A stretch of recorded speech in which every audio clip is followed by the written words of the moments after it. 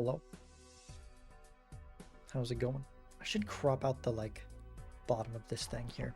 I'm trying to decide if I want to start doing the tier list right away or if I want to like maybe like play a game of okay, there. Yes. Or if I want to like play a game of ranked to give people a chance to filter in. Might be wait for some more people to join. Yeah, I feel like that might be a good idea because like a lot of times at the start of the stream there's like 2 people, right?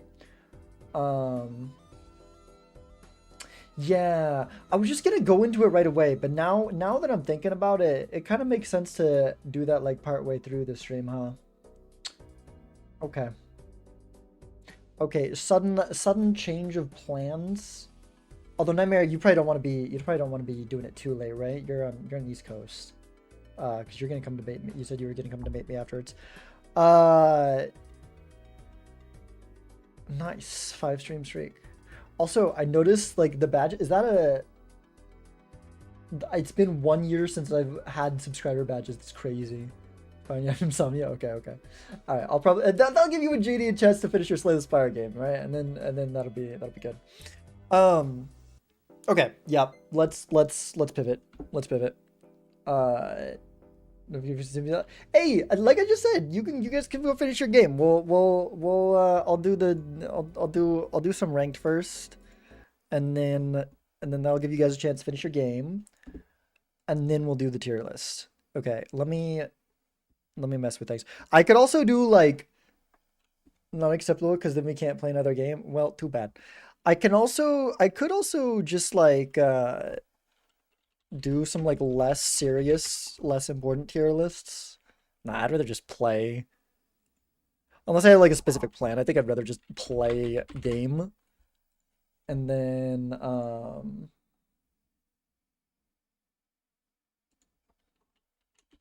yeah, let me change the Twitch title. Why are you typing your name into chat? What? Okay, let me change the Twitch title and then pin something on YouTube. We're gonna do a bit of ranked first and let people arrive. There we go. Okay. All right. Okay, and now everything should be set up there, and then we could just play Balatro. That's not what you typed. Yours didn't have capitals. Tier list about how I feel about stinky butt. That's I don't know if I want to do that tier list. I don't know what that tier list is, but hello. Okay. It's definitely a tier list. Is it though? Is it actually? All right. You'll link it? Thank you, Chef. Is that Chef by Morning? Is that what that says? Thank you for the follow. It's you. It's Chef by Morning. Hello. Appreciate the follow. Let me budget Sanji. Nice. Very cool, don't you know? I didn't know. I guess you're just too mysterious for me to know. Followers in VC with me and Nightmare. Wait, where are you guys at? Do I know this person? Will this Discord name give them away? If you don't want me to figure out who you are, you better hide quick before I find where Nightmare's server is, or whatever server's in amongst a billion servers I'm in. You must be in some other server. What server are you in? You can see the VC. You gotta run. Oh, MMO Terraria. Wait, that's in. Where did I put that one? Oh my gosh, there's too many things. Is that in Balatro General? Well, you're probably gone if you wanted to be gone by this point. So, oh well, I give up. I can see the Nightmares in a VC. Oh, it's Budget Sanji. Oh, that is your Discord name. Okay. I see. Wait, I'm not trying to join that. Okay. This is gonna be like pretty cool. Thanks. Join the Balatro multiplayer server just to observe the Discord. What a mess. Oh. Yeah, the things can be like, is there a specific recent discourse, or do you just mean like in general? Because I haven't seen any specific recent discourse, but yeah, it can be a mess sometimes. That is for sure. Uh, but yeah, one ranked game. Hear so much about it on Twitch. Oh gosh, yeah. It's like, it seems like it's usually like decently civil there. There's just every once in a while like a big update comes out and then people get really heated about things. But yeah. So yeah, we're gonna do one ranked game just to give some time people to filter in, and then we will do the tier list that I have very strong opinions about and I'm very excited to do. Content creators blow the drama up for content. See, no comment. I like to not do that. I like to avoid doing that as much as possible. I don't think that people, I don't think that most people do that. I don't think, I mean, okay, I don't want to address that anymore. I keep saying I'm not gonna address that, and then why aren't you in the team tour? Team tour is a lot for me. It's like a lot to have to schedule best of 3 every week. I think I maybe could have done it. I think like the end of the last team tour was in the start of Major League, and I was like, oh my gosh, I'm doing too many things at once. This is too much. I probably could have done this one because I'm not in Major League, but I'm kind of glad that I'm taking one off. I might join next time, but I don't know. We'll see. All right, let's get in the queue. Would have loved to draft me. Yeah. I might join again next time. I did all the other ones, but this time I had like a couple rough experiences in it, and the biggest thing really was just like the time and stuff, and yeah. Do the team tour stuff every other season. That's a valid way to do it. There's like, it seems like lately there's been such a short break between them that it kind of seems nice to like, you know, especially because I'm doing Major League too. It's a lot to be in multiple different things where you need to do a best of 3 every week, even if they're not happening at the same time. If they're like, if you go like back and forth between them, it's kind of a lot. So it's been kind of nice. Like when I stream, like currently, I can just kind of stream whenever I want, unless I like have a specific collab plan with another creator. Like I'm not like stuck into like I mean, it's like a flexible schedule, but it's like a scheduled thing, right? So scheduling is if your opponent on the other side. Exactly. That's one of the biggest things. Yeah. The time zones make it so rough. Because at least in Major League, most people, not everyone, we got Gothic is in the UK, but most people are in North American time zones. So like it's a lot easier, you know. You can just do normal times today, but sometimes with Team Tour, you're forced to like, I'm forced to like play in the morning or like really late at night or something, and it's like, yeah. I mean, actually really late at night is fine for me. It's the morning ones that I'm like, everyone's there supposed like, no, I can only do between this and this hour, which is like 9 a.m. to like 11 a.m. for me, and I'm like, well, that sucks, but okay, sure, is what it is, I suppose. And so it's like, yeah, that's one of the most rough things for sure. And I also like, there was some drama. There was some like weird stuff that happened with my team when I ran a team in the first team tour, and I think that's just continually, even though the other ones have been like mostly fine, that just kind of left a bad taste in my mouth for team tour, which is not fair, but I don't know. And then also like the way it wasn't handled very well, which like is part of my issue. That being said, different people are kind of in charge of it versus who was in charge of it then, so it's, you know, less of an issue. But hi, good luck. Thank you. Thank you. We are playing one ranked game first, so yes, the good luck is appreciated. But I also need good luck that people don't flip out at me when I make a tier list, because I know sometimes people get heated over tier lists, but I think it'll probably be chill. What's wrong with people being banned this season? Oh, I see. Patch note discourse. It's not actually patch notes. I wasn't trying to make a clickbaity title, but the the title sounds clickbaity. I couldn't think of a way to word it wasn't clickbaity, so I didn't really try very hard. But like, it's the standard ranks changes from vanilla. Like it's like vanilla to standard. Like not anything new. It's just all the current things. Like I'm gonna be ranking how I feel about like all the multiplayer jokers. You know, there's the multiplayer jokers. There's all the buffs and nerfs. There's the order and comeback money. And there's Asteroid. I think that there's like 20 things in there when you include all the multiplayer jokers and stuff. Flip out for content. Anyways, if I agree with all it takes. Okay, cool.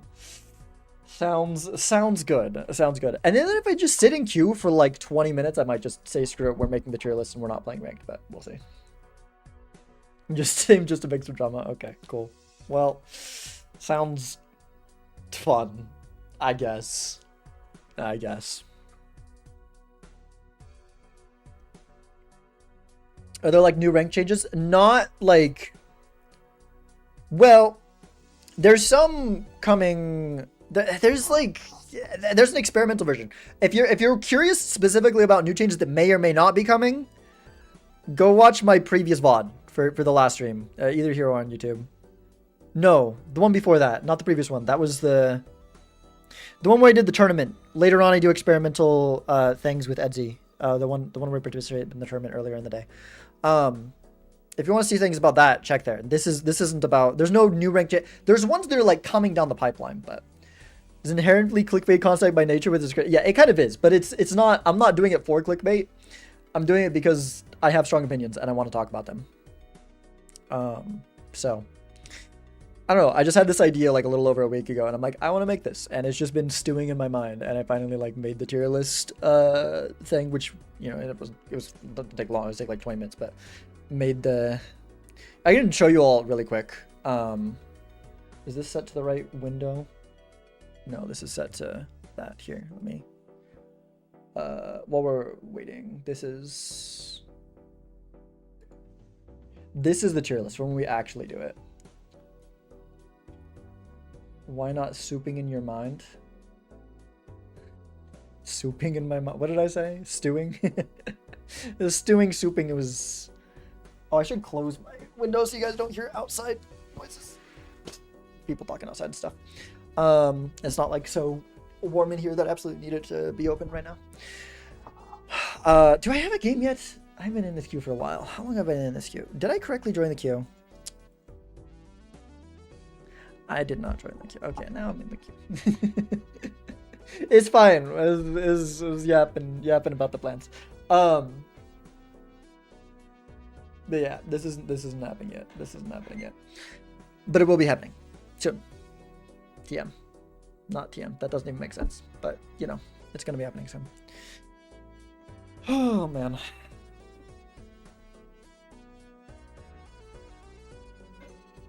Yeah, I thought about, like, doing more tier lists and just making it a whole tier list stream. But I didn't know really what else. I didn't have anything else that I strongly wanted to make a tier list out of. Like, I could think of things. And I might want to do that at some point, just, like, kind of, like, tier list of, like, power level of things in ranked. I know that people have done it before, but I've never done one, and it could be just kind of fun to do stuff like I could do, like, all Jokers in multiplayer. Or I could just do, like... I think it might also be interesting... Because different Jokers have different purposes, right? To do, like, a... Based on category. Like, do a tier list of anything that provides X-Molt. The biggest one's, like, a tier list of Econ Jokers. The only issue is then you get onto things where, like, okay... Are re-trigger Jokers Econ Jokers? Because you could get weird with it. Like, does it have to be something that gives you money? Maybe that makes the most sense. But you could make an argument that re-trigger Jokers are Jokers. I mean, well, they're Jokers. That they're Econ Jokers, right? You could also make an argument the dice is an Econ Joker because it doesn't technically give you money, but it's all about supporting Econ. But yeah. All right. We got a game with someone with 400 MR. Dice is a very good Joker for sure. Hello. Is it alright if I put our lobby on the stream so chat can see the bands? Decent amount of high stakes here. That's pretty cool. In fact, I think I can force purple or higher. Heck yeah. Heck yeah. Okay. Let's go turn this back on, but switch this over to Discord. Okay. Let's get green ghost out of here for sure. Don't want that. Most likely though, if they leave white, green, black stakes in there, I'll probably just ban them. I kind of just want to play purple or gold stake, to be honest. What's Kozak's cocktail? That should be in announcements, right? Red, black, and checkered. Oh yeah, it's been that one for a while, hasn't it? Okay. I'd be down for that. Let's go. Yeah, let's take it to purple or higher. Would I rather have nebula or anaglyph? Or do I want, I mean, red, like, I do kind of like the combination of red, black, checkered. I think I played this earlier, didn't I? Let's leave that in. Do we want to get rid of nebula or anaglyph? I'm kind of okay with purple nebula. Sure. Sure. Let's do it.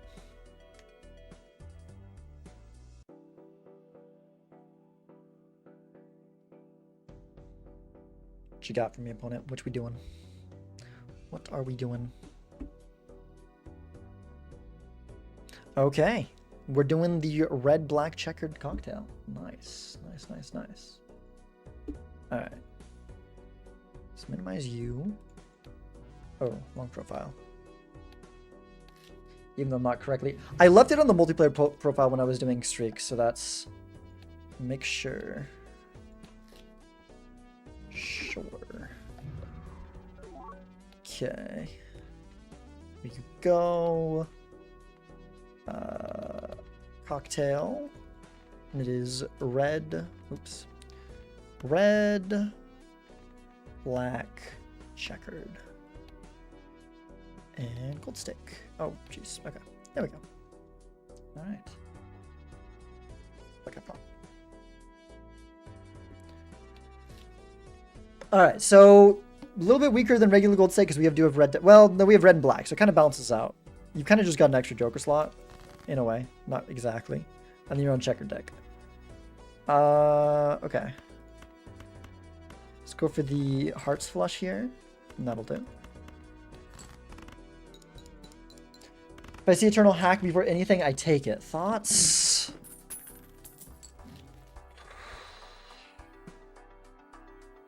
Honestly, probably no. Just in general, no. Not even really stake dependent. Okay, this is awkward. So we can probably get out of the next blind in 2. So reliably, most likely, we can make $5. We can make $5 in the next ante, in the next blind. So if we take the Buffoon pack, we are not guaranteed to be able to get this, because if we sell this, if the best value out of here is 2 and they don't have any way of generating econ, that puts us at $4. Right? Yeah. Well, I mean, I guess we could use if we get a scoring joker that sells for 2 and we use it to win in 1. Oh my gosh. Could just be an Empress angle.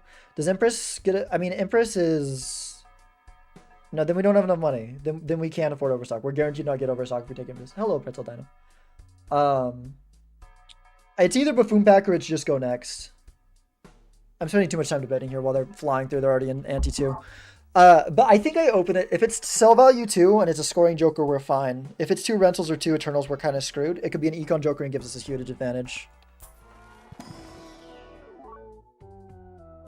That's really bad. We can't afford Overstock. What does this sell for? What does Taxes sell for? Brick. Okay. We can hope for the straight flush. That is very greedy. Yeah. Looks like I just don't care about voucher. That's kind of a crazy take. Didn't miss a gambit. We have not done a gambit yet. Okay, so the only way that I can afford Overstock is if I get a straight flush. So we look for it. We got 8, 7, 7, 8, 9. Because of this deck, we probably get out in 2 anyways. This is kind of risky. Okay. We can afford Overstock. We're completely broke. There's an argument we actually don't take Overstock. We take Golden Joker instead. That can't be right? It's freaking Overstock. It's Overstock. You got to take Overstock. Losing the Eternal card trip is kind of concerning. Okay, let's go for some higher flushes. Let's go... Let's see if we can get out in 2 here. Or we can just start with this. Go voucher, because that's... that one get out? Yes.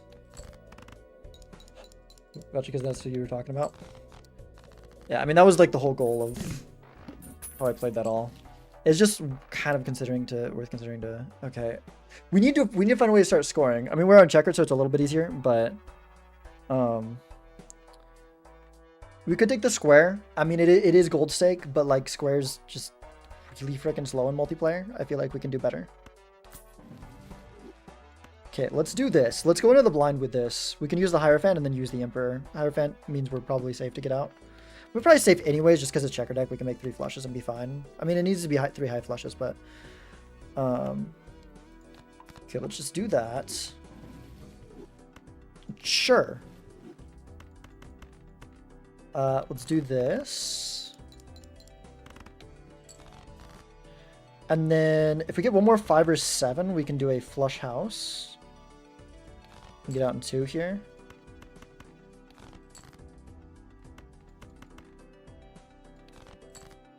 Okay. Sure. Okay, and now we have Empress. Okay. Let's go on this live skip. Buffoon because it's checking. We can easily get out in 2. That was the safe line, but I was greedy for an Econ Joker. It did not pay off. In fact, it backfired for sure, but yeah. They bought this, which is interesting. I could buy it and wheel it. I could just hold money. Empress probably keeps us alive. Empress probably keeps us alive. I need to hurry. Let's go for as high of a flush as possible to use with the Empress. I don't actually know if that's enough, but I sure hope so. Okay, that really helps too. We got some chips and we got some Molten here. Okay, just need like any other heart. Okay. Yeah. With this, I think we're okay. Even if this doesn't get out, probably another flush is good. Yeah, okay. Just need any other flush. Cool. This is a wild game so far. Oh my gosh. I mean, Burnt Joker seems really good. Burnt Joker seems really good. Half Joker is better for now, but Burnt Joker feels like way better long term. We can just build into flushes with this. Fortunate. Okay, we're gonna need to like find something after this, but we'll have level 2 flush at least.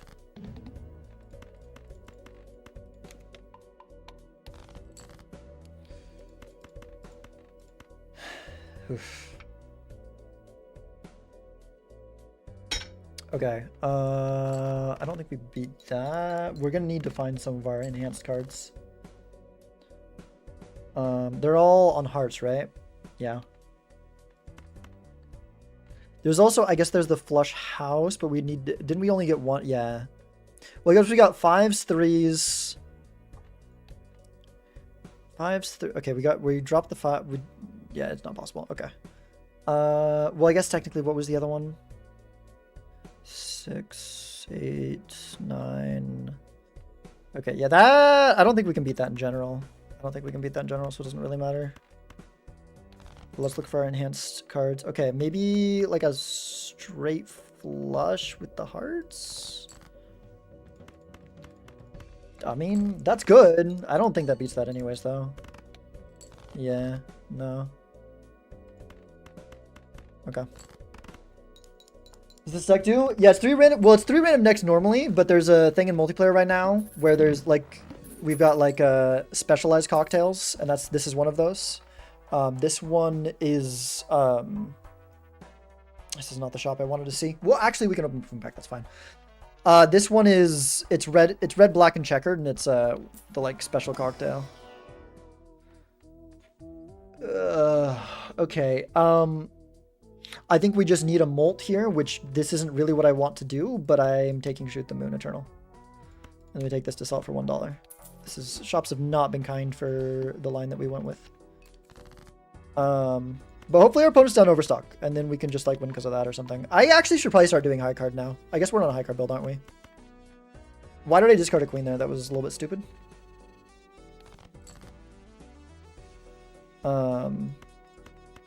Okay, we need another non-queen spade. Yes, he's been weird. It's been really weird. I can't believe that given this seed we haven't lost a life yet. Let's get on 2 flushes. Even though it's not as good with Shoot the Moon, like we might just need to do flushes because unless we can get something else to like kickstart the high card thing, it's just going to be lagging behind while we're trying to survive right now. I don't know. Hard to say. We have no money, so we go next. I really want the grabber, that's for sure, but I don't know if I'm going to be able to afford it. We could just frickin' buffoon. Nah, I should get value out of Burnt Joker. I did just not buy a blind. I know, I'm just surprised that I haven't died to a blind. Given the way this has been.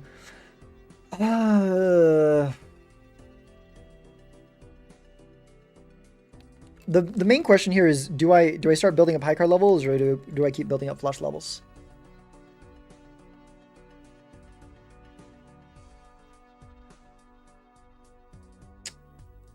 I don't know. I think it's got to be flushes. I think it's got to be flushes. It feels bad, but I think it's got to be flushes. Okay, we've actually, yeah, we got more of those, so we go like this.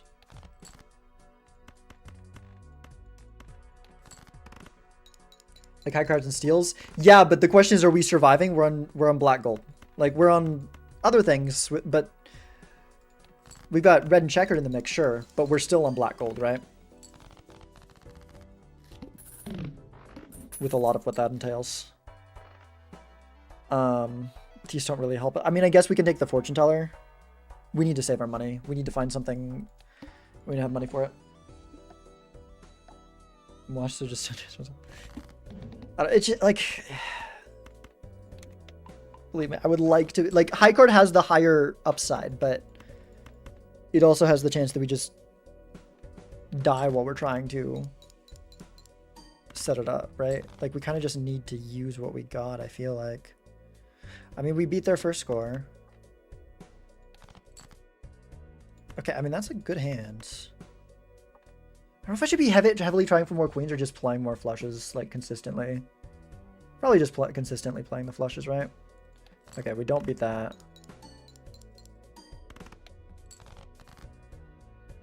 Like...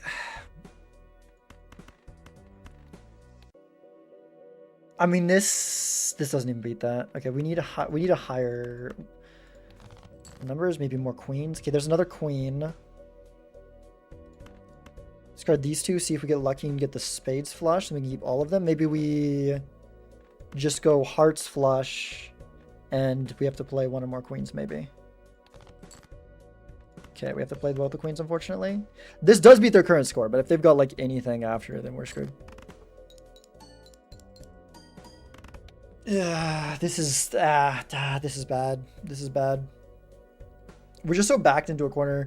I really needed an econ joker to show up after we picked up Overstock. Overstock is not doing like that much for us. We were close, but don't think we're doing that. We could honestly do this at this point. Could do Odd Todd. Okay, I think it's Buffoon Pack, and then either Odd Todd or Riff Raff. It could be Odd Todd and Riff Raff, but like... I don't know. What a weird seed. Okay. I mean, I feel like it's got to be Odd Todd, but... Like, we could do Idle because we're doing flushes, and we're on checker deck. Actually... Maybe Idle is a move. Maybe Idle is a move. I don't usually like it on Gold Stake, but the circumstances feel kind of good for it. We just kind of ignore this and let this just be like the thing that got us to live to this point in the first place. This can probably at least be a ×2 with our flushes. I think I want to open the Buffoon back. I want to see what's in here. I want an Econ Joker. This is like kind of an Econ Joker, I guess. It's not, but it's like, it does things. I I kind of want to sell this and grab these two. This means we continue to have no money, but at least we have some kind of scoring going on now if we do that. Ay. The other option is we actually keep the Vagabond open to these things. I just hate that it's rental is the main thing. If this wasn't rental, I'd be happy to see it, but at rental, that means we never have money again if we go for it. But like, maybe we go Vagabonds. Maybe we go Vagabond. Like, you know what? Screw it. We're in a weird spot. We gotta do weird things, right? The $1 Hermit. You gotta be kidding me, man. Let's throw a cherry on something, I guess. I don't know. Okay. So what's this? 10 of hearts. Yeah, we did end up skipping the odd Todd, unfortunately. Sorry to you and kind of sorry to myself. I just dropped the 10 of hearts. I shouldn't... Wait, no, I just don't have another 10 in my deck. I think change it to spades. Okay. Are we going to be okay here? I mean, this is not enough, but like we need to find our queens. We need to find our queens. I should have played 5 cards there because like without our queens, we just don't have enough molt.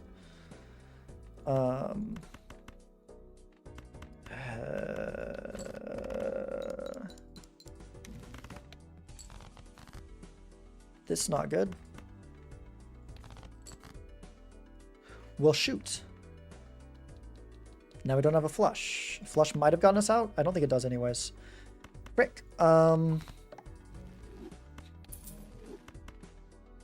Yeah, we just got into... Okay. We're probably dead. I mean, obviously we're dead here. We're probably dead in general.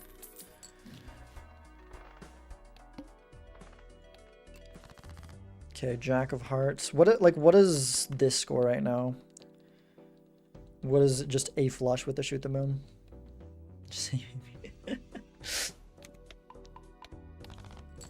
I think if we get several of those, we'll be okay. After the upgrade. Yeah, that might be good enough. Okay, this can be useful. Maybe we just want to use this now on random things. Do we have extra 6, 7s, or ace? Okay, let's do that. And then we leave Fool in that unless we find something compelling that we want to use the Fool for. Okay, we can still leave the Fool in that. We can change both our 3s. We don't want to change the 5. We can go with both the 3s and the 8s. And then we go like that. Okay. And then we have 28 seconds. Wow, it's please be a heart. Please. Gosh dang it. We get 3 sun cards in a row and then we... Okay, well... okay, let's grab you and go die. We hit 3 sun cards in a row and then it gives us a spade card. That is just... maybe we should keep this 6 in case of a strength, but I kind of just want to discard for the flush here. Now let's... Okay, let's just play our Vagabond hands and keep that. Okay, we could Emperor, Fool for an Emperor, maybe. Just see more things, chance of get... Okay, there's... So, if we find our 7s, we can make something good. If we find our 7s, we can make something good. Okay. Okay. We might Fool for an Emperor. Or maybe we want to... That's a big score. I don't know if we beat that, even with the big idle hands. We'll see. That's looking questionable. Do we want to world here and then... Do we have any of these that are already on spades? No, aces are actually more on hearts. We can get our 2 kings over for future use, because I could world and then Fool for another world so that we have the open spot. I think we might want to do that. Let's go kings, and then I guess we can switch over to 9. No reason not to, right? We got equal numbers. Sure. So we go like this. Oh, shoot, but then that means... Oh, that's fine. Okay, we can just go... We can go like this. We can go like this. Keep the 6 in case we draw strength. Or in case this gives us a strength right here. No strength. Okay. There's one of our 7s. Unfortunately, this messes up our Burnt Joker discard, which could actually be really relevant, but oh well. We can try to get a Flush House maybe. Is Flush House better or is Flush just better at this point? They're about the same. Flush House is a little bit better. I'm not going to bother. That takes too much time to think about. So we just look for our 7s now, and that's what it is. Okay. Let's keep let's keep their useful cards. Let's just keep this one since it's already spade. Not bother with that one. If we get one more 7, we might have a chance. If not, I'm pretty sure we're just dead. Even with one more 7, we might not have enough. Okay, there's one more 7. We can do a Flush House, so I guess that might be better.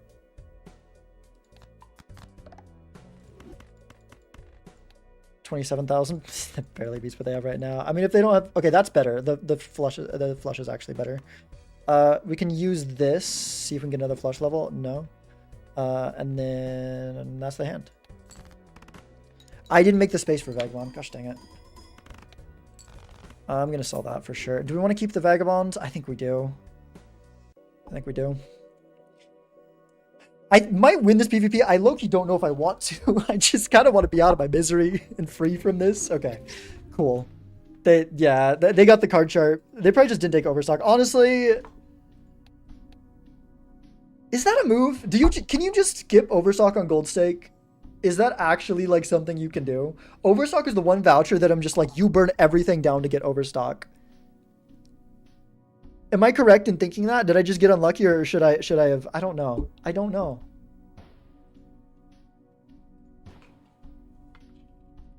Huh. Just don't think you need it. But if there's any decent econ in the seed, you see 50% less shot, or you see I guess you see 33% less shot. Just don't be able to econ to use it well. But you're still seeing 33% less shot. Even I guess if your opponent gets econ instead of it, yeah. I don't know.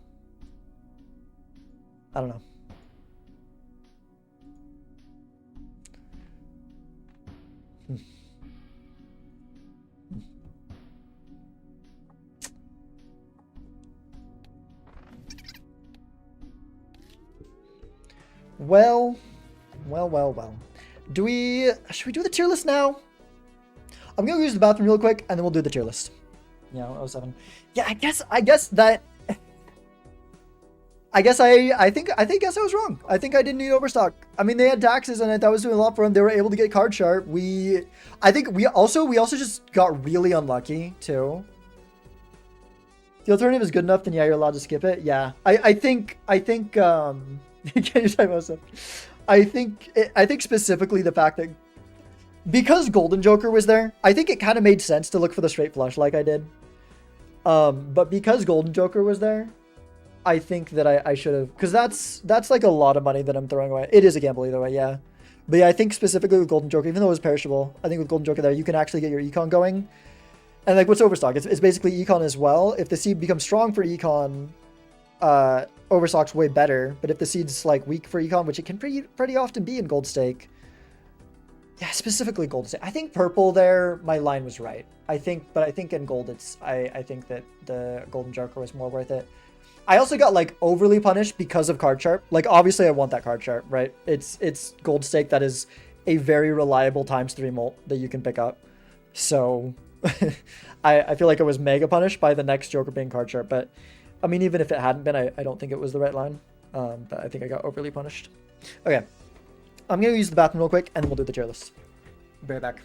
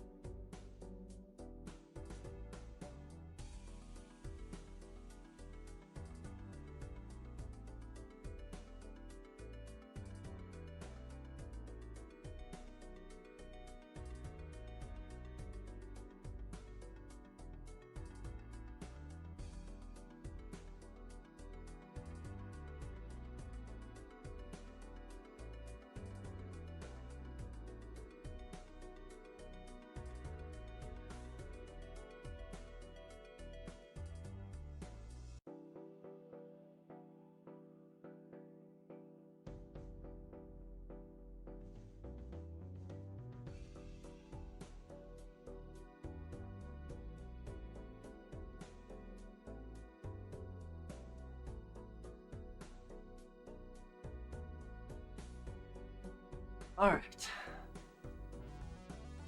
Here we are.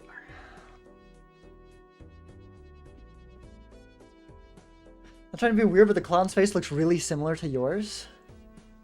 Really?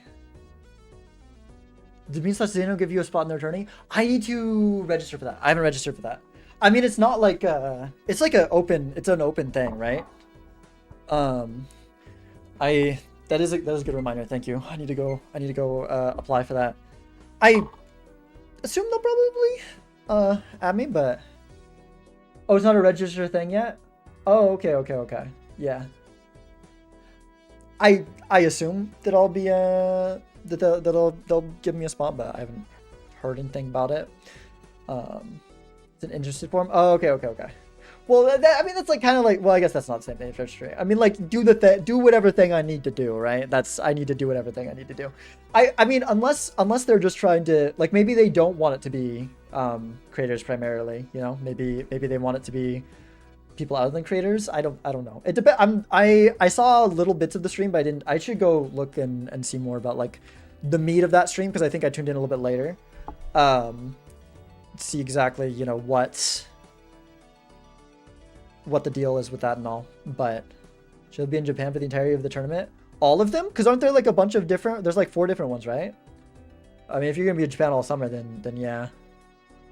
Members guarantee a spot. That's what I know. Oh, okay. I mean, I didn't fill out the form. And I haven't like asked them about it or anything. So, going for a month.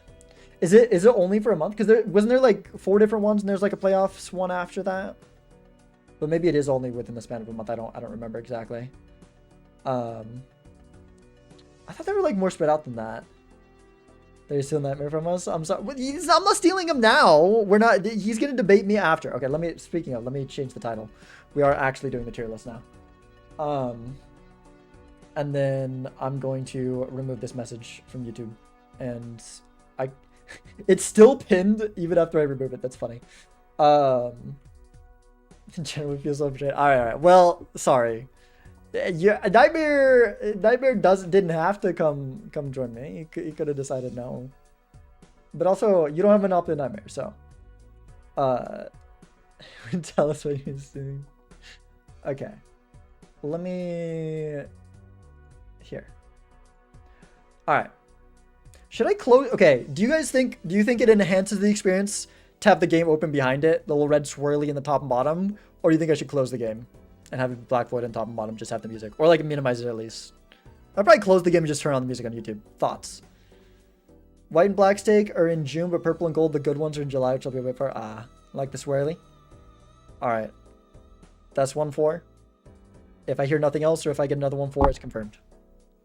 Going once, going twice. Okay, we keep the swirly. Keep the game. As long as my computer doesn't chug when I'm trying to, it looks like it'll be fine. So far, it's been smooth. I think it'll be fine.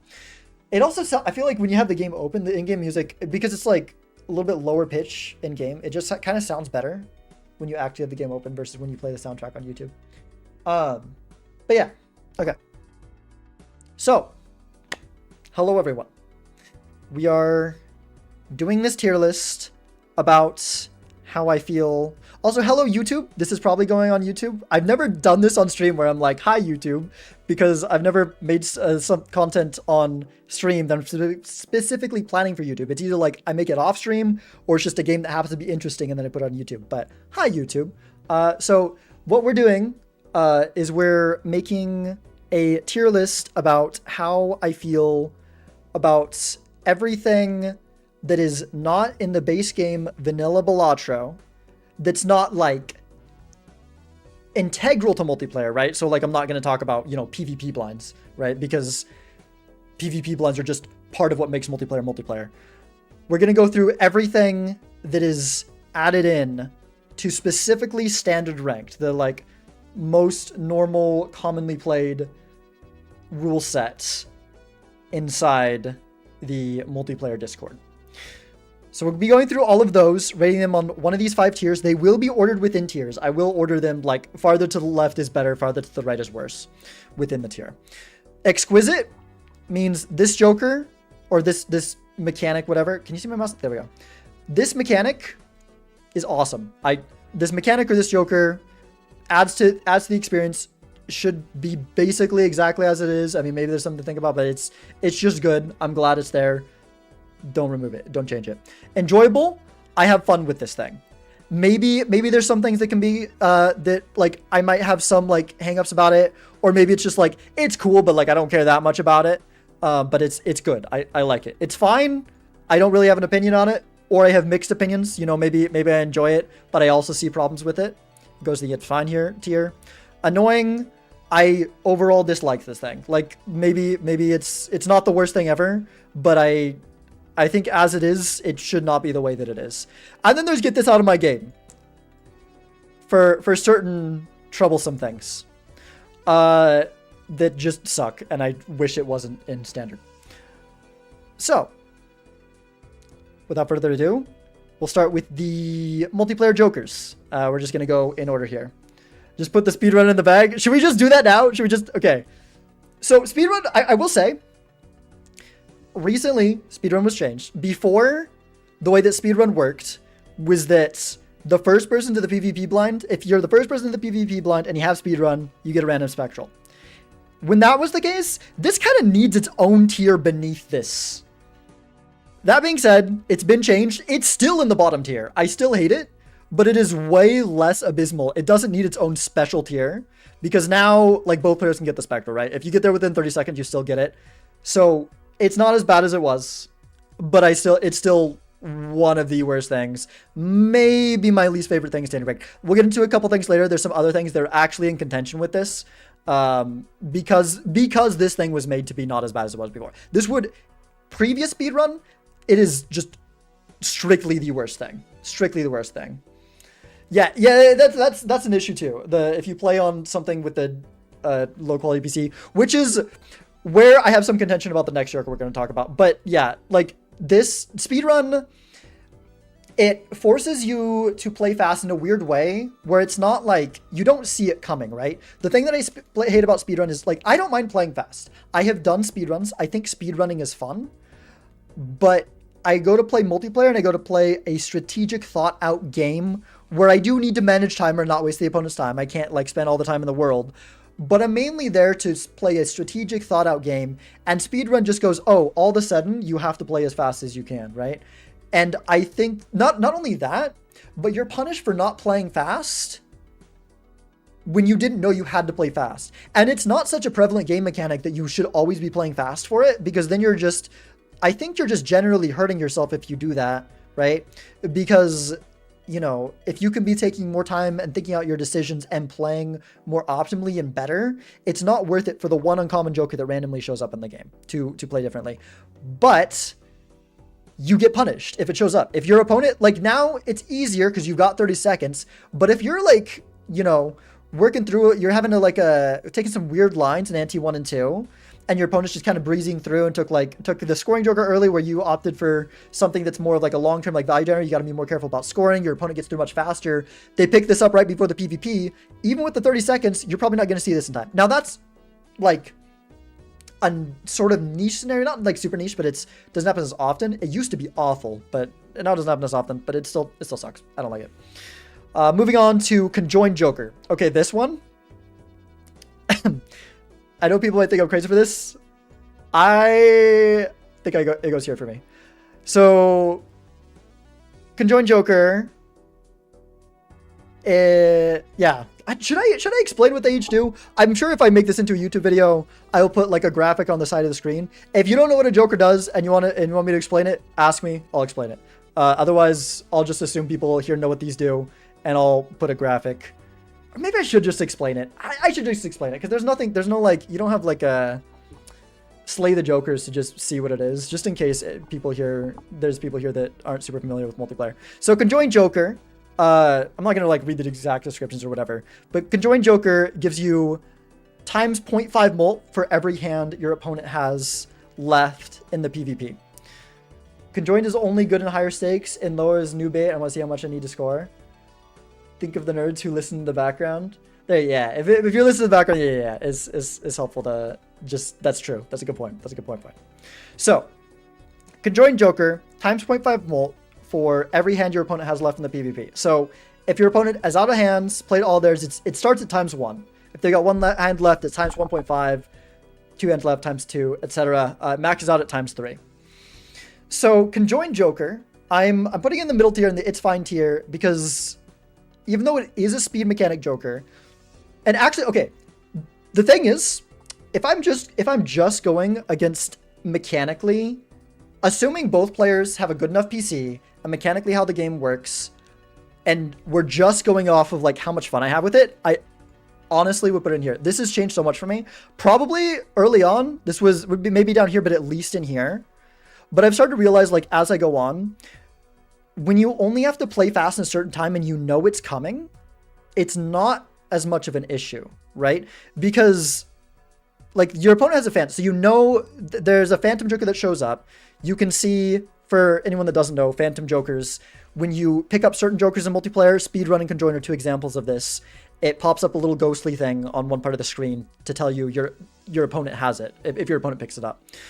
So you know it's coming, even if you don't have it yourself, that you have to play fast to deny your opponent value, or if you have it, obviously you know. So you can go into PvP with a plan, and it's really build dependent, right? It's not, I mean, it is based on how fast you can play, but you go into PvP knowing you gotta play fast. So you just make your plan, you go into it. It feels a lot more skill-based than something like speedrun that just like randomly shows up. And it's also like, it determines the outcome of one PvP only if you're able to hold conjoined Joker, whereas the Spectral can just determine the outcome of the rest of the game, which is a big difference as well.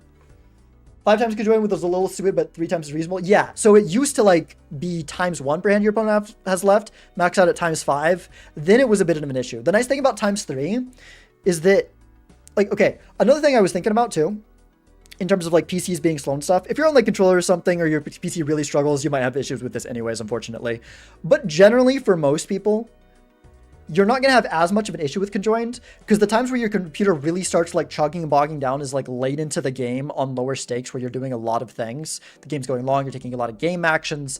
Conjoined at most is a times 3 molt Joker. You're not going to have that in the final lineup in almost all of those games. So usually, at least to a lesser extent, the PC speed becomes less of an issue, I feel like. Still can be an issue, but less of an issue. But yeah, I think as time's gone on, I've realized this is just, it's kind of fun because you've got to think about what kind of builds work with it and what don't. Like sometimes, you know, if there's too much to think about or just too many clicks to make and stuff, you can't make conjoined work as well as like, you know, some high card builds. Most high card builds this works a little bit better with. But sometimes you gotta like have specific cards in hand. If you're trying to do like Vagabond or something, you can't really do it if you want to actively do Vagabond. So there's a lot of interesting trade-offs to think about that actually makes this interesting to strategize around, even though there are some issues with speed mechanics. The fun it adds to the game is, I think, pretty good. Okay, I need a glass of water. Oh my gosh. When I talk nonstop like this, I'm talking so much more than I talk when I'm just playing. Sheesh. Just yapping. Okay. Let's go to the next one. Defensive Joker. So Defensive Joker gives you plus 75 chips for each life you're behind your opponents if you're on purple and gold stake. And if you're on any lower stake, if you're on white, green, or black, it gives plus, is it 125 or 150? I think it's 125. 120, yeah, it's 125. 125 chips for every life you are behind your opponent. I don't really like this Joker. I think it's weird to just randomly get a bonus for being behind on lives. There's like some interesting strategy with it, but a lot of times it kind of just is crappy to like, you know, win the first PvP, especially like on higher stakes when this becomes a little bit more relevant. When you lose the first PvP and then you go into ante 3 for a shop and you see this, it's like, well, I worked all hard for that PvP. I mean, depending on your Joker lineup, sometimes it doesn't make or break things. But there's some games where you are on a higher stake and you win the first PvP and you see this in the next shop and you're like, well, I guess I'm losing the next PvP. Especially if you open it in a Buffoon pack and there's nothing else good there. Because it's just like, okay, my opponent gets a benefit from this. I get no benefit. Because like if it's in the shop, at least you got to buy a bit. I mean, maybe that's a weird distinction, but I feel like when there's no cost to it and your opponent just gets this advantage, it feels a little bit just arbitrary and unfair. I also don't think we need to be giving more things to help the player behind on lives, because a lot of times in multiplayer, it is a strategy to play the long game and play weaker. And I think we already have comeback money to help the player that's behind. Comeback money is nerfed, but it is still there. And I think there's been talks about bringing it kind of back up in future versions. So, I don't know. You like high stake flat molt early games with Shoot the Moon or something? Yeah, exactly. Yeah. If you've got like some good flat molt in an early stake high game, that's when it starts to be really like, okay, now, you know, plus 75 chips even. If you don't have like a good chips joker that shows up besides this, it just kind of decides who's winning the next PvP, right? And especially times that, like, if you get after the second PvP and you're up 4-2, and this is 150 chips in a higher stake game, if you're like up 2 lives, but it was close and you were eking out enough advantage to get ahead, and now suddenly you're down 150 chips joker, that feels awful, right? Especially if like that meant you were giving up a little bit of value, then you're just arbitrarily punished for no reason. It's not the worst thing. I mean, there's some interesting play with it, I guess.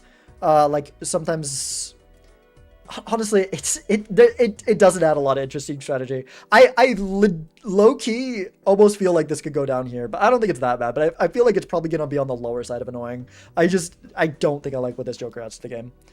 So let's move on from there. That was defensive joker. Let's go gambling. Okay, so this joker gives you, it's a, what is it? A 1 in 4 chance to give ×4 molt and plus $10. And then in the PvP, there's also a 1 in 4 chance to give your opponent $10. I am putting this in the enjoyable tier. This is fun. I think most people like this joker. It is fun. I can't put it in the exquisite tier. I honestly don't know if I could put any multiplayer joker in the exquisite tier. I guess a little bit of a spoiler for the next 5 things I'm putting up. Just because I don't, I'm not sold on the idea of multiplayer jokers as a whole. And also just, I don't feel like any of them, like even though this one's really good, and another one of the other ones that I'll get into I really like a lot, I also just don't feel like they're so good that it's worth being an exquisite.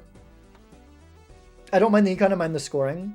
Yeah, I think that, so the thing with Let's Go Gambling is the econ is fun. It is an interesting, different joker to play around. Outside the PvP, it's a great joker. It is just completely fun. It is like, everything about it is great. Because the chance to, you gotta play around, it's so weird, right? Because you got a 1 in 4 chance to get $10 in ×4 scoring. If you go out with that too early, you risk the chance to go for more plus $10 hits, but you can't rely on it either. So you gotta try to do your best with this joker to have a build where you can make sure that even with the ×4, all of your hands before the last one win, and then the last hand wins regardless of whether you've got a ×4 or not. And then sometimes you got other econ jokers to work with, and it becomes really complicated to work around. And it's just really interesting play patterns to try to eke that money out of Let's Go Gambling.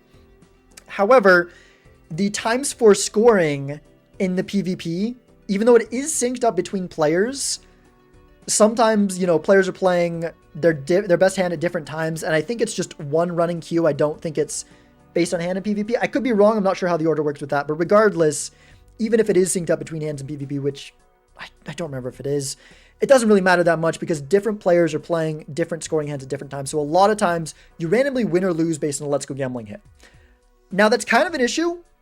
However, when you win because it randomly hit the 1 in 4 for a ×4 and that's how you win the game, like, you feel a little bit guilty, but it feels kind of good. It's in the same, like, speedrun, even, like, as much as I hate this joker, it can kind of feel that way with speedrun. But honestly, speedrun, it feels more dirty. It feels more just like, okay, I just got this random thing. My opponent can't come back from this. It's been this. This one feels like, it feels like built into the joker and how it should be. Like, this one just feels gross and doesn't feel reason to feel gross. This one, like, if you lose to it, it sucks. But it's like, that's the Let's Go Gambling. That's the way the joker works. I don't know. It's not perfect. I could even see an argument for moving it down to it's fine, but I think I'm leaving it in the enjoyable tier. It just brings enough fun, and I think the playing around it for econ is a really fun and engaging and interesting thing. And so I think it's a good Joker overall. Okay. I might need to go get water partway through this. Holy crap, I'm yapping so much and my throat just... Wow. I've realized, okay, I never yap quite this much. I talk a lot when I'm playing games, but I'll always like, I think I pause a little bit more to breathe, to think. I'm just going nonstop here. Or when I do like the podcast or something, obviously I'm not talking the whole time, but this is like, just going. Oh, this is the best Joker, the bottom tier. Thank you, Frego. Thank you. It's there because it's not the best Joker, so, you know. All right. Let's get into the next one. Pacifist. I'm actually, okay, I'm still unsure between two tiers of where to put this one, but Pacifist gives you times 10 molts when you're outside of a PvP blind. I think I'm going to put this one in It's fine. It's borderline annoying. But I think it's okay. Also, I don't know if I mentioned at the start, this tier list, did I say this at the start? It's kind of my opinions on these Jokers, but it's also kind of how healthy I feel they are for the game. I couldn't really bring myself to just go for like, okay, this is healthy for the game. I also couldn't bring myself to go with just like, okay, this is enjoyable, whether it's healthy for the game or not. I'm kind of doing a mix of them. This is the best econ Joker ever. Yeah, okay, so yeah, that's it. It can be. I would definitely not say it's the best econ Joker ever, but it can definitely be used for econ, and that's what it's fun about it. That's why it's not an annoying, because I think having a times 10 molts and using that for econ is a fun thing to do. I think this Joker is healthy and interesting on lower stakes where the score isn't like challenging to hit anyways. I'm going to talk about two different scenarios for this Joker and why I think that in some scenarios it's a fun, good, interesting Joker, and in other scenarios it reduces strategy. So in lower stakes or high-powered, high-stakes games where you're not worried about scoring to survive, or even if like it is a bit of concern, you know you can, like it might take resources to survive, but you know you can survive. Pacifist is interesting because it gives you an option when it shows up to take a Joker that trivializes your survival, but it costs you a Joker slot, right? So what that can do is if you got no other econ Jokers or no other ways to get value, and you're not getting out in one normally, you can get out in one. So it's a little bit, it's kind of just like any scoring Joker can be for econ. It's a little bit of scoring. A little bit of econ just because of the scoring. Or if you've got certain econ Jokers that make it a little bit harder to get your scoring, sometimes if you're going reserve parking, then this can be helpful or it can be hurtful depending on the situation, right? Sometimes with reserve parking, that means your high card's getting out before you want to, but then other times with reserve parking, something like this means that you can play down to your last hand and still get out with a high card if you time it right, and then you get as much value as possible with this as like a assistive econ Joker. And I think that's when it can be really fun. However, that with all that, like I can maybe put it enjoyable. The issue I have with it is that higher stake games where you're struggling are fun. I don't think there's a single vanilla Joker. There's some that come close, but there's no single vanilla Joker. In fact, no, there's on its own, when the game is struggling, there's not a single vanilla Joker that makes you go from like, oh gosh, this is rough, are we going to survive, to we're fine, we never have to worry about scoring again. That's what this does, right? Times 10 scoring means you're not going to struggle.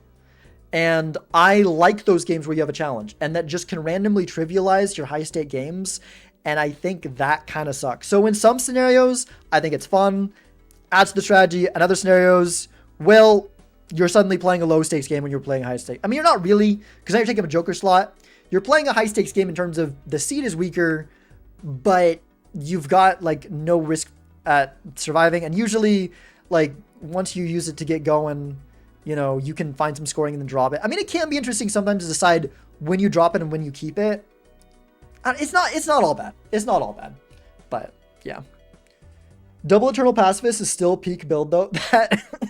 That sounds like a really interesting, because you've never died to the blinds again, but you're freaking locked. Okay, Eternal Pacifist on higher stakes that's gotta be a weird conundrum. That sounds like an interesting decision to make. I mean, a little bit of that is just RNG depending on what the seed goes from there, but like it is kind of an interesting thing to play the odds and try to figure out what is more likely to win you the game.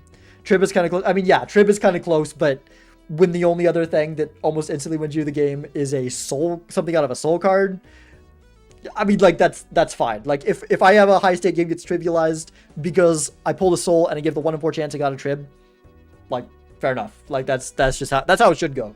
But when it's a common joker, that's part of the issue. Like, when it's a common joker that can just so easily show up at the shop, it's just like, okay, well, that's just a random cheap way for the game to just be kind of solved. Or at least one part of the game being solved. Because when you're playing higher stakes, when you're playing lower stakes, it's you versus the opponent. When you're playing higher stakes, it is you versus the blinds and you versus the opponent. I mean, there's like some, like, sometimes it becomes less of that in each, like, every once in a while you get really weak low stake games and then, but you know, as a general rule, right? It's that. So that's kind of my opinions on pacifists. Moving on to the next one, we have Penny Pincher. Penny Pincher gives you $1 at the end of the shop for, or not the end of the shop, $1 at the end of the blinds for every $3 your opponent spent in that same blind in the previous ante. So like if your opponent spent $5, or let's say they just rounded easy, I think it rounds down, but let's say they spent $6 in the big blind shop in ante 1. When you finish the small blind going into the big blind shop, I think, unless it's other way around, or unless it's ending the big blind, but I'm pretty sure that's how it works. When you finish the small blind going into the big blind shop, you'll get $2. So a third of what they spent, the $6, you get $2. Basically, if your opponent is spending a lot of money, this is more valuable, gives you more money. If they are not doing much, it doesn't do much. I think this one's fine. Wait, can I not? Okay. I don't know. I don't really have strong opinions on this one. Some of these other ones, conjoined and pacifist, I feel like there's times where like, oh, this is cool and this is interesting and there's good things about it. And then there's times where it's like, I don't really like what this does for the game, or there's like aspects of it I don't like. Whereas Penny Pincher, it's like, I kind of just don't have strong opinions on it. It's an econ joker. If the econ's strong in the seed, it's stronger. It's sometimes an interesting decision to try to determine like how strong it's going to be.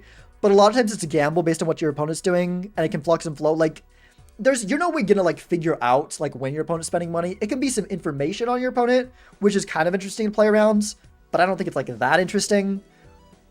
I don't know. It's all right. It kind of just exists. Exactly. Kind of just exists. So I really don't have much to say about it besides that. Another block attack. How's it going? Love sniping lucky hits with it. Oh, yeah. So I guess if your opponent gets a lucky hit, that's $6 for you if they spend it. Wait, like sniping lucky hits, do you mean like you know where the lucky hit is, so you know it's like going to be more valuable? I guess that's something interesting to think about. Is it better than Gold Joker and that guy's $6 instead of $4? Yeah, I mean, in terms of power level, yeah, it's like better than a lot. It's basically, it's kind of a situation where it's better than any like static joker like that gives you money at the end of the round, like a golden joker. I mean, obviously a constellation or like a rocket or all those jokers, and then it's worse than most of the other ones. But sometimes if the econ's really strong, then it becomes a bit better. So it like kind of depends. I don't know. Remember last ante when it pit and pick it up later. That's fair. So I guess there is some interesting things you can think about. I think I don't think about that enough to. I mean, I guess maybe I should think about it more. But but the thing is, you don't know.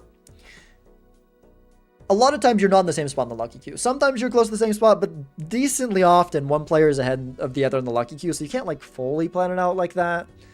But Pincher's funny in Small World when you and both have multiple. That's fair. You just start. The econ starts getting cycled, and then money never leaves the system. It just keeps coming back.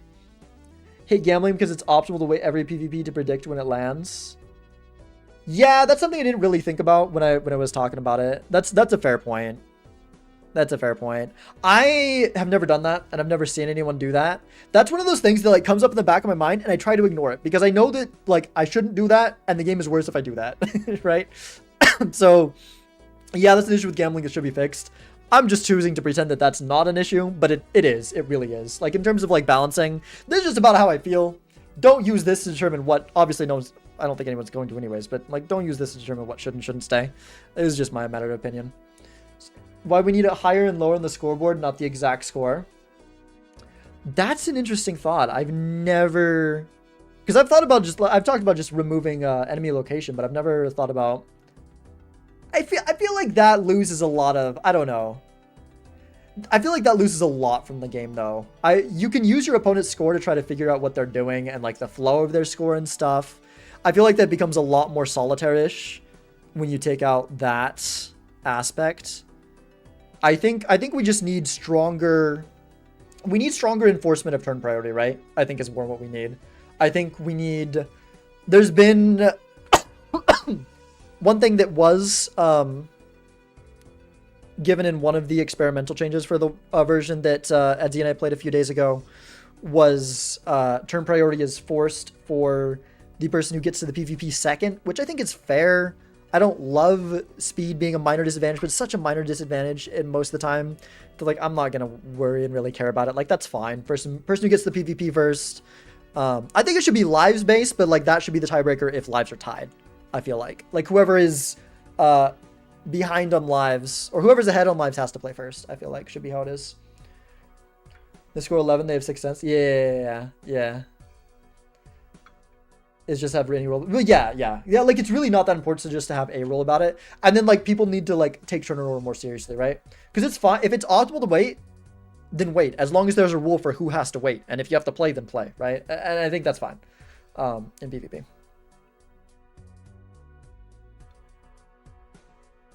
Random first, then you are yeah, that's fine. Like really, it really doesn't matter that much how it's decided because the first hands it does matter sometimes, but it matters so little. Yeah, probably, honestly, the ideal, I think I agree with that.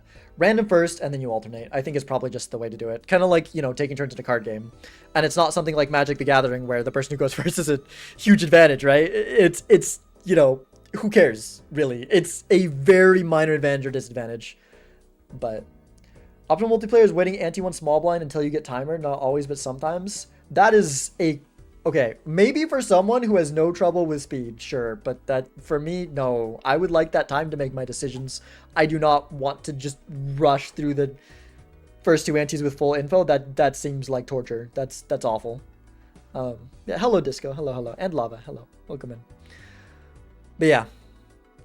Anyways, that was need that speed Lacho art. That speed Lacho art. Wait, what? What speed Lacho art?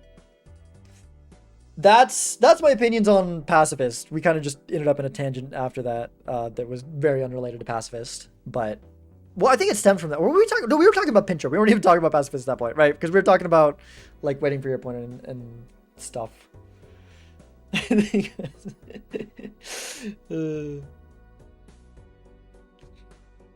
was that? I feel I'm trying to remember something and not remembering quite correctly. Did someone make something that was like going with it? I want to sleep. Sorry, Never. Sorry. I knew this was gonna take a long time. I'm slow in game, but I think I'm pretty slow when I'm yapping as well. I've got a lot to say a lot of the time. Well, let's move on to the next Joker. Next, we have pizza. So, pizza, it is consumed when you leave the PvP. And it gives +2 discards. So you pick it up, does nothing. At the end of PvP, it is eaten. And for the whole next ante, you get +2 discards, and your opponent gets +1 discard. I mean, this is kind of the same as Penny Pincher to me. Like, it's okay. I think it's more fun than Pincher. There's some times where it's like interesting and cool. And there's other times it's just like, if you got the open slot, sure, I'll take it so I have +1 discard. I get in trouble with this sometimes because I get used to having the extra discard sometimes in higher stakes where it's like harder to find my hand, and I'm a game where I really need to find a good hand. I get so used to the double discard, and then I forget I like that is an important part of my scoring, and then go into the next ante and I'm like, oh frick, I forgot about this. But that doesn't really change how I feel about it. That's just the thing. I feel like it's like, I don't know. It could be really. It's really fun when you have delayed gratification is like your only solid econ Joker, and then this is like $12 over the course of an ante. You have to hold it for PvP, so not really. It's like $8, but I don't know. It can be fun, but it's like not that interesting or important. I don't know. Is skill check Joker for real? Is it? Skill check Joker. Just to like remember and stuff. Speed lore is every time you play it, you're actually held at a gunpoint by me. And if the timer runs out, you get shot. I see. I see. Is that like everyone playing Speed Latro? I assume you mean that's like the general you, and you're not saying specifically me, Speed Latro. Why does it need to give opponent a discard card? Because multiplayer? I don't know. Because it's a multiplayer joke, so it does multiplayer thing. I mean, you're sharing the pizza. I think the giving the opponent discard is neat, but it is also why the Joker is very mediocre and forgettable, right? I feel like, honestly, this should be buffed. Like, it's a neat mechanic, but the +2 discards to you, +1 discard to your opponent makes it just so, like, if I got the open spot, I'd take it. Very little other reason to take it. So I kind of feel like it should be buffed to give you +3 discards and your opponent +1 discard. And then best blueprint used for... Yes, okay. One of the experimental potential changes is to make this no longer blueprintable. I think that is the worst thing you could do to this. I want to joke and say it takes it from here to here, but no, it just kind of moves it like this. But like legitimately, it probably moves it down a tier just because that makes me sad. If that happened, I'd probably just go down, not a tier, but just a spot, like move it down below Penny Pincher because now I don't like it as much. So what I'm talking about, in case anyone doesn't know, this is blueprintable. So what you can do, or what you can accidentally do more likely, if you for some reason have Blueprint or Brainstorm pointing at this at the end of PvP, the Blueprint or Brainstorm will be consumed and you will get another +2 discards. Your opponent will get another +1. It's too funny to remove. Exactly. I really hope they keep it in because it's just really funny. And there was one game that I was playing a friendly where I either did it or I like talked about maybe doing it. It's like, it was probably not optimal, but there was some reason where it's like, I think it was like a perishable blueprint. Like with a perishable blueprint, there's actually a scenario where it's worth it. It can destroy Eternals. Wait, so you can kill an Eternal Blueprint Brainstorm with it? So like if you're okay, it probably shouldn't kill an Eternal Blueprint or Brainstorm. That seems like it shouldn't be possible. But if it's copyable, maybe it should be, because it should be able to copy it. So I don't know. But yeah. Low-key, this is the bug that should be fixed. No, this is not a bug. It is a feature. It is a feature. There's bugs that people say is a feature. They're not actually. This is a bug that is it's not a bug. It's a feature. The pizza copyable by Blueprint. Oh, the killing Eternals. Yes. The killing Eternals is a bug that should be fixed. That feels like it shouldn't happen. Either nothing should happen, or you should just get the +2 discards and +1 discard for free. Well, I think nothing should happen, because then it's like a knowledge check, which is kind of lame. Because then you know if you have an Eternal Blueprint and a pizza, then you just get +2 discards and your opponent wouldn't know that. I guess you'd find out the first time it happens with your opponent when they get 2, but you probably wouldn't realize what's going on and be like, what? So I think it should probably just do nothing. But regardless, yeah, I definitely think it should say blueprintable. I will be very sad if that gets changed. Like, it's not an important thing. Like, it doesn't mess up the game, but I'll be so disappointed. I'd be so disappointed. It's just a random little bit of lore that's just funny and good. Anyways, moving on to the next Joker. We have Skip Off. How do I feel about Skip Off? I don't freaking know. Okay, so Skip Off gives you +1 hand and +1 discard for every skip you have taken more than your opponent. I think this one's gonna go in the middle tier. This is more like Conjoiner Pacifist, where it's not here because I don't care, it's here because I have mixed feelings. I think that it can be fun and interesting, but I think it can lead to somewhat degenerate, like, play patterns. Because it encourages, like... It encourages stalling, right? Well, it encourages, like, sometimes you gotta, like, stall, sometimes you gotta play fast. It's just weird. It's just weird. I don't know.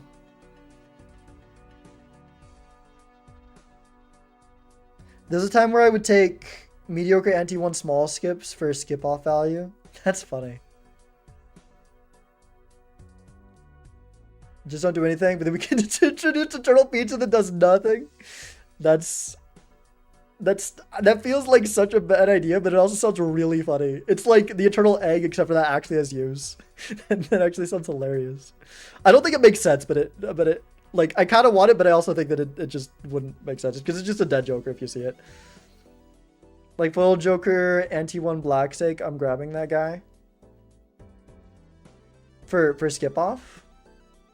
Wait, like, oh, you're saying like that's what you used to do? Like you take a foil Joker because of this? Or you take a foil Joker after you pick the foil Joker after you skip this up? I don't know. Are you afraid to hear this? Thank you. I feel like I have strong opinions on this and I wanted to talk about it. This is supposed to be against a brick wall or roof, any knowers? It's a roof, right?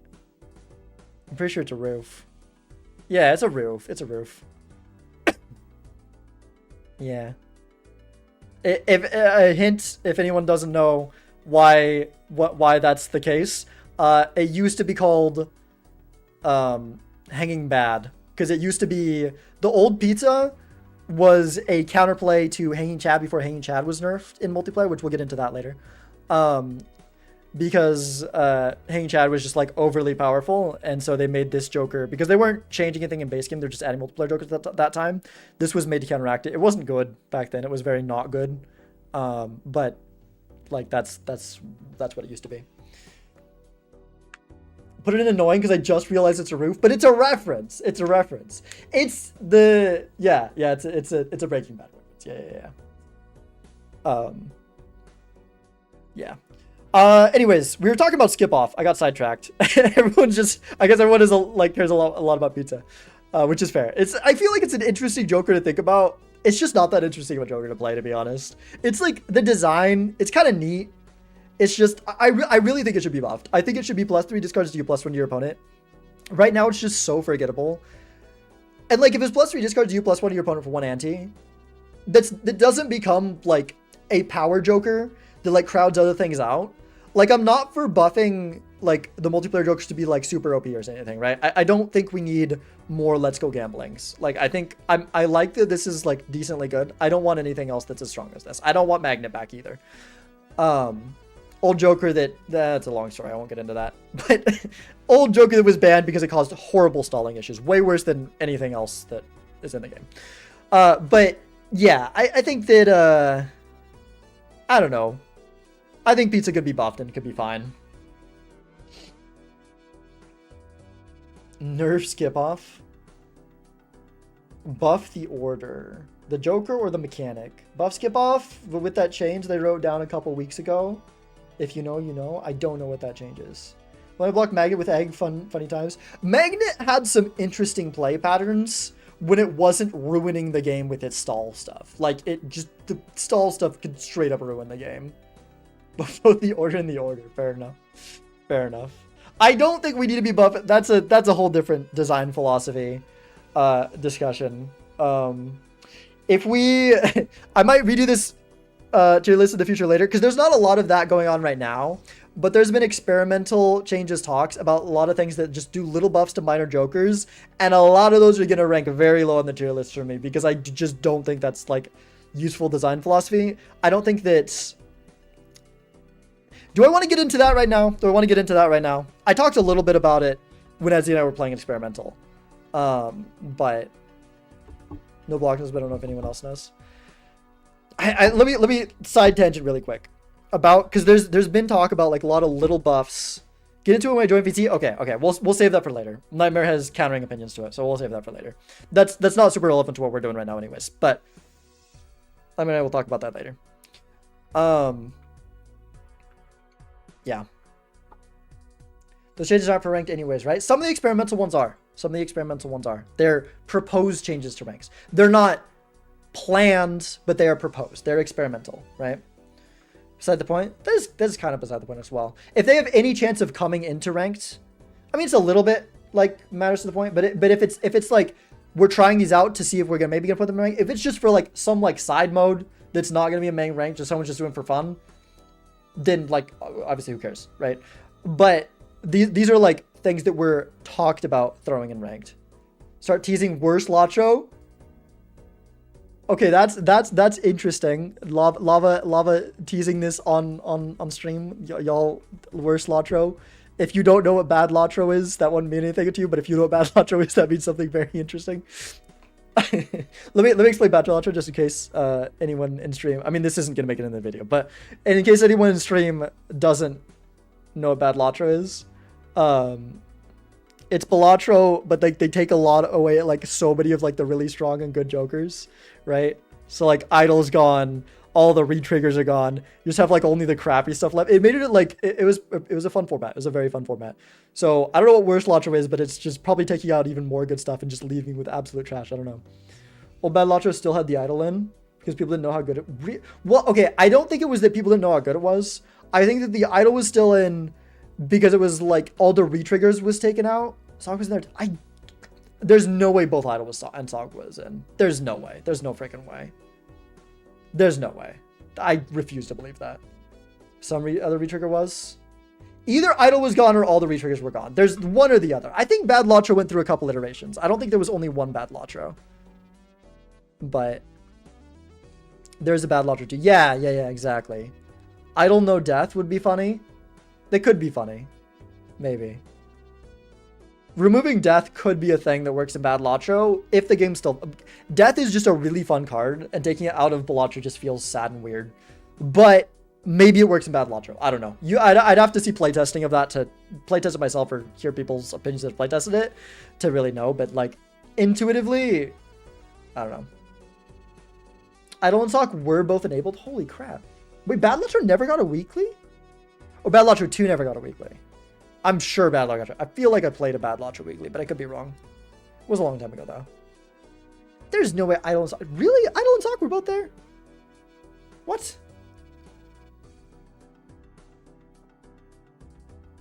Huh. That doesn't seem right. Bad Latro 2 did not? Okay. Bad Latro 2, the one with the Vagabond Lucky Cat legendaries? Oh, that's right. There was a bunch of things that were made legendary for that. Like, I think wasn't like baseball card legendary.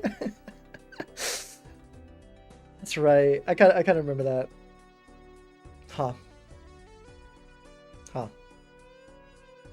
Anyways, let's get back to the tier list. All right. So the next Joker we have is taxes.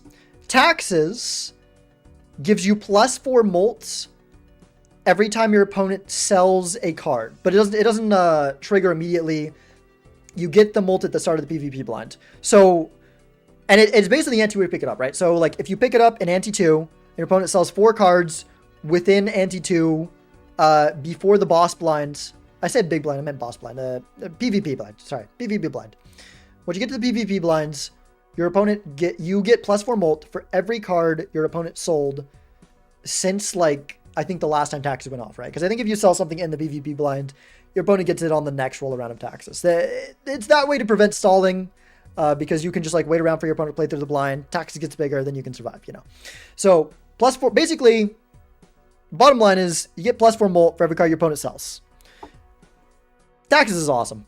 Taxes, like, I don't know if this is like, I don't know whether I like it more or less than Let's Go Gambling. It definitely has less issues. Honestly, you know what? I don't think I'm putting in the exquisite tier, but it's close. But I don't think it's quite. I don't think it's quite exquisite tier. We'll get into it. There is a couple things here in exquisite tier. We'll get into that. But I don't think this goes into exquisite tier. But I think that it is the most fun multiplayer Joker. Well, I think that these are both, like, I'd say that Taxes and Let's Go Gambling are both very close to the same amount of fun. But I think that Gambling comes out on top because Taxes does have some gameplay issues, I think. Whereas, or Gambling, did I say that right? Gambling has some gameplay issues. Taxes really, I mean, you can kind of, like, it maybe it's a little bit weird to, like, have something that's relying on your opponent that you can't find out. But I think it's fine. I think it's like a fun thing to, like, you consider how much you think your opponent's going to sell. You consider the state of the game, whether this is going to be worth to build up. And I think it's interesting to play around. And it is just so freaking satisfying, especially when you get this huge. I think I had one game where I got it 196. Like, if your opponent's doing campfire, this thing, it's only flat bolt, but it gets so freaking huge It's really fun. It's so satisfying to see this thing gets huge. But it's not like overpowered because it's still just flat molt at the end of the day, right? And flat molt in multiplayer is just not amazing. I wonder if we need more just like really good flat molt. Maybe not. Maybe not, because then you crowd out the base game ones. But it's like flat molt's so weak that like you can kind of make really strong flat molt jokers for multiplayer and kind of be fine. I'm not advocating for making more of them though. I'm not. Tax is clearly broken. If you don't take taxes, you lose the game immediately. Gambling more fun than taxes, I get that. Yeah, I mean, yeah, that's fair. It's funny that these are the two best multiplayer jokers, right? Gambling and taxes, the two best multiplayer jokers. Had a campfire small world game where it hit 912. See, that, like, anecdotes like that are why taxes is just so good. It's so good. It's such a fun joker to play around. Oh, man. Oh man, yeah, I really like gambling. I do think that overall it is the best multiplayer joker. Like I said, in terms of fun, these two are close, and honestly, Conjoin is a close third. This is at the top of its fine. The more I think about it, I don't feel comfortable moving it up because of the fact that it punishes people with slower PCs. But I do enjoy this a lot. So this is, as far as multiplayer jokers, this is where they all are. I really like, yeah, okay. Gambling. There is some merit to that though. I'm not advocating gambling. Gambling with money for money, legitimately, never would recommend doing it, like ever. Random chance in games that can punish or reward you, fun as heck. Like that kind of, like that aspect of gambling where you don't know if you're gonna like get something good or lose out. It's exciting. Like when you do it real world money, that's when it hurts people. That's when it can cause problems. But when it's gambling, when it's a chance in a game, it feels so good and it's so fun, right? Oh, Kitty, yeah, Kitty did the art for taxes. I was pretty sure you did. I didn't know that for sure. My advice, in my opinion, when I say I think it's neat, it is really good. It is really, yeah, and the art adds to it a lot too. I love your art for this Joker. It is, I mean, honestly, these two probably have the best art. I gotta say. Like, I think that it's, you know, not only are they the best jokers, maybe that influences it a little bit. Not only they're the best jokers, but they have the best art. Like, I like taxes better. Yeah, this is my favorite multiplayer joker art. But this one's really good too. It's like, it's neat. And you like see this joker and you get a dopamine rush because like, you know, you're going to be pulling that thing, going for those money, trying to get and when you get the big $10 hits, let me repeat, I am not advocating gambling in real life. Not the same thing whatsoever. Simulated gambling when you're not spending money, very fun. Let me just get that out there. And then gacha are the very gray area. They're the very gray area. Play gacha's free to play unless you have the money and you're very confident in yourself that you're not prone to gambling addiction. Don't try it if you don't know. Just gonna say that. When do we introduce microtransactions for gambling? Yeah, that's what we're not gonna do. That's what we're not gonna do. Must be a FNAF 6. I don't know anything about FNAF 6. I do not know that. The only the only way that microtransactions can work in Balatro or specifically multiplayer is cosmetics. That's the only way that it would be remotely acceptable. I don't even know if it's like a thing that you can do to like monetize the mod, because I know that like maybe never mind. Yeah, I don't know if that's the thing you can do or not. I don't know if that's the thing you can do or not. Hello, disobeyed. Wackler? What that even is Wackler? Like, I feel like that's just like you've taken things that my Sisak is nowhere in that word. That is just not even. That's just, yeah. Maybe on the server side in game. Just fucking says like, yeah, like I see get where it comes from, but my name no longer exists there. It no longer exists there. Oh, let me put this on stream. I did not know this was the reference. Let me show you guys for anyone that doesn't know. This is apparently the reference for taxes. It's a Five Nights at Freddy thing. That's pretty great.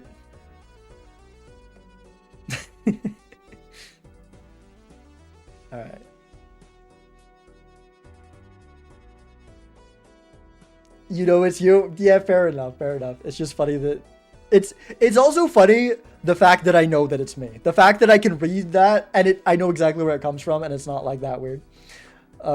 It's like it is weird. Like, but part of it's weird because I don't think it's more weird than I think it is. There's a period where there was a paid texture pack based on one of the first trainings. Okay, okay. Oh yeah. But was that was for like supporters the multiplayer mod, right? And I feel like that's a little bit. That's like a little bit. Or maybe it was just maybe I'm remembering, maybe I know the thing wrong, but I know that there was like a thing for like some sort of like supporter thing, and I feel like this is a bit different if you're like paying to like maintain multiplayer. I mean, I guess that kind of is the same thing though. I don't know. Can you put order and get out of my game tier now? all right.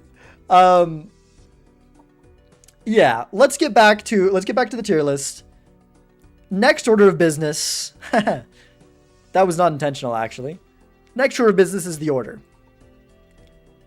This is amazing. Now, I will say, me putting in an exquisite tier does not mean that all games of multiplayer should involve the order. Major League doesn't have the order, and that's fine. Maybe that's good. I don't know. That's a whole nother discussion that I've talked about before. Other people have talked about before. I think that I totally understand why Major League doesn't have the order. If I was the one with the trigger to pull to choose whether it had the order or not, I legitimately don't know which I would choose. I might flip a coin, to be honest. I think that it is a great addition to the game. Actually, let me step back really quick, just in case anyone is here that is mostly just used to single player. I'm assuming most people here probably know what the order is. Yeah, everyone chat talking about. We're not talking about the Joker, the order. We're talking about the addition to the multiplayer mod, the order, that was originally, I believe, a mod itself. Then it was incorporated into the multiplayer mod.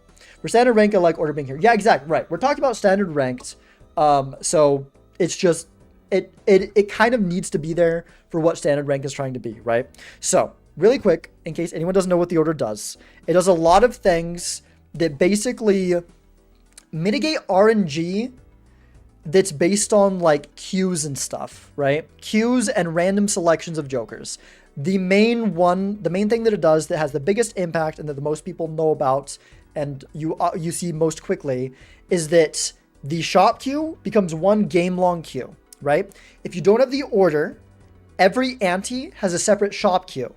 So if you're playing a multiplayer game without the order, if you roll one more time than your opponents, that last shop that you see with that last reroll, those are jokers your opponent will never see because you will both see the same jokers and consumables at the start of the next shop, barring, Tarot Tycoon, Overstock, all different vouchers that mess with it. But generally, there's a separate queue for each ante. With the order, if you roll one time further, your opponent will see that roll in the first ante of the next shop, assuming that it's like first ante, right?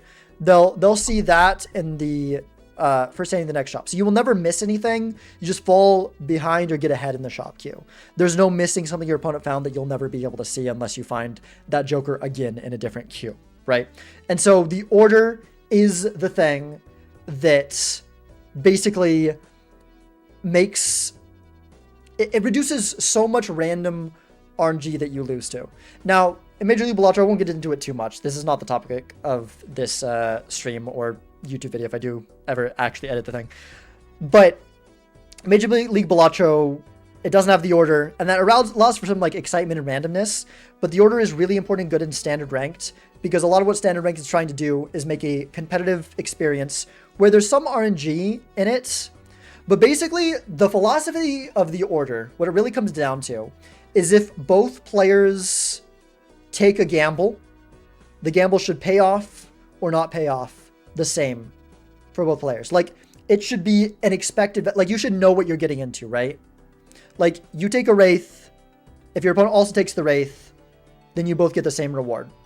Even if you take a Wraith in a different ante, it gives the same reward. If you make a little bit more money and you're able to get another reroll, your opponent takes a reroll in the other shop, you shouldn't be randomly rewarded for where you arbitrarily decide to reroll. You did the same sort of things generally to get there. Things should come down to more skill and playing the odds versus kind of just random things happening, right? You know, order else seance is scamming free from a red seal. Yeah, so obviously there's shopkeeper. There's other things like I said, Wraith. It becomes one game long queue instead of anti-base queue. There's a fix for the idol where it balances, so the idol is based on how many cards you have in your deck. So if you make a bunch of Jack of Hearts, your opponent makes a bunch of Queen of Spades, and you've got the same number of your best card, you're probably both gonna hit or both gonna miss, right? It balances out things that shouldn't come down to RNG, that don't need to come down to RNG, that aren't like fitting within the spirit of Bellatra, because there's a lot of things in Bellatra, they're just the way they are, that like if you're trying to make it like competitive and balanced, it doesn't need to be in basic game Bellatra because you never see those things. It doesn't matter when you're playing a single player unseeded game, right? But in multiplayer, you need the seeds to link up in a way that makes more sense for competitive play. And the order, almost everything in the order, slight exception to the Bloodstone fix, but almost everything in the order, you would not be able to figure out if you weren't looking under the hood or playing seeded if you're playing single player. You could add the order to single player, with the exception of the Bloodstone fix, and you would never know the difference if you're playing fully unseeded, right? Bloodstone fix, it does need to be there. That's a whole other topic, but Bloodstone fix is the only one that actually kind of mechanically changes things. But generally, yeah. But that's only for the PvP. So like, the Bloodstone doesn't actually apply outside the PvP. So you still wouldn't notice in single player anyway, so it doesn't actually matter. It's less likely you lose a game from a single decision that you didn't get the chance to make. Yeah. Yeah, exactly. That's yeah. Because idle perfect and no one's ever gets a hit ever that's better than the other person. Yeah, idle fix isn't perfect, but it is a huge improvement to the way idle works, right? I think that's yeah. Idle fix is like a really good improvement. Honestly, that's one thing. Like if Major League Bellatra wanted to add in pieces of the order, that's one thing I'm like, maybe we want to add an idle fix.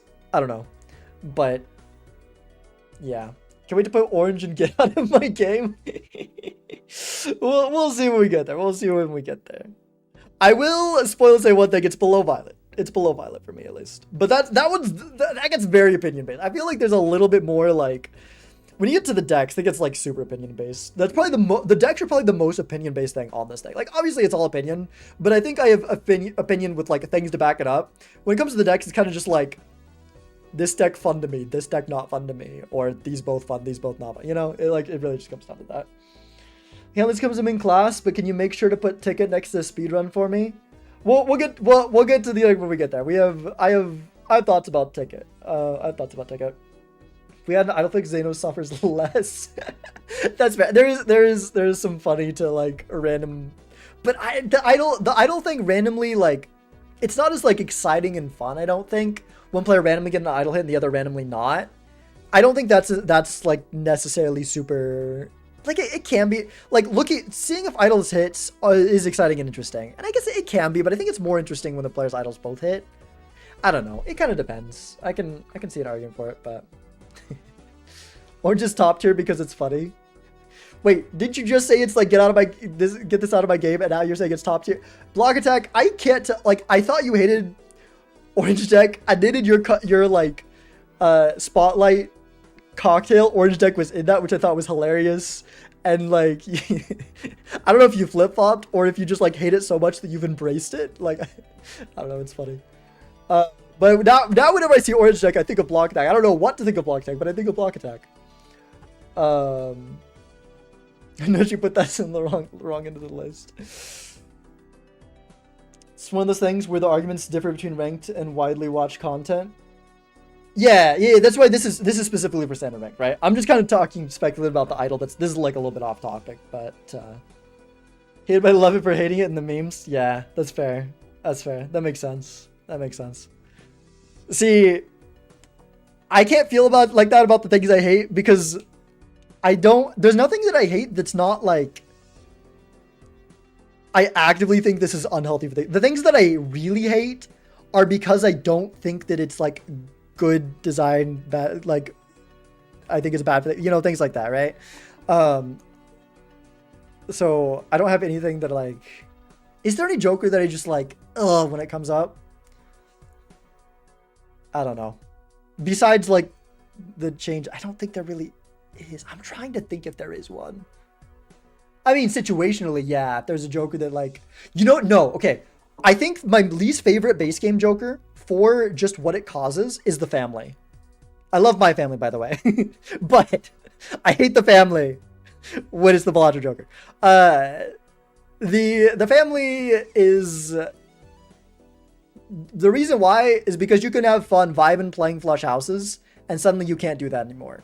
The idol, at least there's a reason and a big gameplay dynamic around it, so it's fine. It's sometimes disappointing, but whatever. The family, it's just a Times World Joker that says you can't play flush house anymore, and it makes me sad. So, yeah. Also super the more they might be nice, yeah, maybe a little bit. Invisible Joker is no good? Why? You don't like Invisible Joker when it shows up? I think Invisible Joker is interesting. I don't have that opinion. We should get rid of the rare Exmo Jokers and replace them with 5 orders. Would the order be good if there was just like 5 different, like if all of the Exmo based on it, like if the duo, the trio, and the family and the tribe all just became copies of the order, so like you can find them without showman? Would it make the order better? I think it would a little bit. It would make straights a little bit more viable in high stakes. Do you know the family removed Flush House from the game? I mean, my point is that, like, if the family comes up, not in every situation, right? Sure, you can still play Flush House. But if you're playing multiplayer and the family comes up and you're playing Flush House and there's nothing better, you kind of just have to stop playing Flush House. Unless you're like, in some scenarios, right? And then you're just kind of sad because, like, well, I don't get to do this fun thing I was doing anymore, and you're kind of randomly punished for playing Flush House. Which I guess is, like, a reason that you want to play Flush House less often and, like, not optimize it, not opt for it as much, but I don't know. It's just a more fun, neat hand to play, I feel like sometimes. So they rip Invis with photo and take 1 or 2 of my lives and don't like. Okay, that's fair. The RNG from Invis and when to rip it, but I think it's like an interesting decision to make, so I don't dislike it. That's going to be similar to some of my takes and some of the nerfs later, is that sometimes RNG that is that also has interesting gameplay decisions and you play around the RNG can be a good thing that should not be, that is a healthy thing for the game, even if it can lead to some feels bad moments. The Vix idle to sort by rank instead of suit, that way people hit a similar rank when it off hits. Yes, I think that would be a good change for idle. Yeah. Yeah. There's like idle fix is good as it is. If you like really carefully go into it, there's like a lot of nuance you can do, I think, with things like there's maybe even more nuance if you want to get like really particular to make it like a little bit better. You'll never fully fix it. Off hits will always be a thing. But like you can kind of mess with it. But yeah, I think that doing that can help it a little bit. Because there's also like, you know, if it randomly hits a face card or doesn't, always that'll be an off hit. Or if it hits a hackable card or doesn't, right? 9% sure it does sort by rank. I don't exactly remember how it works, but I remember thinking about it because I kind of thought, I don't know. I don't want to think about idle fix right now. That's too much. My brain is on one thing. My brain doesn't want to do a different thing. That's too much of a sidetrack for my brain. We've been getting sidetracked plenty, but that's a whole sidetrack for a whole like thought thing. So from there, let's move on to the next thing. Comeback money. So comeback money is a thing in multiplayer. I almost didn't put comeback money on the list. Love these sidetracks. I mean, it is fun to talk about. I feel like a lot of there's interesting things to think about. Although I know I'm making you wait longer and you're tired, so I'm sorry. Okay, comeback money. So next thing on the list, comeback money. I almost didn't put this one on the list because it kind of feels like a mechanic baked into multiplayer, but it doesn't necessarily have to be there. But like the timer is kind of the same thing. I didn't put the timer on the list, but I feel like the comeback money is more optional than the timer. The timer feels like, I thought about putting like the state of the timer in the thing, but that feels like a little bit weird to add in. That's getting into like the overall structure of multiplayer, more about like things that are added to the multiplayer mod, right? Whereas comeback money feels enough like it's a mechanic that's built into it and only works with the lives thing. But I feel like since you can have it or not have it, I think it works to put in this list. So comeback money, whenever you lose in the PvP, you gain $4 for every life lost, or is it just flat $4 right now? I forget. And then in higher stakes, it's nerfed to $2, but it's only in the PvP. It used to be a lot stronger. It wasn't nerfed it wasn't lower on higher stakes, and you gain the money when you lose a blind as well. It's a flat right now. It's flat right now, right? Okay, so $4 when you lose in the PvP, and then it's $2 if you're at higher stakes. I think that where it is right now, honestly, I think it's fine. I think it's fine. I find it almost, I almost want to put it in enjoyable. Like, it's not like fun necessarily, so maybe it's weird to put enjoyable, but I just think it's like healthy.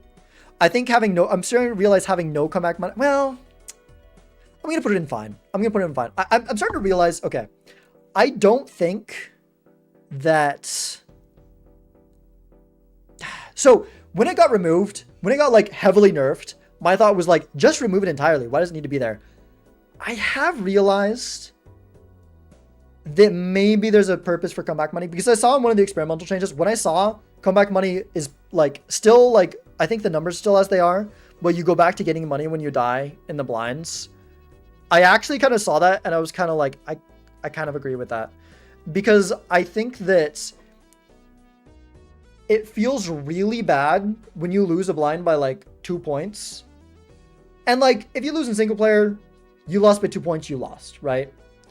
But when you're just, you've got a whole game ahead of you to play, and just because you happen to go for the wrong flush and you, like, it's nice to have a little bit of a kickback. It needs to be weak. It shouldn't be super strong. It shouldn't be super strong, but it feels good to have a little bit of a kickback when you go all the way down. You don't get any money for hand saved. You just happen to go for the wrong kind of flush. You get screwed over and you're like at a whole life disadvantage from that, and nothing, like, you should get punished for losing to the blind. I'm not saying you shouldn't, but it feels like there maybe should be a little bit of kickback. I don't know. There's no comeback money, then every game is just determined in NT1. I wouldn't go so far as to say that. I'm not even confident in what I'm saying, right? I'm not even confident in what I'm saying here. Focus Shock, hello. Welcome in, thank you for the raid. But blind loss money always at the lowest possible comeback money. Yeah, I don't think it should scale up. I definitely don't think it should scale up. Scaling up doesn't make sense. I don't think it needs to scale up. Especially because, like, the main reason where I think that comeback money kind of makes sense is when you, like, go for the wrong flush and you die in big blind, and you're just punished for going for the wrong flush. And then it feels bad, and then there's, like, having a little bit of a kickback for that feels nice. You do have my top clip right now. Congratulations. It is going pretty well for Kashak. Thank you for the. It has been a while. I hope you're doing well. I hope you're doing well as well. I hope you had a good stream. I saw you were doing Balatro. I did not see what Balatro you were doing, but I saw you were doing Balatro. We're doing a bit of a tier list here, as you can see by the title. We're you're indeed. That's good. I've been getting able to I don't know, I've been streaming a little bit more lately, because I did a lot in Major League Balatro, but then I was like worn out. I took a little bit of a break and then it was like slow for a while. I've been trying to stream a little bit more lately, so it's been good. Feel a little bit like more motivated than I did. Like, I felt like I was like a little bit drained after Major League. Major League was fun. I'm so glad to be a part of it. It was so much fun. But just casual gold stake and warming up to continue the PB streak at some point. Nice. I actually, for the first time a few days ago, tried out some gold streaking myself. I have not done that before. Imagine a situation where you miss your draw and die to the big blind, but then your opponent misses their draw in the PvP, so you win that. So now you're both at 3 lives, but they're up $4 for no reason.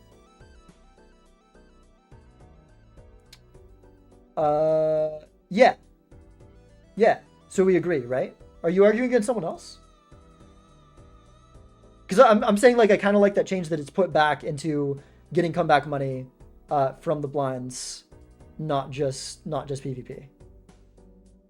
I don't know. Maybe I missed something in that conversation. But yeah, anyways, as I was saying, we're talking about how I feel about all the things. So in standard ranked, for anyone here not super familiar with multiplayer, the standard ranked rule set adds some balance changes and some multiplayer jokers and some just like other random additions to the game. It's not just the standard ranked rule set that you play if you join the multiplayer Discord and play. It's not just 100% vanilla. And so I'm ranking how I feel about all the changes that are there. You have the stream muted? Oh, okay. I see. Yeah, no, I kind of agree with you. I think that, I don't know. I think that, I don't know. I don't have strong opinions. Comeback money is one that I'm not actually sure where it should be at. I'm just going to leave it at it's fine.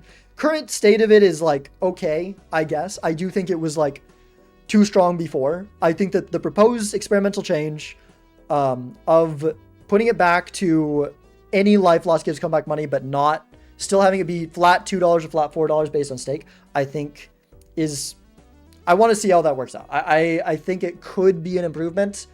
I'm just going to leave it in here. I don't exactly know where this goes compared to other things. I really don't know. The other things I don't care about are kind of, that's kind of around here, right?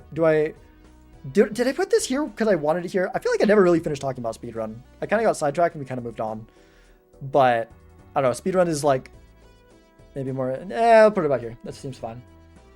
PvP draws are also more important, so you don't group trading card DNA. Sometimes, for example, solution comeback money only for blind death. I mean, I don't think I agree with that, but I think that actually would make more sense than only for PvP. Move comeback money, get this out of my game. Like, I mean, that's fair too. Honestly, I don't know. Yeah, you could just remove comeback money and that would be fine. Like, honestly, maybe an improvement from right now. Really, I don't know. Right now, it feels so... I do think it should be taken out of PvP. Actually, you know what? Because then I remember that game I played against Doc in Major League Balatro, where I lost the game because I went for the greedy line in the PvP and it worked out, and that lost me the game because Doc had $4 more. Like, I would have rather lost the game because the greedy backfired on me and I lost the life, right? And then I'm down a life. But because Doc got the comeback money because I won that PvP, he ended up to roll one more time in the shop and get a chat. There might have been more nuance to it than that, but like we were really close in a lot of things. MLB, the super strong comeback money. It is, but it was it would have been the same as in ranked right now because I think that was first PvP and I think we were on lower stakes. So it would have been $4 regardless. Shoot, I'm sorry, the ad started. Okay, that's fine. I'm gonna keep yapping about comeback money for the next 3 minutes though, so people don't miss the next show. Or maybe I won't. I'm sorry for the ad. I thought this would be like less than an hour. Gosh, I ran an ad before I started this and I run ads every hour. So that's quick. But yeah, MLB is the super strong comeback money. So it's a different conversation for MLB. But that situation would have been the same. Well, it wouldn't have been the same because Major League is the... But I'm talking about Major League there. It's a different thing. I guess it is a very different thing, actually, without the order. The only reason that was an issue was because there was no order, right? With the order, you see the chat in the next shop, and it's, like, kind of fine. So, I don't know. I think I'm happy with that where it is. I think I'm just going to leave it in it's fine. And, like, that works. That works. Okay. Actually, you know what? Since the ad has already started, I'm going to be right back. Well, the ad's starting. Okay, there it goes. I'm going to go get some water. I am freaking thirsty. I have been yapping nonstop for the past hour plus, and I am out of water and I need more water. So I'm going to use this chance to take a quick break. Actually, this is kind of a perfect stopping point because, well, not perfect, but like we did all the multiplayer jokers and then we did the two like mechanic things. Now we can get over to the nerfs and the other random additions. It was different. You want to have something to help the underdog there. I mean, yeah, that is valid too, right?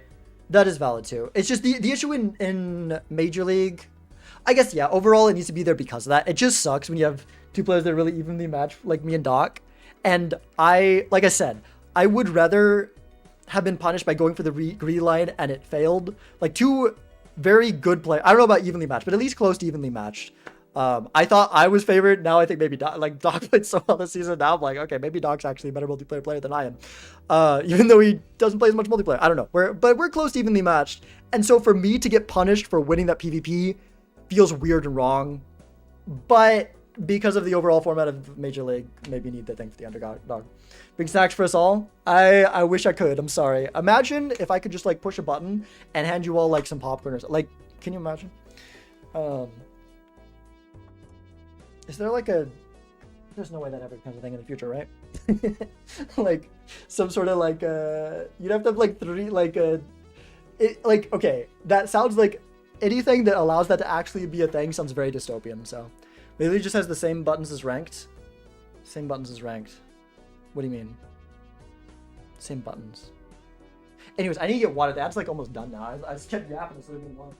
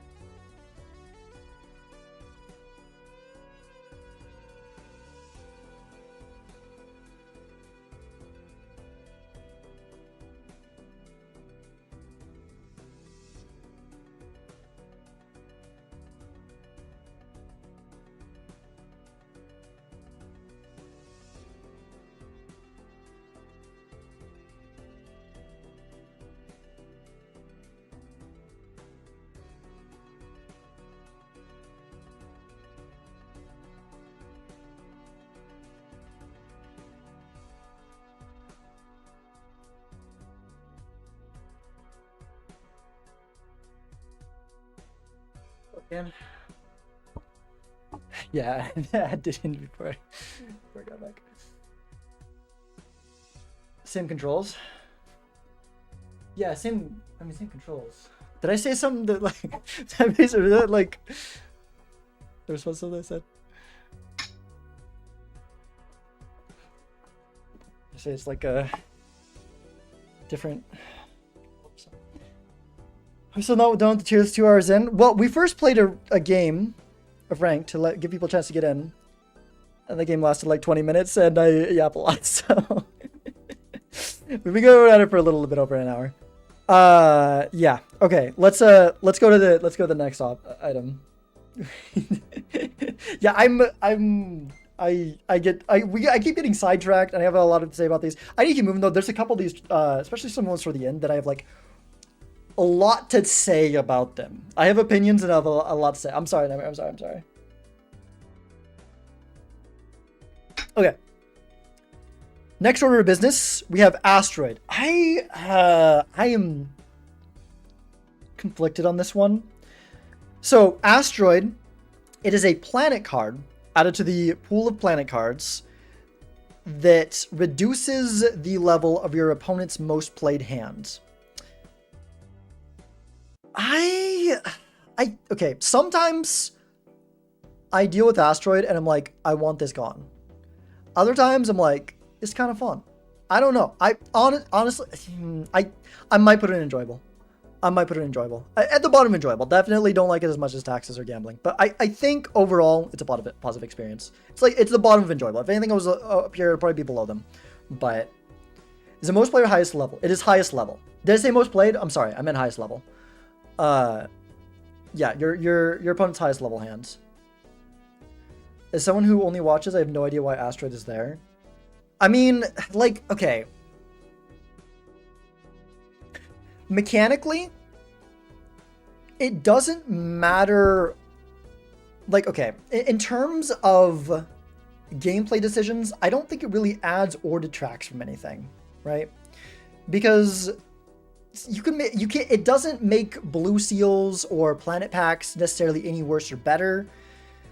It makes planet packs like a little bit better because there's a chance that if you don't hit your desired planet card, you can get an Asteroid instead. But then it like also kind of makes them worse in a way because you kind of want something like a blue seal to get a bunch of planets to overpower the asteroids. Maybe it's like, I don't think it makes a ton of difference in how you, I mean, you play differently, but I don't necessarily think it makes the way you play worse or better. It feels kind of funny, mischievous to chuck asteroids at your opponents. And it feels kind of bad to have asteroids chucked at you. Overall, I think it's kind of fun, interesting thing. Sometimes when there's a ton of asteroids, it's like, what the frick is happening? Where'd you get all those? It's like, there's a little bit of information about where your opponent's at in the shop, which can be kind of interesting to try to use. I don't know. I don't know. I think this is where I'm putting it. I think overall it's a fun thing. I think if it was removed from the game, I wouldn't mind. Like, sure. Like, I remember when I played in the Bean Tourney, there was no asteroid. I was kind of glad for it. And when I played Major League and there's no asteroid, I'm kind of glad for it. But when I chuck asteroids in my opponent's face, it's kind of fun. Like, I don't know. I've ruined people's games using asteroids is so funny. Asteroids doesn't do shit when a blue seal is involved, but it can be punishing earlier in a seed. Yeah, it really doesn't do much when there's blue seals around. Well, it depends. I mean, just because there's a blue seal in the deck doesn't mean the asteroid doesn't matter. It's only when you're like really using a blue seal to like the full extent, right? When you're using it most blinds. Because if you have a lot of money to roll in the shop and you're taking every asteroid you see and the asteroid come up fairly often, even if you have a blue seal, if you're not using it every blind, you're still going to get beat up by the asteroid, right? But yeah, it can be kind of interesting to work with. And there's like some really great stories in multiplayer that wouldn't be there if it wasn't for asteroid. Like part of this is just like for the kind of like moments it creates. Like in terms of, okay, purely gameplay, it's here. But because this creates some fun and interesting moments and like people have stories about asteroid, that's why it's here, right? It goes in, it's fine if it's just purely for how it feels gameplay. In fact, even by gameplay, like it'd be like the lower end of it's fine, bordering on annoying. If you're just talking about how it feels, not based on like the excitement, like just how it feels like a gameplay standpoint, it's whatever. I don't know. Yeah, the Jesus asteroid printer. Yeah. Imagine if there's a way to generate asteroids like planets with blue seal. There was talked about like a black seal. It's like a 1-2 chance to generate an asteroid or something like that. I can't remember where that was thrown out. That was just like something in here that was like a suggestion, or if it was like actually a proposed thing that people were talking about putting in the game. I can't remember, but I know that has been thrown around before. But I don't think it would ever get made. I think actually virtualized. I think it was something he was considering, and I think the reason they decided not go for it is because it dilutes the seals. Terragen is like 100 generated asteroids, right? Does that count?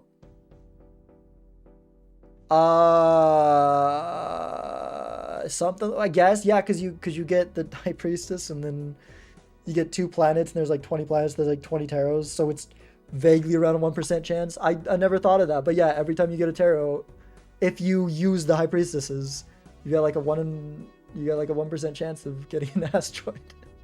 You know what feels so great? This is random, but based on that, when you rip a High Priestess and you get the hand that you want, it's like, oh, feels nice. But yeah, that's kind of my opinion about Asteroid.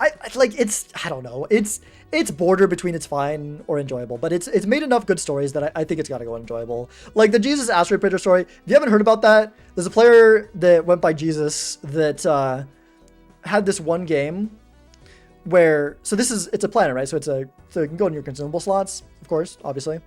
Had Berkio printed like freaking 30 of them back at that time too. Like now it has to start a PvP to avoid like stalling or whatever, and just like other things like that. But he printed 30 of them with Berkio, and he just launched them all at his opponent during the PvP, sending all their hands down to level 0, because it can go down to level 0 with Asteroid. It just makes them like weaker than the base hand. And yeah, this is. Yeah, was it Bean that happened to, or is that a different clip? I don't know. Second favorite asteroid clip. There you go. Yeah, you can't make a seal specifically with asteroids. Yeah, it doesn't work super great. Yeah. Oh, I didn't realize that Toast was talking about, like, I guess, yeah, purple seals give a 100 chance to give it to asteroids, so you can generate asteroids. I see what you're saying. That was so long ago. I feel like people don't do it as, like, asteroids aren't as, I don't know. I haven't seen as many crazy asteroid things happen lately.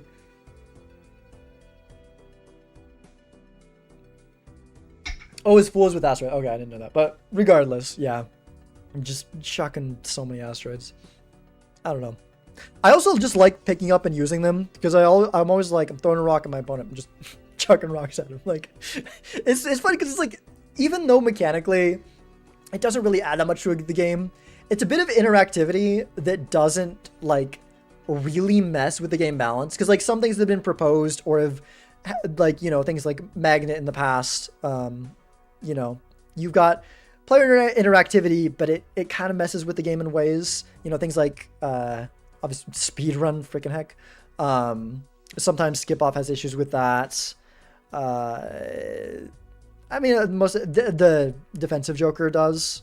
I think it's like has interactivity, but it does it in a way that's like not necessarily healthy for the game.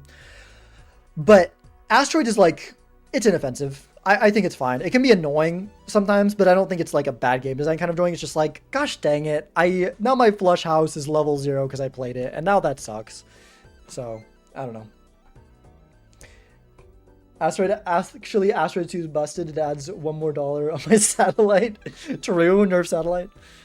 Oh, man. Alright, well, getting to the next thing on the list. We now have the 2 multiplayer decks. So, multiplayer... There's actually multiplayer... The multiplayer mod adds several decks, but only 2 of them are standard legal. The ones that are most... vanilla adjacent. And I think that these decks do a very good job of being vanilla adjacent, especially Violet deck, right? The orange deck, mechanically, it's vanilla adjacent. The flow wise of how the game starts feels like modded Balatro, but I think that's fine. You are playing modded Balatro after all. I think that these generally, people have varying opinions about. I mean, people don't have that varying opinions. I think that, like, well, I mean, people have some opinions on them. I don't think people usually very strongly dislike the idea of multiplayer decks. Now, some people, Block Attack, maybe a little bit strongly dislike this. But, you know, some people have vendettas against certain decks or another. Orange is Giga Busted, and it favors the better play since it reduces variance. Yeah, unless you're luck. Are they still doing the person cocktail decks? They are. I guess that's a thing that I could have put on this list. Honorable mention. I'd probably put that in enjoyable. Yeah, I'm pretty sure I put that in enjoyable. It's not on the tier list, but currently, and it's not on the tier list because I don't know if it'll be staying there for forever. It kind of feels like an event type thing. Maybe they keep doing it forever, and that's cool. But I don't know for sure if it's happening. So I mean, obviously, a lot of these are subject to change too. Might not be there forever, but that just kind of feels like an event rather than a thing that is in standard, right? But currently, Cocktail Deck is one of the decks added to multiplayer that is not standard legal. But they've been doing this thing where Cocktail Deck randomly selects 3 decks and you have them all together. They've been doing this thing where there's a signature Cocktail Deck where one member of the community, honestly, that's enjoyable, borderline, and well, not quite exquisite, but it's definitely, it's solidly in the enjoyable tier. It's above Asteroid for sure. It's this thing where, you know, frick, sidetracked. Based on a player of the community, they choose a cocktail deck, 3 decks that they like together, because there's a way you can, instead of having it be random, you can choose the 3 decks, or you can like ban certain decks. So you can choose the 3 decks, so it's like they choose the 3 decks that go together for their cocktail, and that goes into the rotation of decks that you can play in standard. And I think that's kind of a fun rotating thing to be in there. So, yeah. Both decks should just go in enjoyable, right? Well, let's get into that. This is, I will say, this is where it gets very opinion-based, right? And I am going way more based on opinion than I am on, like, I'm just going to let my opinions be the opinions here. A lot of these other things are based on how I think they are game design. This is just how I feel about it. Hello, Sarosi. Hope you're doing well. Don't think Block dislikes orange. It was in his cocktail. True. He loves orange. You figure out what to hang in small blind? Okay, so orange deck. At the starts of the game, you open this Giga Standard Pack. I believe it's 10 cards. Yeah, it's 10 cards, and you have to choose 4. They're standard cards. You know, they can have, just like any standard pack, but there's 10. You're forced to choose 4. You start with 2 Hanged Men. And that's the deck, right? So you basically, effectively, you turn 4 cards of your deck into 4 other cards in the first blind. And that's kind of the deck. I feel like a lot of people seem to have very strong opinions on it. For me, it's fine. I think it's and again, this is very opinion based. I think it's I think I like it better than a lot of these like forgettable Joker. I think it's like generally a good addition to the game. Honestly, actually, you know what? Top of it's fine. I just think for just it existing is neat. As far as the deck, it's like it's okay. But I think it's neat adding another deck to the game. Just generally for that. Like, in terms of decks, like, if I had to rank the decks that I enjoy the most, this would probably go middle of the pack. But it goes the top of its fine because I think that having the multiplayer decks in Standard is a cool and good thing as long as the decks feel vanilla or vanilla adjacent, as long as there's not too many of them. And I feel like that is exactly what Orange and Violet accomplish. So, like, just generally, I don't know. I like what they do for the game. Like, honestly, yeah, for that I almost want to put it enjoyable just because like I like that it exists and I don't dislike the deck, right? Like I said, it'd be middle of the pack in terms of I like decks better than this. I like decks less than this. I would never ban this unless you just really wasn't feeling like Orange this day. But like I wouldn't like prioritize it either. It's like, I mean, I prioritize it a little. You know what? The more I think about it, I think this goes in bottom of enjoyable, actually. I think Asteroids brings more to the game. I think it goes bottom of enjoyable. I think I actually put it here. White deck one day. What is white deck supposed to have? Is that like... I know people have said white deck, but is that like supposed to, like, is there like ideas for it? Is there a plan for it? Or... Yeah, Idle Change is baked into the order. Yeah. Yeah, Magnet was terrible. Obviously, Magnet's not on here because it doesn't exist. Magnet would be probably at the bottom. It wouldn't be as bad. Well, it would be at the bottom. I just would have to put Magnet on the bottom of principle, even though it can be fun. It just breaks the game in ways that are just obviously not healthy. So, red deck with no red. Is it literally just vanilla deck? No deck. That should not be a multiplayer deck. That's just so boring. No. I avoid red, blue, and yellow decks for a reason. Please, like, that will just go on my instant ban list. I mean, not instant ban list because I focus more with the current banning system. I focus more on stakes, but just a completely nothing deck just sounds like, why would you put that in the game? Like, what's the point? There's no fun in that. There's no fun in that. I hate it, but I love it for hating it. Oh, this is block hack about orange deck. That's got to be block hack about orange deck. I missed that comment, but that's 100% got to be what that's about. Good pin. But yeah, I think it's for me, yeah, bottom of enjoyable. It's like, it's cool that the multiplayer decks are in the game. And so for that, I think it has to be an enjoyable. Yeah, it's good. It's good. I don't like love the deck, but it's good. All right, let's get to the next one. Violet deck. Violet deck, there are 2 vouchers in every shop. And in the first ante, they both cost $5. In the second ante, they both cost $7. And then after that, it's, you know, they cost $10 as usual. This is hard. So, it's above orange deck. Is it exquisite? Or is it just top of enjoyable? Like, it's, okay. At worst, it's here. At best, it's here. Having a hard time deciding on this one. I love orange deck a lot. I think that having 2 vouchers feels like a very vanilla adjacent thing. It fits into the basic game like so neatly. And it's also fun to play around. It makes you play differently. I will say, I think I'm kind of bad at orange deck. I keep on getting baited to take the wrong vouchers. I'm a huge proponent to not taking anti-1 vouchers if they're not worth it. Like, I will probably not take a Crystal Ball anti-1.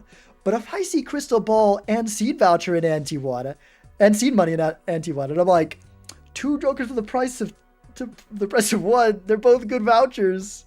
I mean, like, I kind of want it. So I don't know that I'm not good with this deck, but it's fun. I really like what it adds to the game, and I love having more vouchers. It adds like a similar level of power that like I think a deck like Checkered deck or Abandoned deck does, where it's like it strengthens you, or even like a red and blue, it's probably on the same level. Like it strengthens you for sure, but like it's got a cost, and it's like more dynamic than those decks. I honestly, I think I can put it in exquisite. I think it's good. I think I like this deck a lot, honestly. Well, that's my lowest win rate, but I can't help but play it. It's so fun, right? It's so fun.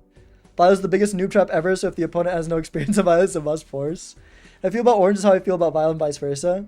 Fair enough. Like I said, these become very opinion-based, right? These become very opinion-based.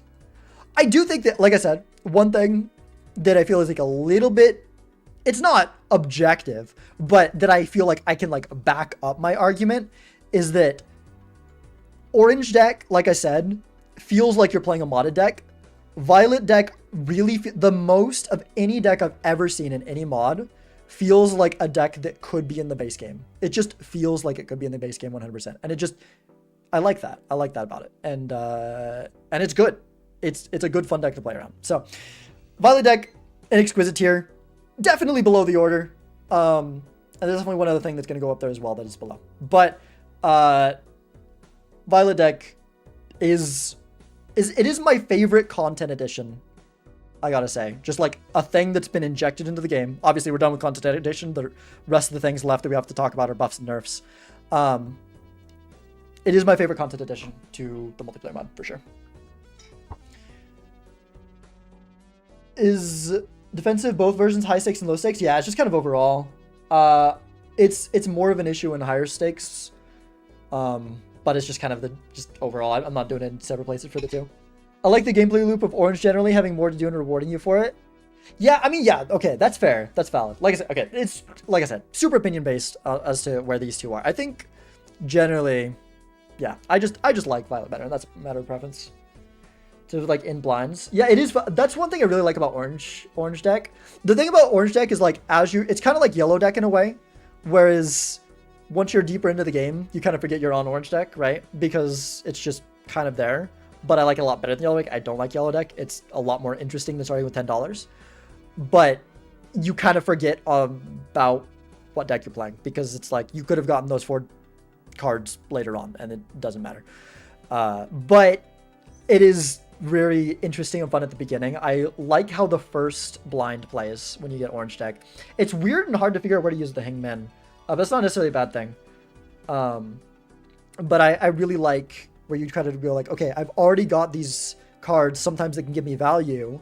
Do I just go for the regular get out in 1? Do I have cards that can get me out sooner that I want to try to play into? Like, obviously, if you draw them, it's just like easy. Okay, I got an easy way to get out. But yeah, it makes you play the first blind differently, and I think that's fun about Orange Deck. That is one of the best things about Orange Deck, I think. But yeah, so that's my opinions on the 2 decks that are added to the standard rule sets. Moving on from there, now everything that we have left are mostly nerfs with a single buff in there as well. Now, the first one we're going to talk about is the glass nerf. So this is kind of 2 nerfs in 1. I thought about making it 2 different things, but they really kind of go together. It's just like one thing of how glass is handled in the standard rule set. So the 2 nerfs to glass in standard ranked multiplayer is that glass is 1.5x instead of 2x, and justice is banned. So the justice card does not appear among your taros. This goes in the enjoyable tier for me. Glass nerf is good and important for the game, but there's some things I don't like about it, right? This isn't like, oh, it's just enjoyable. Like, this is a very good thing that is very important, but then it's moved down by the fact that it's like, something about it feels off, and I wonder if there's a better way of doing it. It's, and I don't know where in this tier it goes. I think, honestly, I'm putting it in the bottom of enjoyable.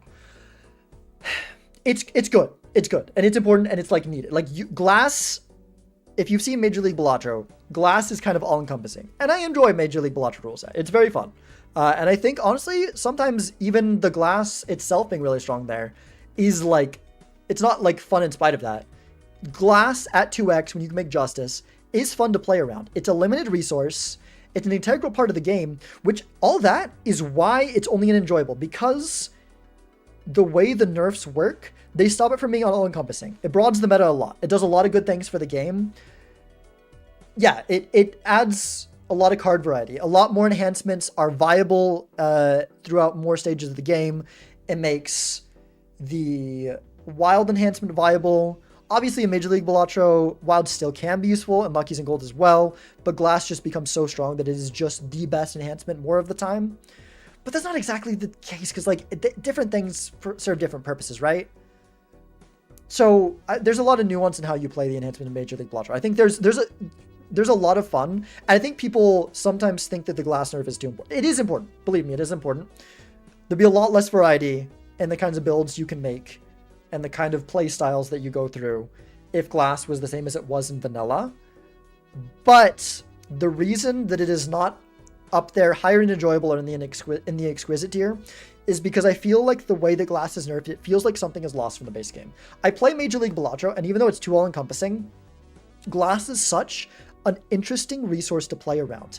In Major League Balatro, lives become so much more important because of glass, where you've got this limited resource that you can blow all at one time, you can stock up, you can risk it early, you can choose not to risk it, and you can still get glass in standard ranked, but it is more rare, it is weaker, sometimes not even worth going for. It very rarely is a thing instead of being like a big part of Balatro where it is in vanilla Balatro. And I think that a lot of interesting decisions there are lost. Like I said, one of the biggest things is the whole lives thing. Like, I like how much more lives matter in Major League Balatro because glass is a limited resource, and having this limited resource that is baked into the game that you need to manage that makes lives more meaningful, I think is really good and interesting. Obviously, lives are still very meaningful, but less so. It's a lot easier in standard ranked to play for the in-game, play for the last life, and just like turtle a bunch. And I think having lives matter more is fun and interesting. I don't know how glass should be different. I don't even know for sure if it should be different. Another issue I have with it is that it's just worse polychrome, right? If justice is available, it's more easily accessible. If it's 2x, it's more than polychrome. You can't put it on a polychrome card. You can have a glass polychrome card, but it's rare. You either need a glass card, which is already rare, or you just need to find a glass polychrome. So you don't get glass polychrome, which is like a fun thing to have in vanilla or in Major League. Obviously, you shouldn't get it all the time, but it's fun to have it a little bit more than it is in standard, I think. I think the biggest thing is just you lose the interesting limited resource that you can get back with Justice, that you can like spend and hoard. And then it's just worse polychrome, which polychrome is more rare. So like fair, I guess, but I feel like there should be some reason to have glass over polychrome. So that's kind of my thoughts on it, but it's still here enjoyable tier because I think it just like when glass was nerfed, it opened up the meta so much. It made the game like a lot better overall. Like all that, I said a lot of negative things, but still enjoyable just because it is very important for the amount of diversity that standard has. I just wonder if there's some better fix that could leave glass having some of its identity. It just feels so hamstringed from what it is in vanilla. And I feel like there's maybe a different way to do it. And maybe things should be tested and played around with. Like 2x at, like you have, like in Legacy, current mode that you can play, current rule set that you can play, Justice is back in it, but glass is 1.5x. That kind of works. I feel like that still has some issues. It's still a little bit all-encompassing, like, and it still just feels a little bit like not as exciting because it's not 2x. Like maybe 2x, but it breaks every time, or 2x but 50% chance to break, or maybe it's like Justice is back in, but it's 1.4x, so it's even weaker, but it becomes a limited resource again. I don't know. I feel like there's things you could try with it. And I haven't been reading chat at all for that whole thing because I had a lot to yap about. I want to get all my thoughts about it at once, but I'm going to try to scroll back through chat because I really care what you all have to say about this. But I'm gonna scroll back and try to figure out what you're all saying, which might mess up the widget on stream because it tends to do that when I scroll back. But I want to see what you guys have been saying from the start. But yeah, the glass change because of hard. Love the glass change because of card variety and high card, wild, old gold ticket, gold, lucky. Yeah, that's one of the really good things about it. Pretty exquisite, but that's more of a personal opinion. I love the balance of glass in its current state, but I didn't find the glass arms race fun to begin with. That's fair. I just think that you like after playing Major League, I maybe would have put it in exquisite before playing Major League, but after playing with glass so much again, I'm just realizing like there's something fun in there and it's lost. And like if that's the only way to fix it, if we can't find a better solution, it should be kept in there 100%. It's better for the standard ranked rule set. I enjoy it the way it is in Major League Bellotto for what it is for Major League, but I think it's better for standard for it to be nerfed as it is than for no nerf. But I do wonder if there's something that to bring back the fun that you have in glass in the base game. How would it be if glass was 2x but Justice was banned? Probably still too strong. I could see it like 1.6, 1.7, 1.75 something, but Justice was banned. That could be interesting, maybe. Game yesterday with 2 oops, cat and bloodstone, that just wouldn't be possible with glass. Yeah, again, it needs to be nerfed. I just don't like having Justice multiplayer at all. But like, if there was a way to make I think either glass needs to be stronger. It feels so just blah right now. I think glass needs to be stronger, or it needs to be weaker, and just needs to be put back in. It's a little bit too strong, but also just like not that interesting in Legacy sometimes, I feel like. I don't know. It can be fun in Legacy. I don't mind glass in Legacy all that much. I don't think it's better. I think glass is still, I think it's still too strong. It doesn't have the excitement of Major League Bellotto, but it still like becomes like very all-encompassing. I feel like if it was weaker, you lose the excitement, but maybe you gain more strategy. Or if Justice banned but glass stronger, that could be interesting. I don't know. It's weaker than poly, it's way more common. Self-destruction to make the deck smaller. I mean, yeah, I guess self-destruction make the deck smaller, but that's not something without the Justice. That's not like a positive, right? You're picking up a glass card for a reason, so it's hard to say that it's a positive, you know. She's a side grade to poly due to the accessibility. Fair, I guess. Yeah, I suppose, but it's like if there was like there's no rare Joker. There's just an uncommon Joker, but better, right? They're all like different in some way. And I feel like having it is just a downgrade, but more accessible, right? There's nothing, I don't know. If you play it on any card, it's always a red seal polyglass game. Right. So like, that's the issue with Major League and Legacy, right? The thing about experimental changes removing glass entirely. You know what? With how like weak and unappealing it is right now, sure, I guess. I don't think that's a positive change. I'd be more against than for it, but I mean, like at this point, like glass is so blah that 1.3 justice. I do want to see 1.3 justice. The fact that steel exists and you don't risk it makes glass feel so bad. That's the thing, right? That's the thing. When glass is harder to come by than steel, and it's the same scoring, and it can break, that's one of the I guess that's a good point. That is one of the things that makes glass feel so just not what it should be in standard ranked, right? It feels like it's this really like niche thing instead of being like this big important fundamental thing. And I do think that when it's obviously, as I've said many times, too strong, and if you just take the vanilla rules and bring them over in Major League, I think that kind of again works for Major League, doesn't work so well for standard. I think that rule set in standard ranked, like that thing in standard ranked wouldn't have as much variety. But it just feels not good and interesting to play glass in standard right now. And I just wonder if it could be more good and interesting without sacrificing a lot of the openness that it currently has. Anyways, I have a lot to yap about that. I'm sorry, I'm going to have a lot to yap about some of these other things too. We've only got 5 left. I'm sorry, Nightmare. We got 5 left, but I got so much to say about the 5 that are left. At least these two are kind of like, this is kind of one thing to talk about together. They're a little bit different, but it's kind of just one thing to talk about. But I got a lot to say about these nerfs and the buff. But yeah. I mean, steel is usually self-balanced if it's not high card C, but that is difficult to set up in its own way because it can make draws more difficult. That's fair. That's fair. Lucky my insomnia hates me.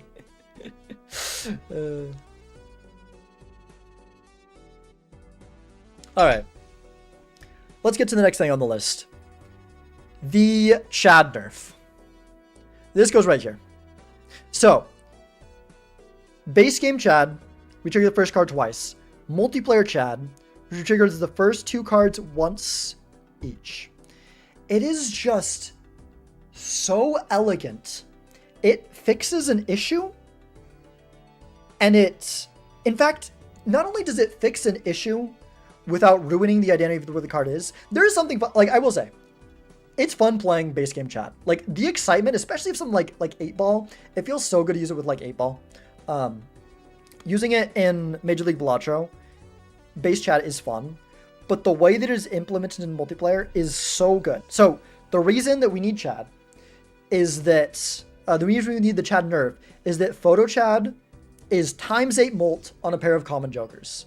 And that is just, it becomes the thing you want to do so often, especially when it can chain with other retrigger stuff. Now, there's been some argument that with the glass nerfs, because they both happened at the same time, right? Glass nerf and Chad nerf was the first balance change to anything in the game besides just adding the multiplayer jokers. They happened at the same time, haven't changed since they were added. And it's mainly because, like, everyone generally likes them. There's a reason they're so high up on this list. Like I said, feel like this could we could mess with this. I don't like us just going for something and it worked and we're content and don't try to mess with it. I think that we could see if this could be better, right? But Chad's great. Chad's great because the thing is, not only does it fix the issue where Photoshop becomes way too strong, makes Chad a little bit weaker, where it's like it's still a very, very good common joker, but even not just Photo Chad, just the ability to retrigger any single lucky or with business card, face card, or gold seal twice with just having the one card made it extremely strong. It's just kind of like an always take. And it was just too all encompassing. The main thing is Photo Chad. When you make it the first 2 cards once, not only do you nerf Photo Chad, you actually add some interesting strategic elements. Chad has a lot of fun things where you can play it with Photo Chad. Like Photo Chad is weaker, it's more balanced, but it's kind of more fun and it's still worth going for. It is like at just the right power level, I feel like, where you retrigger the first 2 cards once, and something you can really do that's fun is if Photo Chad's your only X mole and there's not like other faction stuff, you can put a molt card or a lucky card or a fib card or something in with a face card seconds, and it makes you have reason to play these other interesting hands with Photo Chad. And it's more fun to play around than base game Chad. And it's like the one change to multiplayer that I think would just be a good change to vanilla. Like, I think that vanilla with nerf Chad would just be better. Honestly, like, I think it would just be worth putting in the vanilla game. Like, I'm not like saying like, hey, get local and put it in. Like, Chad's fine on this. I don't think there's an issue with vanilla. In fact, like maybe maybe it shouldn't, because photo chat needs to be really strong because of the plant. I feel like, because if you rely on photo chat for your build, you can just get so screwed over by the plant, and you do need some like base mold to make it work, right? So maybe it's a more specific multiplayer thing. I don't know. But I think that multiplayer chat is best balance change, 100%. Best balance change, best thing done for, well, the order is the best thing done for the balance of the game, but the chat is a sec. I wouldn't say a close second even, but the chat is second. The chat is second.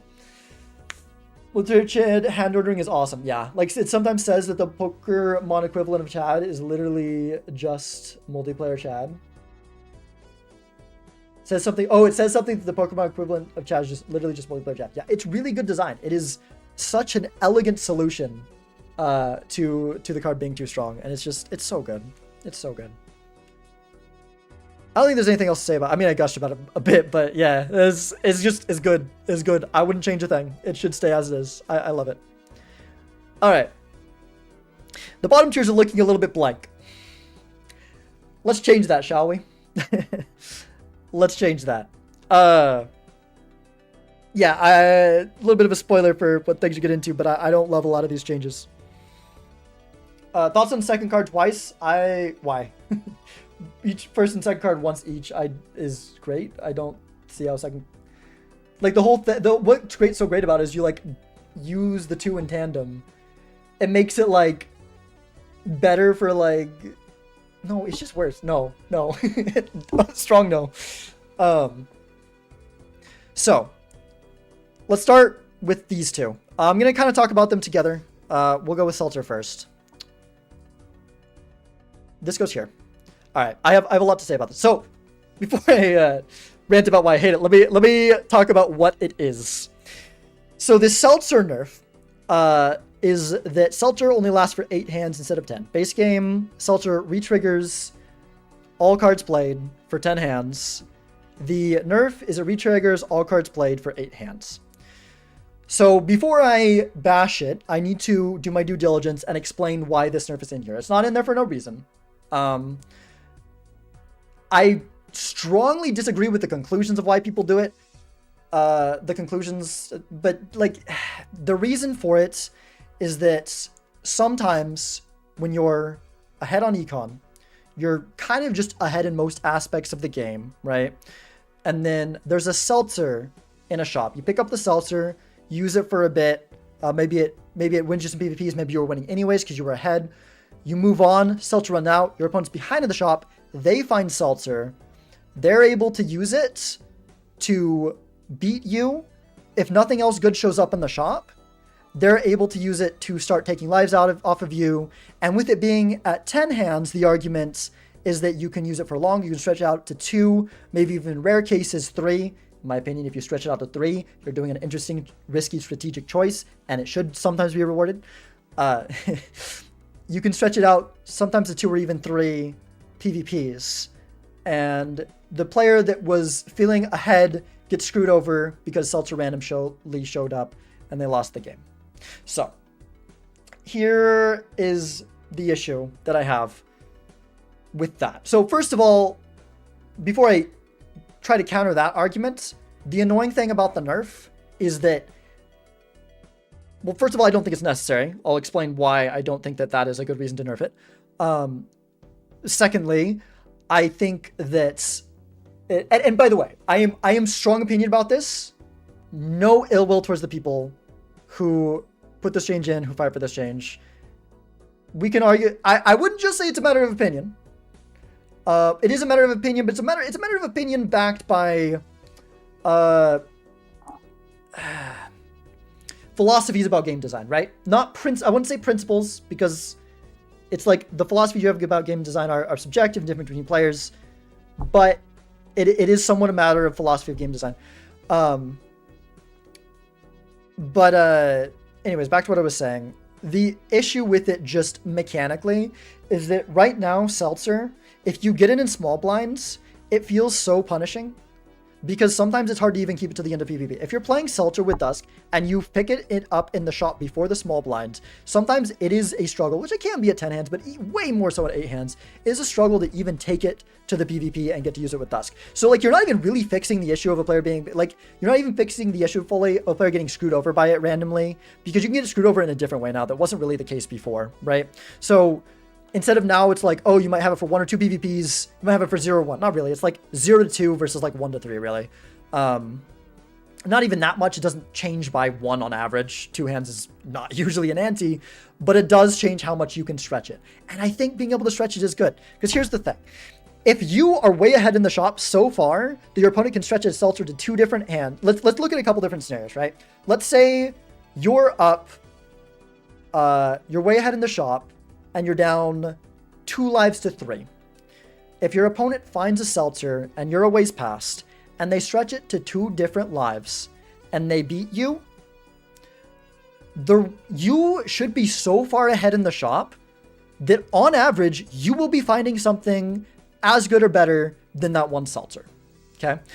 The chances are, if you're losing that game, you didn't lose to Seltzer, you lost to a bad shop queue. That can happen in so many different ways. You can be on a really good high card build and be like way ahead in the shop, but your opponent having to take some like mid retriggers that kind of like didn't really make sense for the seed. But then as the shop goes on, a bunch of retriggers show up, but you're just not built into it. You're so far built into high card, and you lose because of that. Random RNG can screw you over in that way. I don't think that like the Seltzer thing is like significantly more likely to happen than anything like that. There's a lot of other ways to get randomly screwed over by the shop, and if you lose to someone holding a Seltzer for a long time, again, you didn't lose to the Seltzer. This is you can thank Phantom for this like way of articulating it, because Phantom said that's a good way to put it. You're not losing to the Seltzer. You're losing to the shop queue being bad, that you found nothing else that makes up for Seltzer. If you're that far ahead, and if you're not that far ahead, if you're only ahead on 1 life, and you have like Seltzer for 1 PvP and then the next, your opponent has for the next one, the one after, and you lose that one after, if you were all the way down to 1 life, that's a risk you take. You should sometimes be punished by playing such the long game that you end up going down to 1 life. Like, you should be at risk being down at 1 life. And it is fine for some RNG like Seltzer to sometimes randomly take that from you. I think that's a good and fine thing. So yeah, that's my thing about Seltzer. The other thing too is just, this gets into like game philosophies. Nightmare and I are probably going to debate this a little bit when he gets on. But I don't think that random little buffs or nerfs that don't strongly change the game make sense. They confuse new players a little bit. And something like this, like I complain, it's annoying to deal with, but it really doesn't change the game that much. The small nerf does very little. There was more extreme nerfs before, and sort of to like, because, and I will say, I just want to put out that Owen wrote the document for this, and the people involved, like, they take into account everyone's opinions. Owen cited me in the document for an argument against it, which is why they didn't nerf it as heavily, which is why it still can be used to take lives. They're just like, okay, maybe now it'll take less lives. I don't think that it really changes much, and I think that it introduces new issues, and I think it's a nerf that's like, why is it nerfed? If you're gonna nerf it that much, why nerf it? I don't think it should be a nerf at all. In fact, like, I probably would rather this than a more heavy-handed nerf. But also at this point, why are you nerfing it? Like, I don't know. Anyways. What do people, do you guys all have any thoughts on this? I feel like a lot of times when I've been yapping about things, people had a lot of like things to say. People have been like silent for this one. I generally think that you should only buff nerf things if it's a very dire need, because it alienates casual new players and viewers. Yeah, Nightmare's a lot of thoughts, but we'll talk about that. Anyone else that's not Nightmare? I mean, you can say your thoughts if you want to, but you're just gonna talk about it when we get in VC. So, and that's Nightmare and I will probably get into the whole philosophy about that, because that's kind of my argument, but there's counter arguments, and I know some of those are fair. But definitely agree that they probably shouldn't bother with small buffs nerfs. Yeah, it's like what's the point? It's like, what's the point, right? It's not meaningfully changing the game. Sure, the cost isn't huge. Like, people are like, oh, it doesn't, new players can figure it out. Sure, they can. But it's a little bit of alienation for virtually no improvement to the mechanical changes of the game. Okay? Spoilers, this is not going to be down in this tier. Some changes need to be made. I'm getting ahead of myself. This one has issues, but it's less of the fact that they shouldn't mess with Ticket and more of the fact that I don't like what they did with it. I don't actually know if they should mess with Ticket. That's a whole nother thing, but we'll get into that one in a second. But if there's a change that meaningfully improves the game, fixes an issue. I do not think that the Seltzer and Bean thing is an issue. I don't think it needs to be changed. Next, let's go into Bean. Same thing with Seltzer. It is changed for the same reasons. Seltzer goes from 10 hands to 8 hands. Bean goes from 5 hands to 4 hands. Bean is less of an issue. Like, Bean needs it even less than Seltzer, but it annoys me less than Seltzer because of the whole, like, you get an anti-1, you can't carry it to the end of the PvP sometimes. So I don't really know between these two. I think it's more frivolous, but it's also less abrasive in the things it annoys me with. I think I have a more problem with Seltzer. Honestly, more so this is like, it's more so that this is the linchpin for this argument, right? This just kind of got hit in the crossfire. I dislike this a lot, but like, I think I have more of a problem with this just because like, this is where the argument all comes around.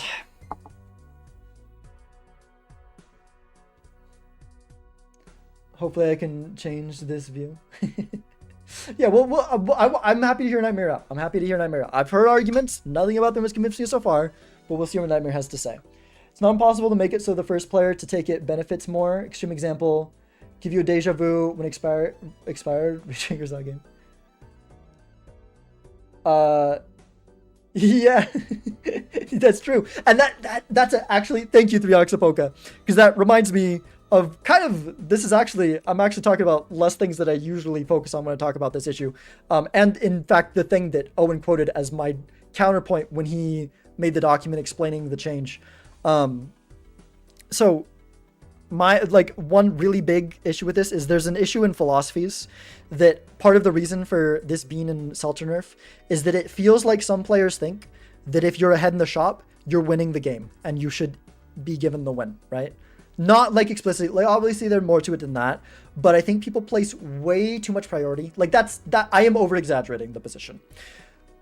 That is the extreme of it. But people place too much priority on how important being ahead in the shop should be for winning the game. It will often win you the game. And yes, Seltzer and Bean can give weird scenarios where that advantage becomes a disadvantage. But there's other RNG random in the game, right? And that leads into actually another really important point that I've been wanting to talk about. There's other RNG in the game, and if you reduce the amount that Bean and Seltzer can be used, not only are you not fixing an issue, Bean and Seltzer, especially Seltzer with the way that you play around it, which is part of why it's down here. Like, Bean is kind of plays mostly the same, but it's just a little bit weaker. But Seltzer, because you're not as obfuscated from me, but you are. Seltzer is so interesting to play around because it's such an interesting decision to know when to skip for it, to know when to use your hands for value or to play to get out early to conserve it, whether to try to go for big hands early in the PvP if you've got like both players have lives left to try to conserve it, or if you have lives left and your opponent's at 1 even, like it's like, okay, wait, no, other way around. I don't know, whatever. Seltzer adds a lot of interesting gameplay patterns, and it like there's nothing like it and how you have to think and play about it. Like it's like similar to Idle in a way, but like the way it makes you think about skipping is so different and interesting. And by nerfing it, you're reducing the amount of times you're dealing with that really different decision space for a tiny bit of competitive integrity. Like I don't even think it's like, yeah, for a tiny bit of less feels bad RNG losses that are punishing a player who feels like they should be ahead. Like I just, yeah. Anyways, thank you, 3oxbog. You reminded me of like multiple things that were very important to these points by the one thing you said. I was head in shop and had to sell rebate and gambling for Onk. I'm Wraithful and say I lost a double rebate BS. Yeah, there's... Wait, you had to sell rebate and gambling for Onk. Oh, I see. Onk is another thing that people have discussed nerfing, and that I have like similar opinions on that. But there's a lot of things that can randomly screw you over in this game. Yeah. But I've noticed that I actually play the majority of my games ending behind an econ. Honestly, like kind of same. And there's like some reason to do that, right? Because there's like other advantages you're getting that you can get ahead on other ways, and it shouldn't just go to the player who's ahead on econ. I know it's not just that. That's kind of being reductionary of their argument, but I don't know. It's, yeah. Come from Risk of Rain 2 competitive modding. Is that what that means? That's a thing? That's cool. if I'm reading that correctly. And people there are so much more averse to vanilla gameplay changes. Even so, when they stream events, they spend a lot of time just explaining mod changes. I see. Yeah, because like I think people think like, oh, that every game through which they're balancing. The fact that this is a modded game is relevant to the discussion. It's not just any other game. People come here with preconceived things about the base game, and you're like, it's not a live service game. It's a mod that changes for a static game, which we'll probably get an update at some point, hopefully. At least against player of similar skill, yeah. This is Brainstorm, yeah. Oh, okay. Oh, Brainstorm. BS, okay. Wraith and Onker, so 50-50 coin, you can't spend down it and you can't keep your money. Yeah, that kind of just happens. I think even if Onk was removed from Starcraft Pack, Wraith would still kind of be a 50-50 sometimes, depending on situations. It would like help a little, but that's another thing where you like reduce interesting decision and like nuance and thought and gameplay for like a little bit of competitive integrity, you know? A little bit of, not even, like less RNG, I guess. Being players when they learn about the recycler queue. I don't know what that, I'm assuming that risk of into racing. Oh, okay, that's cool. This mod this is a mod, so it has to say relatively the same as vanilla argument. Okay, but it's not just for like spirit of the game, although I think that like kind of has some merit. It's like accessibility, and like the base game is good, so only change things if it makes the game better. If you're not making the game better and you're just changing things to change things, why are you doing it? If the game feels stale, what you don't need is balance changes. What you need is some seasonal jokers, some seasonal mods added in, some seasonal content, rotating stuff. You don't need balance changes for the sake of balance changes. That's not the way to freshen things up. If it would improve the base flow of multiplayer, sure. A lot of these things that have been done or proposed, I do not think improves the base multiplayer experience, or at least it improves it by so freaking little that it's just not worth the cost of the like base experience. And like, I don't know. Let me talk about that now, right? Yeah, we're getting into it too early. You're spurring me on to, yeah. You're spurring me on to, you're delaying us getting to discuss it in VC. So, yeah. Anyways, we just got a couple more to go through. Let's get into these last two here. So, Golden Ticket is another nerf. Golden Tickets is changed in actually 3 ways. It's got a lot of little changes. So, for one, it is $3 instead of $4. It is changed to uncommon instead of common. And it can show up in the shop regardless of whether you have a gold cards. Because just like Lucky Cat and I believe it's Stone Joker, Marble Joker, yeah, not Marble Joker, it's Stone Joker. A lot of the other ones that are base enhancements, Steel Joker, Glass Joker, all these, it can only show up in the base game if you have gold in your deck. In multiplayer, it can show up regardless of whether you have gold cards in your deck. This was because early on people would have to prioritize gold cards, and it's kind of like a random coin flip. And if someone finds Golden Ticket early because they went for it, it's just such a strong Joker that you like get gold cards in your deck so it shows up. I think it's an interesting decision to have to go for gold cards early. Like, I kind of get that nerf. I don't know. Golden Ticket, unlike the Seltzer and Bean, Golden Ticket does actually address a problem. So for that, it doesn't go in the bottom tier. However, I do not think it's a good change. I think it's like it's getting at something. I don't know.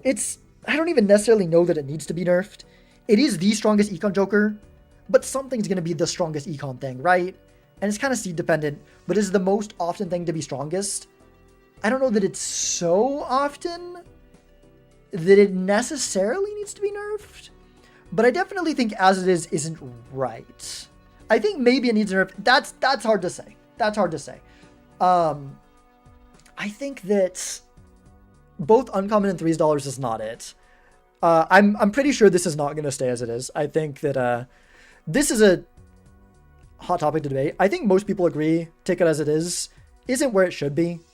Either needs to be back to common or back up to $4 or something. I don't know. There's one experimental change that made gold $4 just held in hand, but puts this back $4. I don't like that. I don't think that I think gold is already strong. Like, I don't know. People think that Lucky's is always the best, and I think that's a gambler mindset. Like, gold is like, it's harder to use than Lucky's and Lucky's get better with 3 triggers, but gold is like more reliable money in your deck than Lucky's early on. it's more on average than just playing both your lucky card. Like 2 lucky cards and 1 gold card. Plus, like when you copy it, it's more per copy with no retriggers. It's harder to play around because you got to hold in the hand. But then you also don't have the plus one. Like I think gold. This is a side tangent about something that's not a current change and it's proposed and probably won't happen anyways. But I think gold's fine as it is. I don't know. I think that the ticket needs some reworks. I think we'll see more of this changing in the future. Jury's still out on this one. But I think most people agree it's not quite where it's to play around. It kind of just makes gold less good than luckies in most situations. And it being, I don't know, like the combination of it, like it's uncommon, you can't count on it coming back, but then it's not so high in money that like you really want to like fight and play into it. It's, yeah, it's weird. You have like 15 minutes to go though before these ads start. Yeah. Oh, that was a little while ago. You snoozed it for me. Thank you. I assume that's you snoozing it then. Yeah. Well, we got one thing left. That's mostly my thoughts on gold. I just want to talk with you guys about it, and then we got one thing and we're done with the tier list. But thank you for the heads up. Locations of the items, same for everyone. 2 players cycling 2 different greens, we get the same green. Oh, we're talking about the. Oh, we're talking about the changes. So it sounds like something kind of like the order for the Risk of Rain 2 thing. That's cool. Skipping duplicates. Got a gold C from a Dockfish, Steel Joker, didn't Doctor by shot. Nice. It's weird to have the gold enhancement requirement removed, makes it alien from all the other enhancement. Yeah, that one seems unnecessary. That's another, that part of it's kind of a similar thing to Seltzer and Bean. Not as egregious in sort of how it affects the game, but something like you're making a change that feels like wrong and weird and counterintuitive to fix an issue that affects like such a small subset of games. And like, it's kind of interesting to have to make gold cards to make one of the best Jokers show up. I think that like I can see the reason for doing it, but I'm more in for not having that be a thing than having it be a thing. But like, I kind of get it. I don't know. All the other enhancement Jokers are kind of just not that relevant in most games. Yeah, it's made because gold Joker is like so high priority that like you don't want one player to get it and the other player not because of some random thing. But I think making gold cards is a choice, and you got to learn to play the odd. Balatro, you can't win. You can't just like win all the time by being good. I don't think we necessarily need to increase the rate that the higher skill player beats the lower skill player. It's fine if the best player can beat a very mediocre player. Only like a mediocre, like the best player in the game beating a mediocre player that's like, they understand multiplayer, they got a good handle on the meta, they play decently well, maybe 400, 500 MR. If that best player beats them only like 65% of the time, that's fine. That's Balatro. There's randomness in it. That's a part of the game. Like, it's fine. And like, maybe a good thing. I don't know. It is interesting outpacing your nemesis by deviling first. I mean, it's interesting to think about whether you need to do it. I don't know. Is that sarcastic? I can't actually tell. Oh, it sounds like you do. Okay, no, it's not sarcastic. It sounds correct. MLB has gotten to him. What do you mean MLB has gotten to me? I feel like I've had all these opinions before and after MLB. Like, my general philosophy hasn't really changed. And I still enjoy standard ranked format a lot, despite not agreeing with the philosophy. And I do think that the game shouldn't stay stale forever, right? I don't think that, I'm not like, oh, just leave it as Balatro, don't change it. I think that to spice up the format, I think that balance-wise, the game is pretty good. I don't think we need more balance changes. I think the balance changes for the sake of spicing things up, not what we need.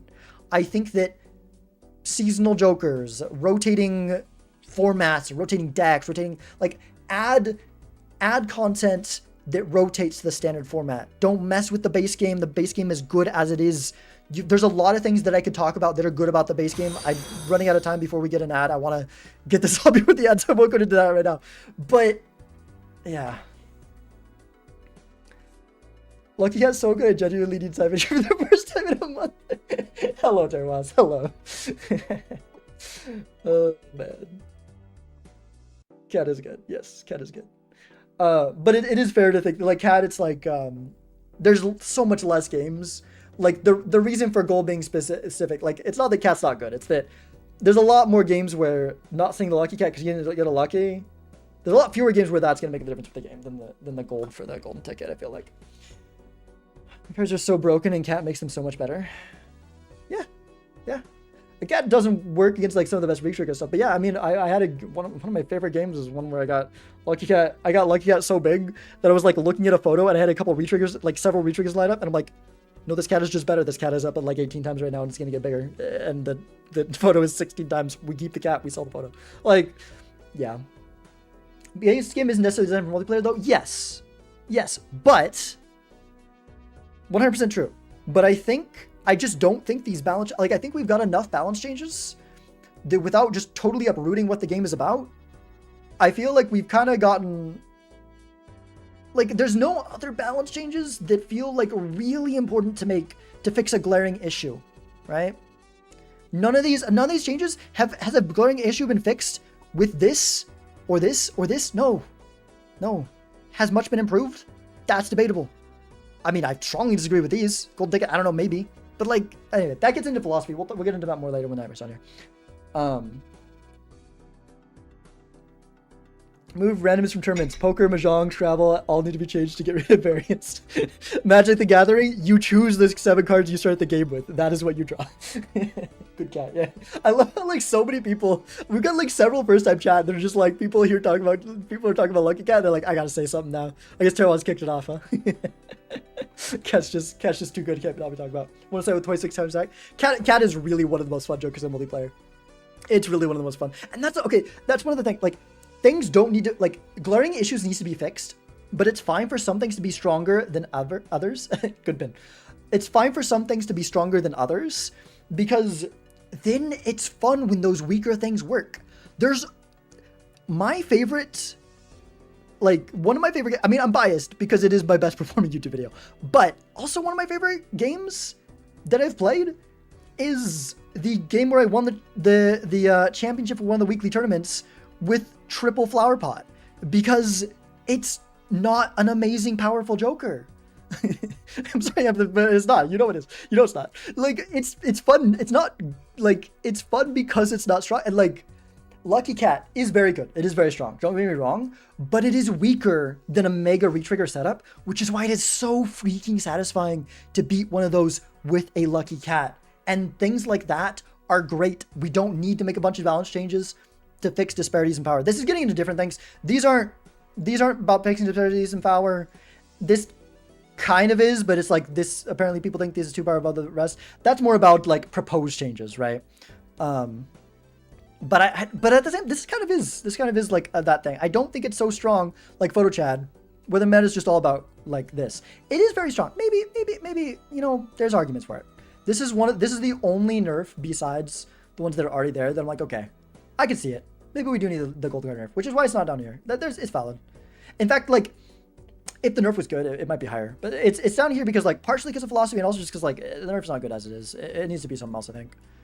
But anyways, before we... Okay, I have 7 minutes now before the ad. We are out of snoozes for that ad. I should get into the next thing. Sad about mold cards. They generally still use outside single player. Yeah. Which is why things like... Why I'm saying, like...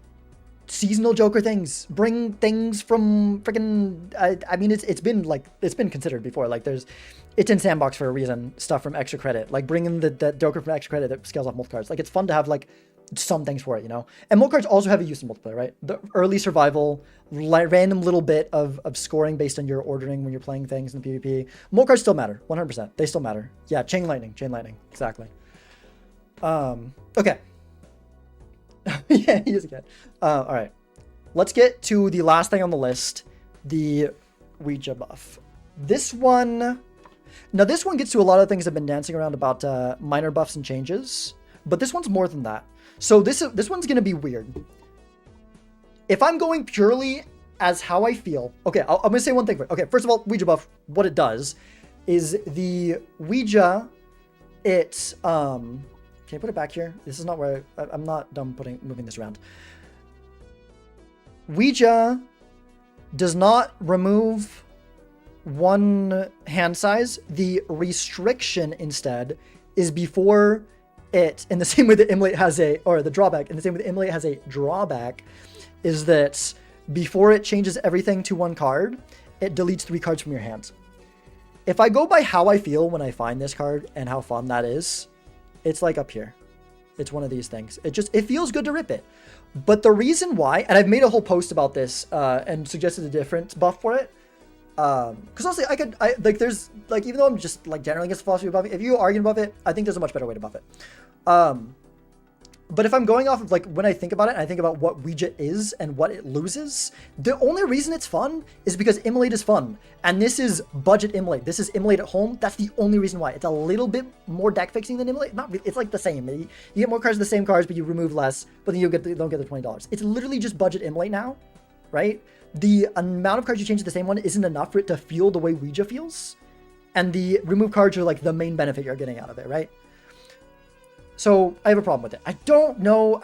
Is it enough of a problem that it goes down here because it's a philosophy thing and I don't like the way it's buffed? Probably not. Do I like it worse than Golden Ticket? Yes, because I think this is getting at something good. This is just misguided. I think that my proposed change was to make it -1 hand size for like 1 ante or for 2 antes.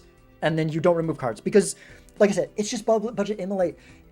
The interesting thing about Ouija in base game Balatro and in the super fringe scenarios where you want to use it in multiplayer, which is why I could kind of see buffing it because it's fun to, it's a fun card.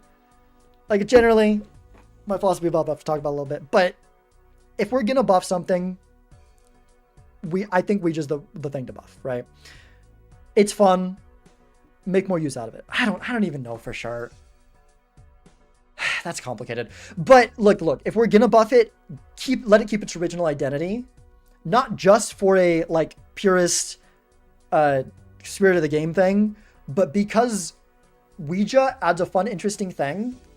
Buffed Ouija is literally just Immolate at home. That's when I feel like when I play it, it's just Immolate at home. It feels good because Immolate feels good. That's why. It doesn't feel good because it's a good, interesting addition to the game that's different. If you do a different nerf that lets it keep a drawback, because what's so great about the nerf too, I talked about this when I made the post. You can go see it in the suggestions tab in the multiplayer Discord if you're there and you want more details on my thoughts. It'd probably be around the same thing I'm thought here, but you know, you can see it all written out more cleanly than my scatterbrained ramblings here. But Immolate, I mean, Ouija specifically is interesting because you give up like one kind of being able to make good hands for another kind. You're able to get more of the same card and to make your 4 of a kind and 5 of a kind and stuff more easily, but you sacrifice a lot of being able to make fans just in general, right? And that's basically what Ouija does, and it's a fun, interesting trade-off. One kind of deck fixing for another. And I think that some of the Spectrals have that, and those are cool. Like, the Ectoplasm is like that, Ankh is like that, and Wraith is like that. And sometimes Wraith can be in a bonus, but that's very rare. And that's fun to be able to do. But I think that Ouija, like just making it like Immolate, like Immolate's fun, but the restriction on Immolate's not really a restriction, unless you got like really good cards in your hand, which Ouija kind of does, but then at that point you just don't take it, because removing 3 cards and not getting $20, it's just not worth it. So it's like, yeah, that's my thoughts on Ouija. That's my thoughts on Ouija. Okay, we have 2 minutes and 26 seconds before the ad. Do I want to wrap this up in case for the YouTube video, or do I want to start reading chat and then like which do I do first? I mean, you guys don't need to hear it wrapped up, right? Because Nightmare and I are going to be still talking after. That probably won't get in the YouTube video. Maybe it will. Maybe it'll be a separate video. I don't know. Maybe I won't even make a YouTube video. I'm not committed to making a YouTube video. It might just be a stream because I'm lazy and I don't like making editing videos. But I made this more to make this. The YouTube video was like more after that, like, oh, that's a good YouTube video content. I guess I should make that a video. Yeah, let's reach out. We do something to make it like it costing $20 to make it immolatent. That's not a bad idea. That's not a bad idea either. Yeah. The one thing that you do still not get one thing, which is like trading one deck fixing for another deck fixing, but that, I mean, that's a good proposal. But it also feels a little bit like Wraith at that point. But it's different. I like that idea. I like that idea. Yeah. I wish new Ouija worked like old Ouija without the -1 hand size, but randomize each card individually. not make all the cards the same rank. That's like fair, but it's less spicy. It's just kind of whatever. It's more different and distinct than Immolate. I think that's better, but it's just not as exciting. Flowerpot is awesome. I've been questioned for stop picking it as a turtle. Add to a gold stake from shop with no thoughts. I have 0 regrets. That's not necessarily a bad idea. Like Times Mole, depending on the deck a little bit, but Times Mole just in general just can be really important in gold stake. Partially because of flowers, partially because other people ignore it a lot, and so it's early mode that other people miss a lot. Yeah. But if Ouija picked a random card in your hand and turned every other card into it, I mean, yeah, it's like fine. Yeah. Right, for the Ouija. Idempotent plus Immolate, huh? We come up with names for the thing. Okay, well, that's okay. That's the ad starting. So I feel like I was yapping even more because I was trying to get all of that out before the ad started. So I'm just gonna like maybe take it easy for 3 minutes. I mean, I don't need more water. I don't need to use the bathroom, but like I kind of just want to get up and walk around just cause. Or I could just wrap it up here. I mean, I don't necessarily closing thoughts. I feel like is important for a YouTube video, but like you saw everything in the stream. Like, do you really need closing thoughts? It's just like a video needs a nice bow, but the stream's still going anyway. So I can kind of just say this while mid ads, right? But I'm gonna like breathe for like 30 seconds, drink water anyways. Imagine having to watch ads. True. I like maybe shouldn't have Twitch Turbo right now because money is a little bit tight, but I got it for Major League Balatro because I kind of needed it for casting. And I've pushed the idea of canceling it out of my mind because it is so nice. It is so nice. Oh my gosh. Doesn't have closing thoughts, it's just an ending stream. Kind of feels like this sometimes. Walk around, get prepared for my segment. Oh gosh, you gonna lay into me? Wait.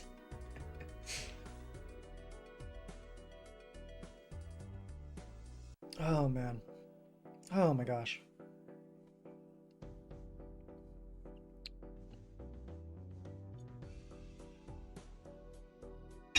But yeah, let's wrap it up. So those are my thoughts on all the changes to ranked multiplayer, changes from the way that, oh look, because I got the last thing out of here, we have one of those showing up at the top and bottom. Changes to vanilla that aren't just baked into the multiplayer mod, right? Like everything else, except maybe timer, I guess, but that feels like it's like kind of fundamental to it. The way it is whatever. I'm getting sidetracked again. Everything here are the things that have been added to the multiplayer mod that aren't strictly an integral part of the mod. Notably, none of these besides the comeback money are in Major League Balatro because it's not integral to the experience of playing Balatro with another person.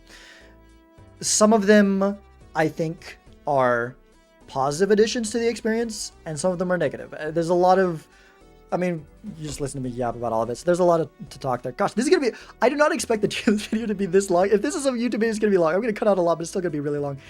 Anyways, for you in the stream, thank you guys for being here. I mean, we're not done yet because we're gonna yap in that nightmare, but thank you guys for being here. If you're watching the video, thank you for watching. I hope you enjoyed. Let me know in the comments what you think about these. If you have any differing opinions, philosophies to throw in there, things that you like or don't like about the additions, let me know. Always curious. You know, I probably cut out a lot of it. I don't know. Sometimes I might keep it in. We'll see how I philosophize with editing. But I have been talking plenty to chat about their opinions on this because I like hearing other people's opinions. I feel like when people say to comment, I mean, it helps the algorithm, sure, but is that I feel like I'm like being like, it helps the algorithm, but I don't care about the algorithm. Just do it for the, I don't know. But like I do legitimately, like I just want to hear other people's thoughts because it's fun to discuss these things, like legitimately. So if you have thoughts, please comment. Anyways, that's all. Goodbye. But not goodbye, because I'm still streaming. But that's like the end of the YouTube video, probably. I don't know. Some of us have a thing that stops our brains from liking endings, okay? So finish Fallout 4. Yeah, my brain doesn't like endings either. Well, okay, endings in general, but like sometimes media can have a good ending, and it's good to have. You should just plot at the end of that game. You were here. 3x Spoke was here. You're in the YouTube video. If this is a video. Like, even though I made like a full YouTube outro just there, there's no 100% guarantee that I'm actually gonna make this video. I really should though. I should make more YouTube videos, and this feels like good content for a YouTube video. I should probably make this a video. But high future me maybe. Yeah, we're probably, well, I guess if I'm talking to you, even if I am, we got to get in this VC quick, else that's just gonna be gone from the chat, because like this interim part while we're transitioning is not, there's no way this is in the video, unless I do it for like the joke of the fact that I said there's no way this in the video and that's in the video, but probably not. It's not a good enough bit to like add like an extra 30 seconds. That's all I'm just gonna want to watch. Secondly, if the PvP modding community weren't so change happy, there might be even be different rule sets. I don't know if people think that split queues, rule sets, etc. is a good thing, but it's definitely confusing for a lot of people. I do think there needs to be at least 2 rule sets, because I think that there was a vanilla queue before. It didn't get played much, but people still did play it. And then there was the change with like Chad and like, okay, I don't quite agree with that, because I think that these 2 things, these were the first, well, this and this, but like I said, this can use some work, but I still think this is necessary too, just maybe in some other form. These 3 things, I think, are just really good and really enhance the multiplayer experience, especially if you play it a lot, right? If you want to play the game a bunch, these add a lot of variety into how the game can be played, and I think they're really important. And I think that also if you play it a lot, in the future, I would love to see rotating things. And so I think that you need a format for that, and you need a format that is static and as close to vanilla as possible. What I do think is I would prefer it if we didn't make frivolous changes to standard, and that legacy, like standard should be like, the splitting of rule sets is good in a way, but the splitting into legacy and to standard made me lose the middle ground that I appreciated and kind of miss, where we don't have these balance change ads that I don't really like in there. But then the alternatives, you go to legacy where you've got glass back in it, and Chad is vanilla Chad, and I don't really like that either. I think that we just want a vanilla queue, and then I miss the middle ground. Obviously it's a matter of opinion, but that's the ideal world for me, is we have a vanilla queue, like back to how it was. I don't know, I'm just like, oh, back in mind, but like back to how it was, and continue changing standard, but just don't go crazy with unnecessary balance changes. To me, that feels like, you know, and there's people that have argued replace legacy with the Major League rule set, which is just, I'm pretty sure, what vanilla was, except for it doesn't have the order. So that's just basically it's vanilla queue minus the order. And either way, I don't really care if you have the order in vanilla or not. Like, I think either format can be good in different ways. It's just again, matter of opinion. But I think that I feel like there should be, Small World too. I'm sorry. Small World is great. Yeah. And people don't join the queue very often, but Small World is so good. It's hard to argue for removing Small World. But you get less queues, but it'd be easier to find games. If Small World, I think, yeah, 3 queues, Small World, like a side queue that people do every once in a while. Small World's probably one of the best things in most of them. Yeah. You either need Small World, or you need like a good place for like casual games, like a really good casual queue, and you need like a really good resource for people to know it's there. And then people will probably start using that. If there was like a casual queue that was very well defined, because I think that you can't like do it like, because like people might want to queue for Speed Launcher as well, right? But you can't have too many different queues.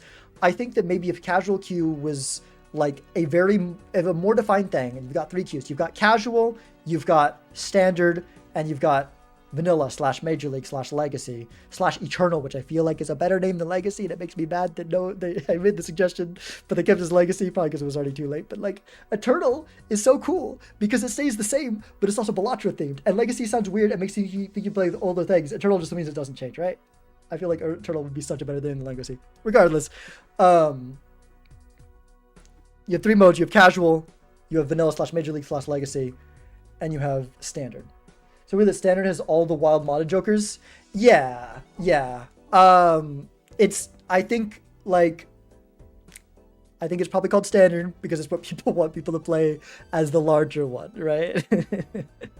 But maybe that's a biased opinion, but I mean, it is still my favorite way to play, but I feel like it's a little bit biased to call it standard. But I don't know. There's not like a great way to, I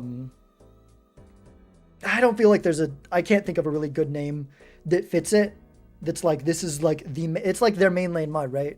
Which is, you've got vanilla. I feel like vanilla, eternal, major league, style. Like, there's plenty of good names for the other one.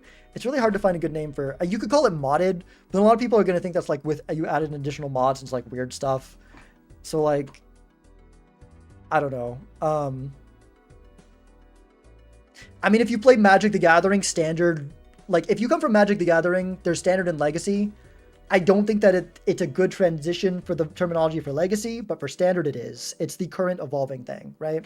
So, I don't know. Okay.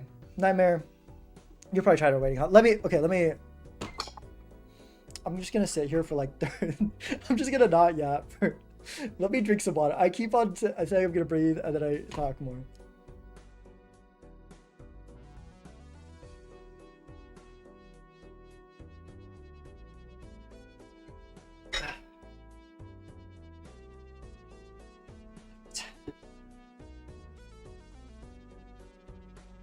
Where are you at? Let me,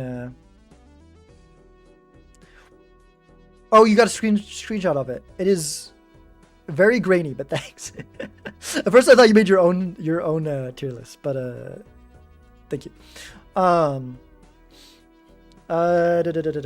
me, yeah, I'll just call you. You just deleted it. Oh, you got a better one.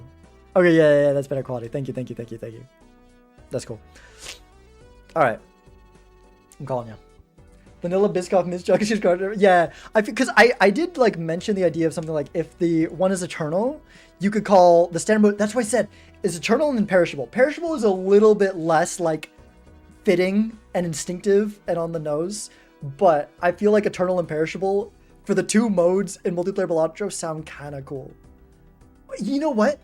Casual could be stickerless. That's adding needless confusion. That's not necessary. I made a joke about rental being the beta win mode, but you know. Anyways, hi Nightmare. Sorry, wait. You probably can't hear me and I can't hear you. Let me fix that.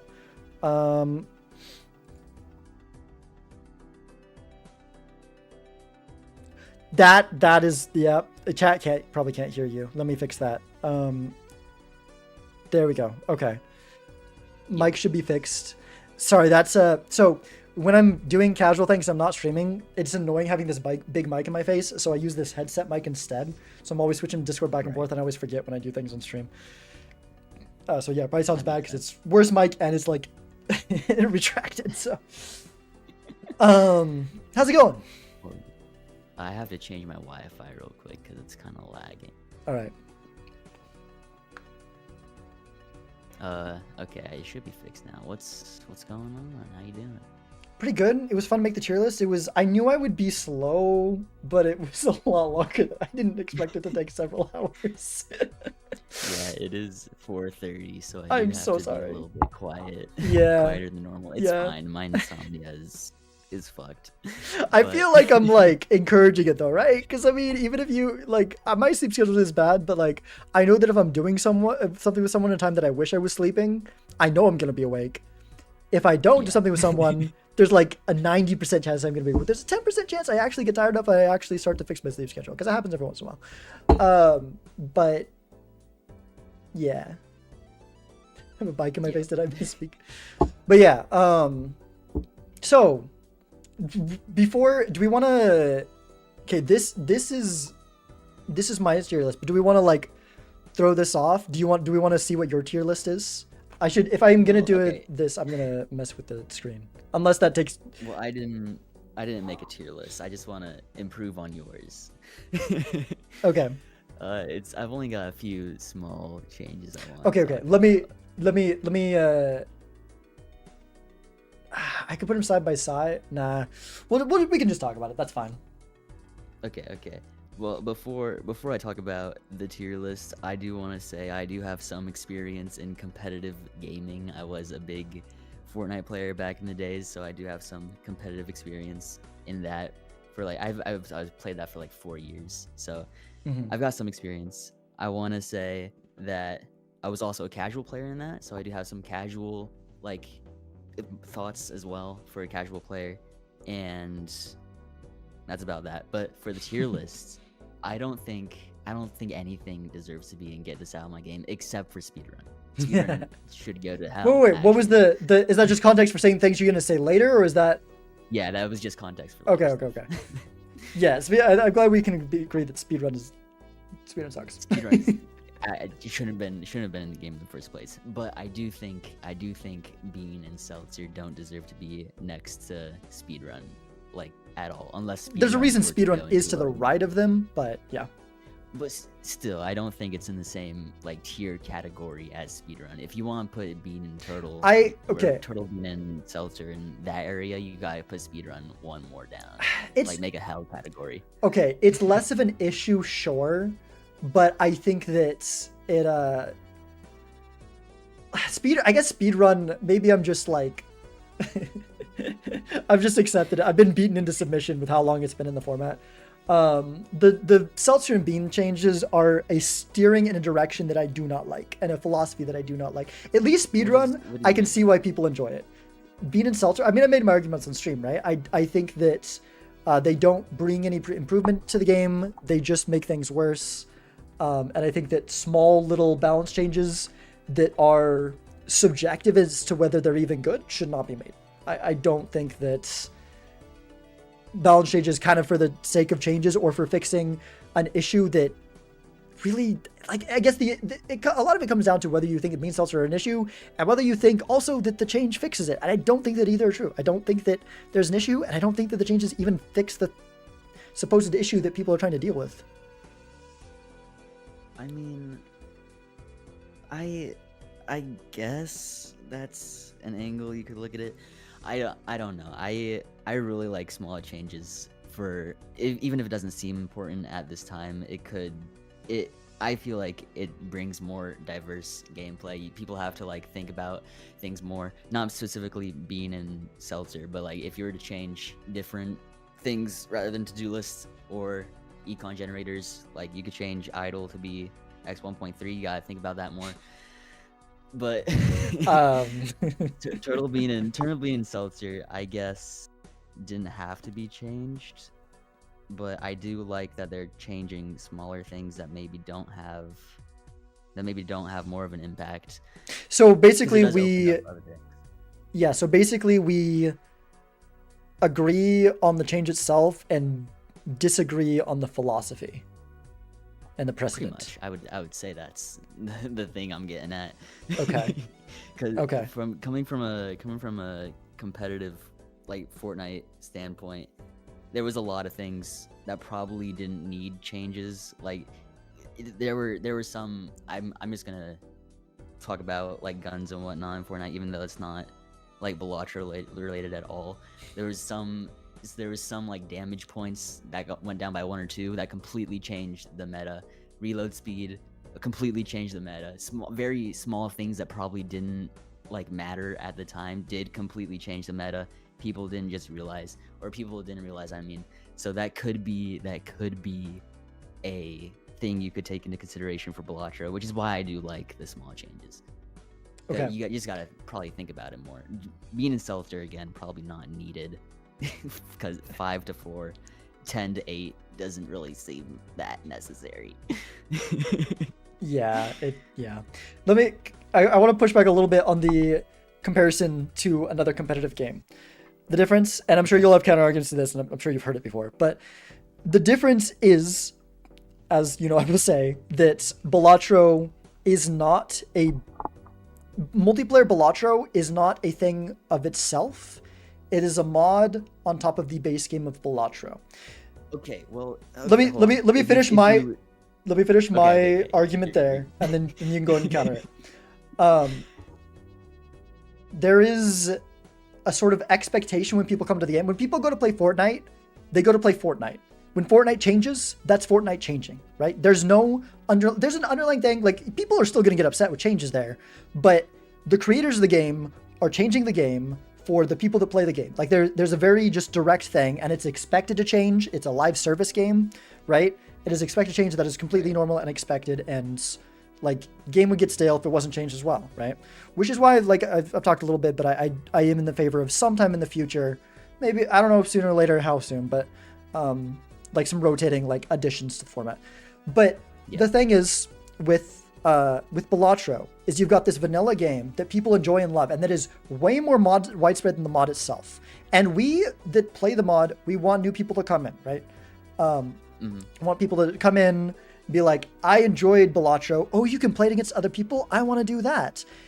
And then the more changes you make to the base game, not everyone, some people might come in and see it and be like, that's cool. But I think that more people will see that and be like thrown off, right? It'll be a deterrent.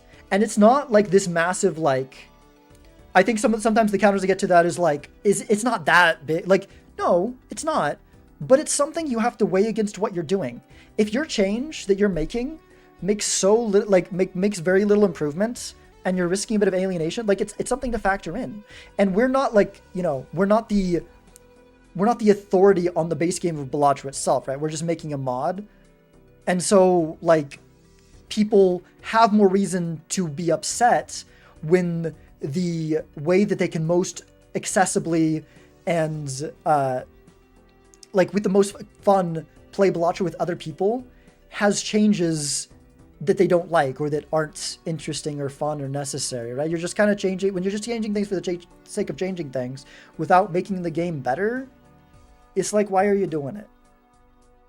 Anyways, your thoughts. Okay, you're talking about the mod in general. I feel like we should be talking about ranked specifically, and if we're talking about ranked specifically, we shouldn't be talking about the mod as a whole. Right? Like, but that casuals. Is okay. Sure, that's fair. Yeah. At the very least,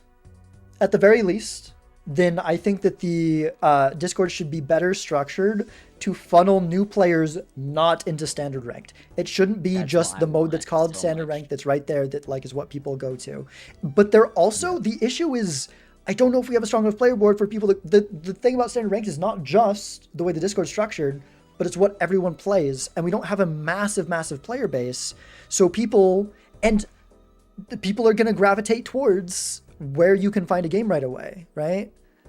Well, we don't really know. We know that there's a ton of people playing standard ranked. They could be playing like with friends off of the Discord server now. Oh yeah, and I'm sure people do, right? But it's also like a lot of players do. It's also in the mod. The top thing is like standard rank. Like people probably are going to gravitate towards that anyways. I don't like that standard ranked is all the way at the top in the actual mod itself. I feel like normal, like casuals should be prioritized, and then you go into ranked and all the other shit, Yeah. That is what I'm thinking. But if we're talking about like ranked, you gotta have the small changes. Specifically, if we're talking about ranked, you gotta have small changes. In my opinion, as a ranked, like, competitive player for a different game. Okay, but so there needs to be small changes sometimes to fix balance issues, right? So a lot of other games, as the meta develops, it's so okay. Like, it's hard to compare it to other games because every game is different. Yes. Okay, every game is different. The Balatro multiplayer, it is very stale right now. Fucking, it's only idle, it's only high card. There's nothing fucking else unless you're doing high stakes. And most players want to do white stakes or low stakes, so it always gravitates towards re-triggers. I need a different meta, please. Okay. I need something different. Here's the thing. All these little changes will not change the meta. Idle will be the best unless you add another joke, which, like I said, adding things into the game. These balance changes, I don't feel like they accomplish anything. Balance changes are to fix issues. Why make balance changes to shake up the okay, there's also so much harm that can be done, right? Some people want to buff like anything and everything. The issue with that is you have less strong seats, right? You lose so much that we don't have like a, because it's just a mod, there's not some, like, the game is good and it's fun, and sure, maybe it's a little bit stale in some people's opinion. I still have tons of fun with it, but like I do have fun in certain aspects, I will say, with just re-triggers in general, and high card fucking, it's getting stale. It's becoming a problem, but keep going. if that's the case, like maybe like if the thing is like maybe you're just tired of the game, you know? No, I'm not. I love fucking gold stake streaks. You can't do that in BMP. I wanna be able to do BMP for like a long period of time, but I have to take 1 month breaks every now and then, which is why I haven't played a lot of ranked recently. I've been waiting for next season. Hopefully they're changing a lot of stuff next season. Okay, but That's why I haven't streamed a lot of ranked, is because it's just getting so stale. I can't.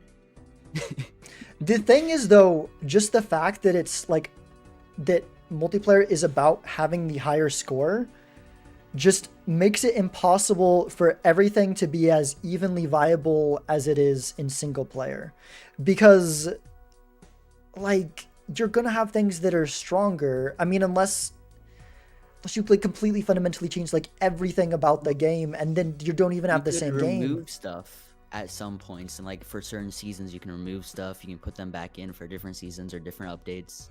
You know, that's what my competitive, or from my competitive stance, that's what I could see happening in the future.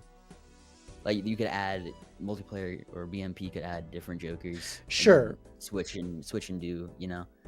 That's fair. Actually, that also seems like a pretty palatable for people to be like, oh, okay, Idol's banned this season. I wonder why. Like if they're new, like I wonder why that's banned this season. But okay, or they might know and be like, oh, that's interesting, right?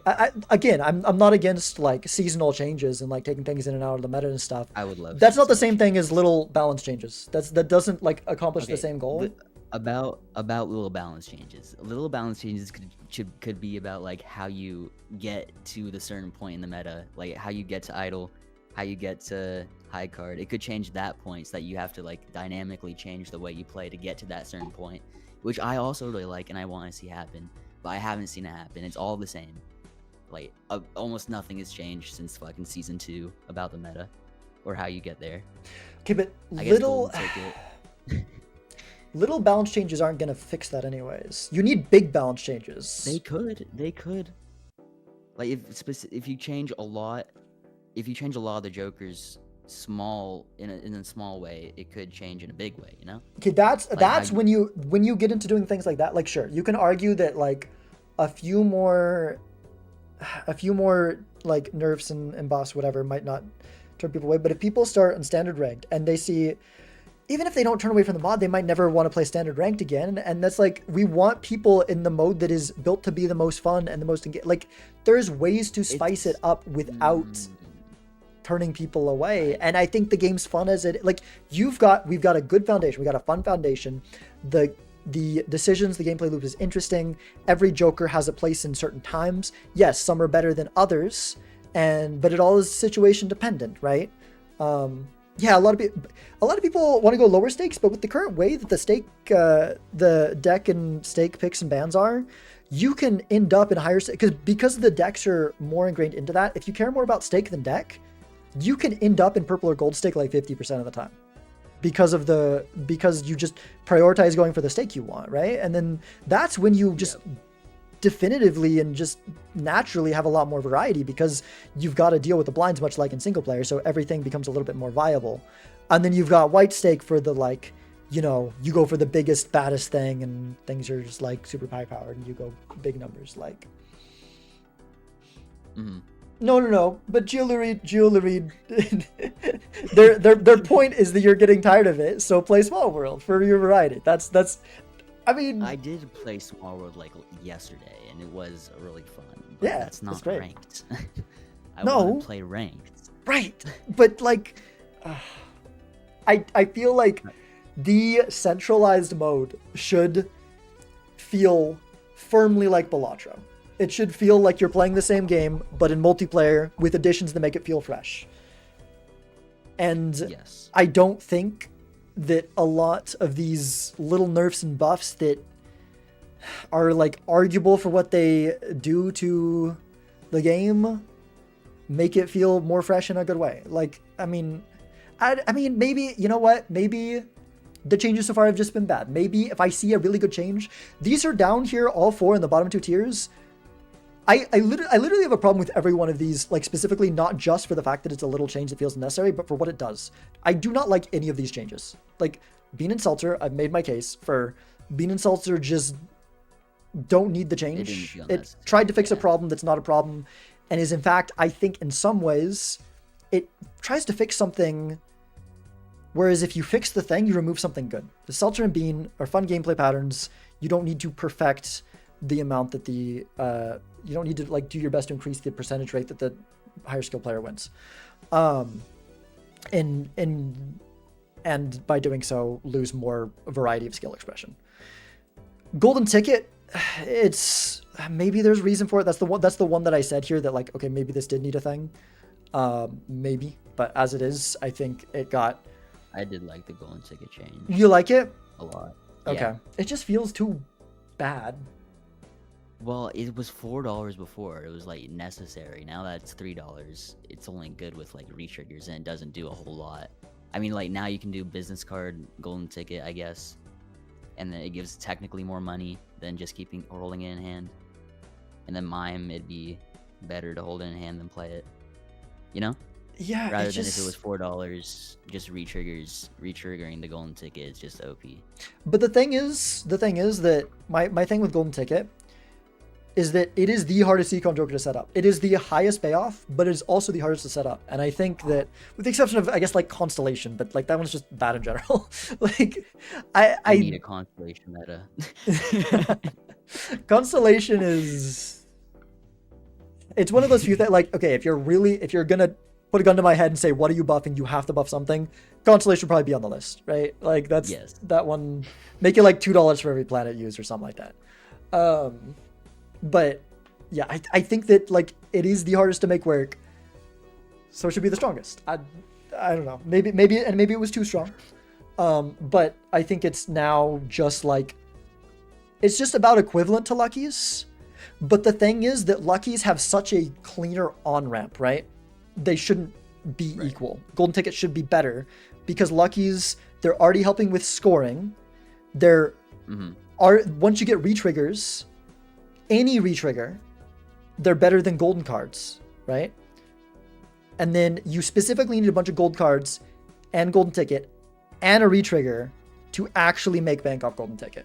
If you got Golden Ticket by itself and some gold cards, it's mediocre, probably not worth a Joker slot, right? If you got like 2 or 3 gold cards in the deck and no gold cards, it's just not worth it. You need infrastructure to make it work. And so it becomes the big thing you play towards if you want to really go for the high econ big hit strategy, or you just take what you get and you work with the Luckies, which are also giving you scoring, especially if Lucky Cat comes up, you know. Golden Ticket has nothing like that. Lucky Cat. And there's I mean, dice, like you can have dice, like there's lucky cards, and you don't need a Joker slot for lucky cards, right? You can have, especially if you're like doing Bloodstone with Luckies, like you're just naturally getting the money anyways. Right. Like before Golden Ticket was nerfed, gold cards, maybe people were going golden cards like more priority than Luckies, but I feel like Luckies is still at a very, very prominent place in the meta. In fact, I would say that they probably, I don't know, they're close to equivalent in terms of like what you want to go for. Maybe Golden Ticket's too strong. But even then, I think it's like weaker now. I think gold cards are just like in general worse than Luckies for the most part. And it should be, if it is going to get a nerf, like I said, this is only down and annoying because like I can kind of see it. If the nerf actually was less harsh, maybe it would be up to the It's Fine tier for me. I don't know. Yeah, I can see that. I don't have anything to say about that. That is reasonable. Do you have any other thoughts on any of the other Jokers in the tier list or modifications, other things in general? This guy. Let's see. Oh, orange deck? Oh hell no! Put that shit in annoying. I did not care for the orange deck. Yeah, fair. That one, like I said, that's a preference. I don't feel the need to argue deck. about that one. Okay, violet deck is a weird thing. I wouldn't. Exquisite's maybe a bit high. Maybe it's a bit high. I just feel like in terms of adding things to the game, the decks are up there high. Like these are not. If I was making deck tier list, violet and orange would probably be like they both be down one tier, right? But they're kind of just both go up a tier because decks added to standard that fit well in with the standard decks. I just feel like is a good addition to the game, and that's kind of why they're up like that. Right. That makes sense. Holy shit, I'm tired now. You can go if you need to go. If you need to go. I mean, I don't need to go. Hold on. Let me look at this. Skip off? I feel like skip off is more fun than it's fine. I feel like it's more fun than conjoined. I'm not gonna lie. Because again, conjoined, you have to have like a decent computer, I guess, if you have a back. There's that issue, but like I feel like skip off makes some like weird things with like I don't know. Skip off has some, at least theoretically, issues with stalling. I feel like I think it's made me more tempted to stall than anything else that remains in the game, really. And so I feel like that's kind of an issue with it. So I feel like they both have an issue. And personally, I actually kind of like Conjoined's playstyle.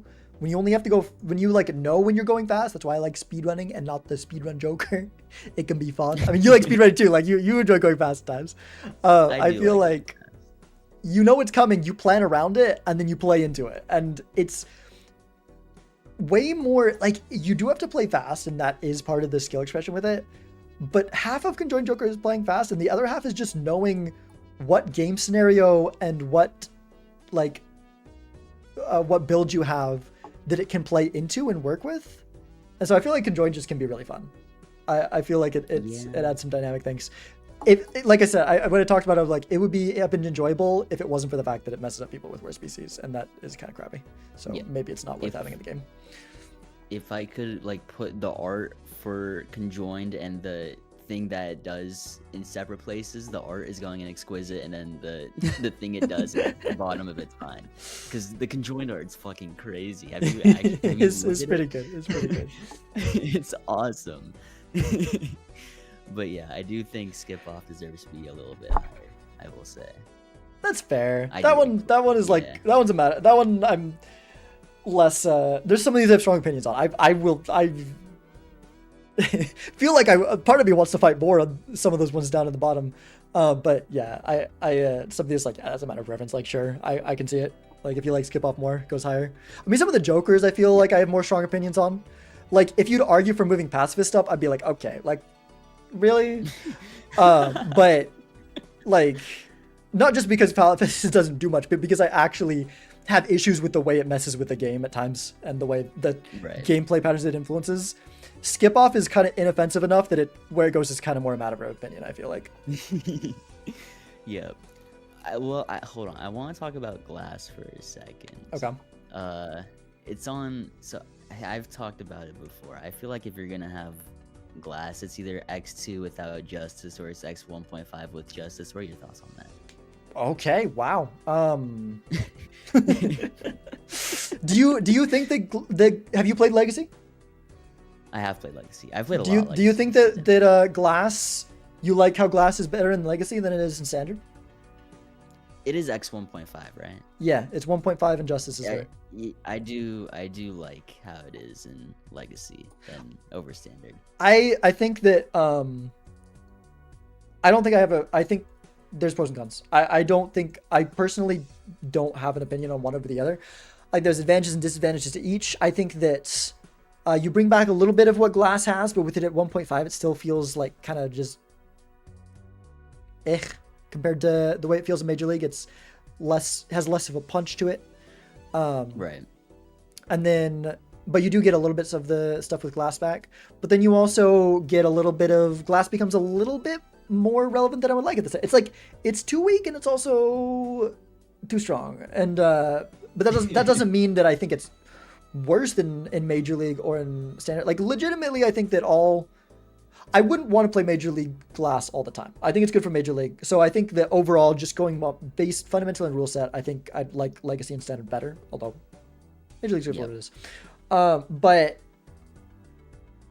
I don't know I think Standard, there's pros and cons to each. And I think that maybe more needs to be tested to find a sweet spot. I would love to see 2 times with no Justice. I would love to see that tested. I would love to see 2 times with 50% chance to break. I would love to see 2 times with guarantee to break.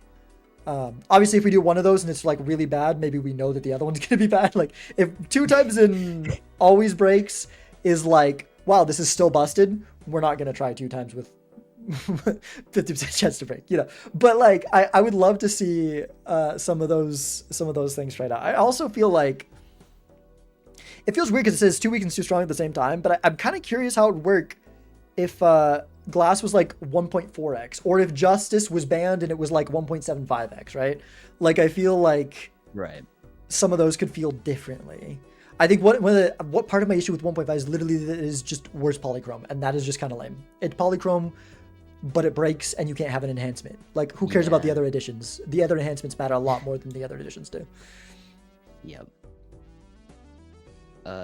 Just play Legacy will 1 with say, Red if Seal, they- Glass Red, and Ancient against Idol. That's something cool about Legacy, right? You can just, I don't know. There's good things about Legacy, for sure.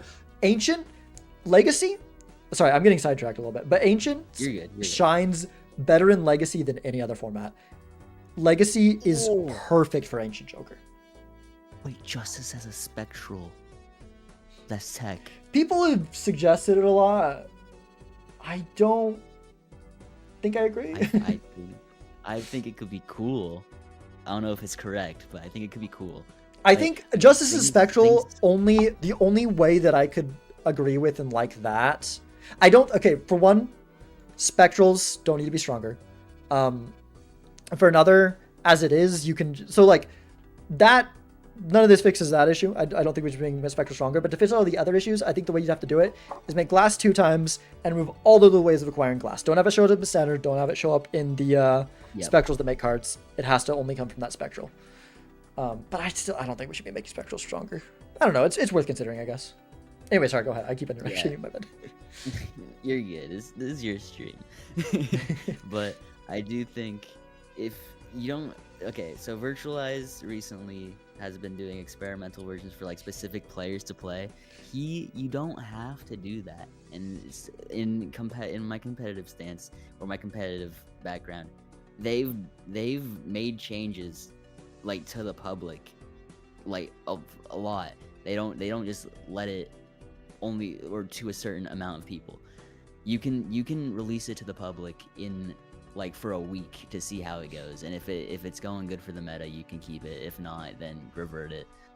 You don't have to keep it as an experimental, and I don't like that it's experimental only. Okay, that's I haven't been able to like test it out because it's not public yet, right? I haven't been able to get my opinions on the experimental stuff, and I would like to. That's fair. I think that the community, to be comfortable with that, might need more confidence that things are like have a high chance of getting rolled back. I mean, all the things say they can be, but like look at how long we've got all these changes and no one likes the golden ticket and it's still there. It's been months. If we had a bigger team, if Virtualize had a bigger team. Yeah, I mean that's part of the limitations with it, right? Yeah, it's unfortunate. It happens. The second person is Nightmare. We have created the tier list, and Nightmare has some disagreements with me, both on some specific items and just philosophy in general. So we're debating those things. We are doing that right now. But that's about all I had to say about the experimental stuff. What else did I? We just not the worst change, but it is the one that smells the worst. Yeah, it like again, like if I just go by how it feels, it's like this. But the more I think about it, the more it's like this is just not right. This is not a good thing for the game. It's a little bit like the experimental mode where there's like it's nowhere near as egregious as that. It's like the experimental mode where it was like the idea was being tried of overstock default voucher. I'm like that's just. It doesn't matter if you like maybe it feels good in the moment. It does not. I mean, that one didn't even. I instantly knew that. Ouija was like at first I was like, oh, let's go, and then I thought more about it, like but the overstock always is why I was where it was like instantly nope that's bad. That's bad for a game. I know that. No offense to the person who made that, but that would need its new tier below the bottom one if that was added. But again, a while ago. Like back in like season 2, there was a page whenever you're making a lobby. It was like a weekly queue thing. It never got developed, but maybe for stuff like that there could be a weekly queue where it had like guaranteed, or you start with +1 overstock, or you start with this specific thing, and every week it gets changed. That would be sick if that could happen. That's a neat like, idea.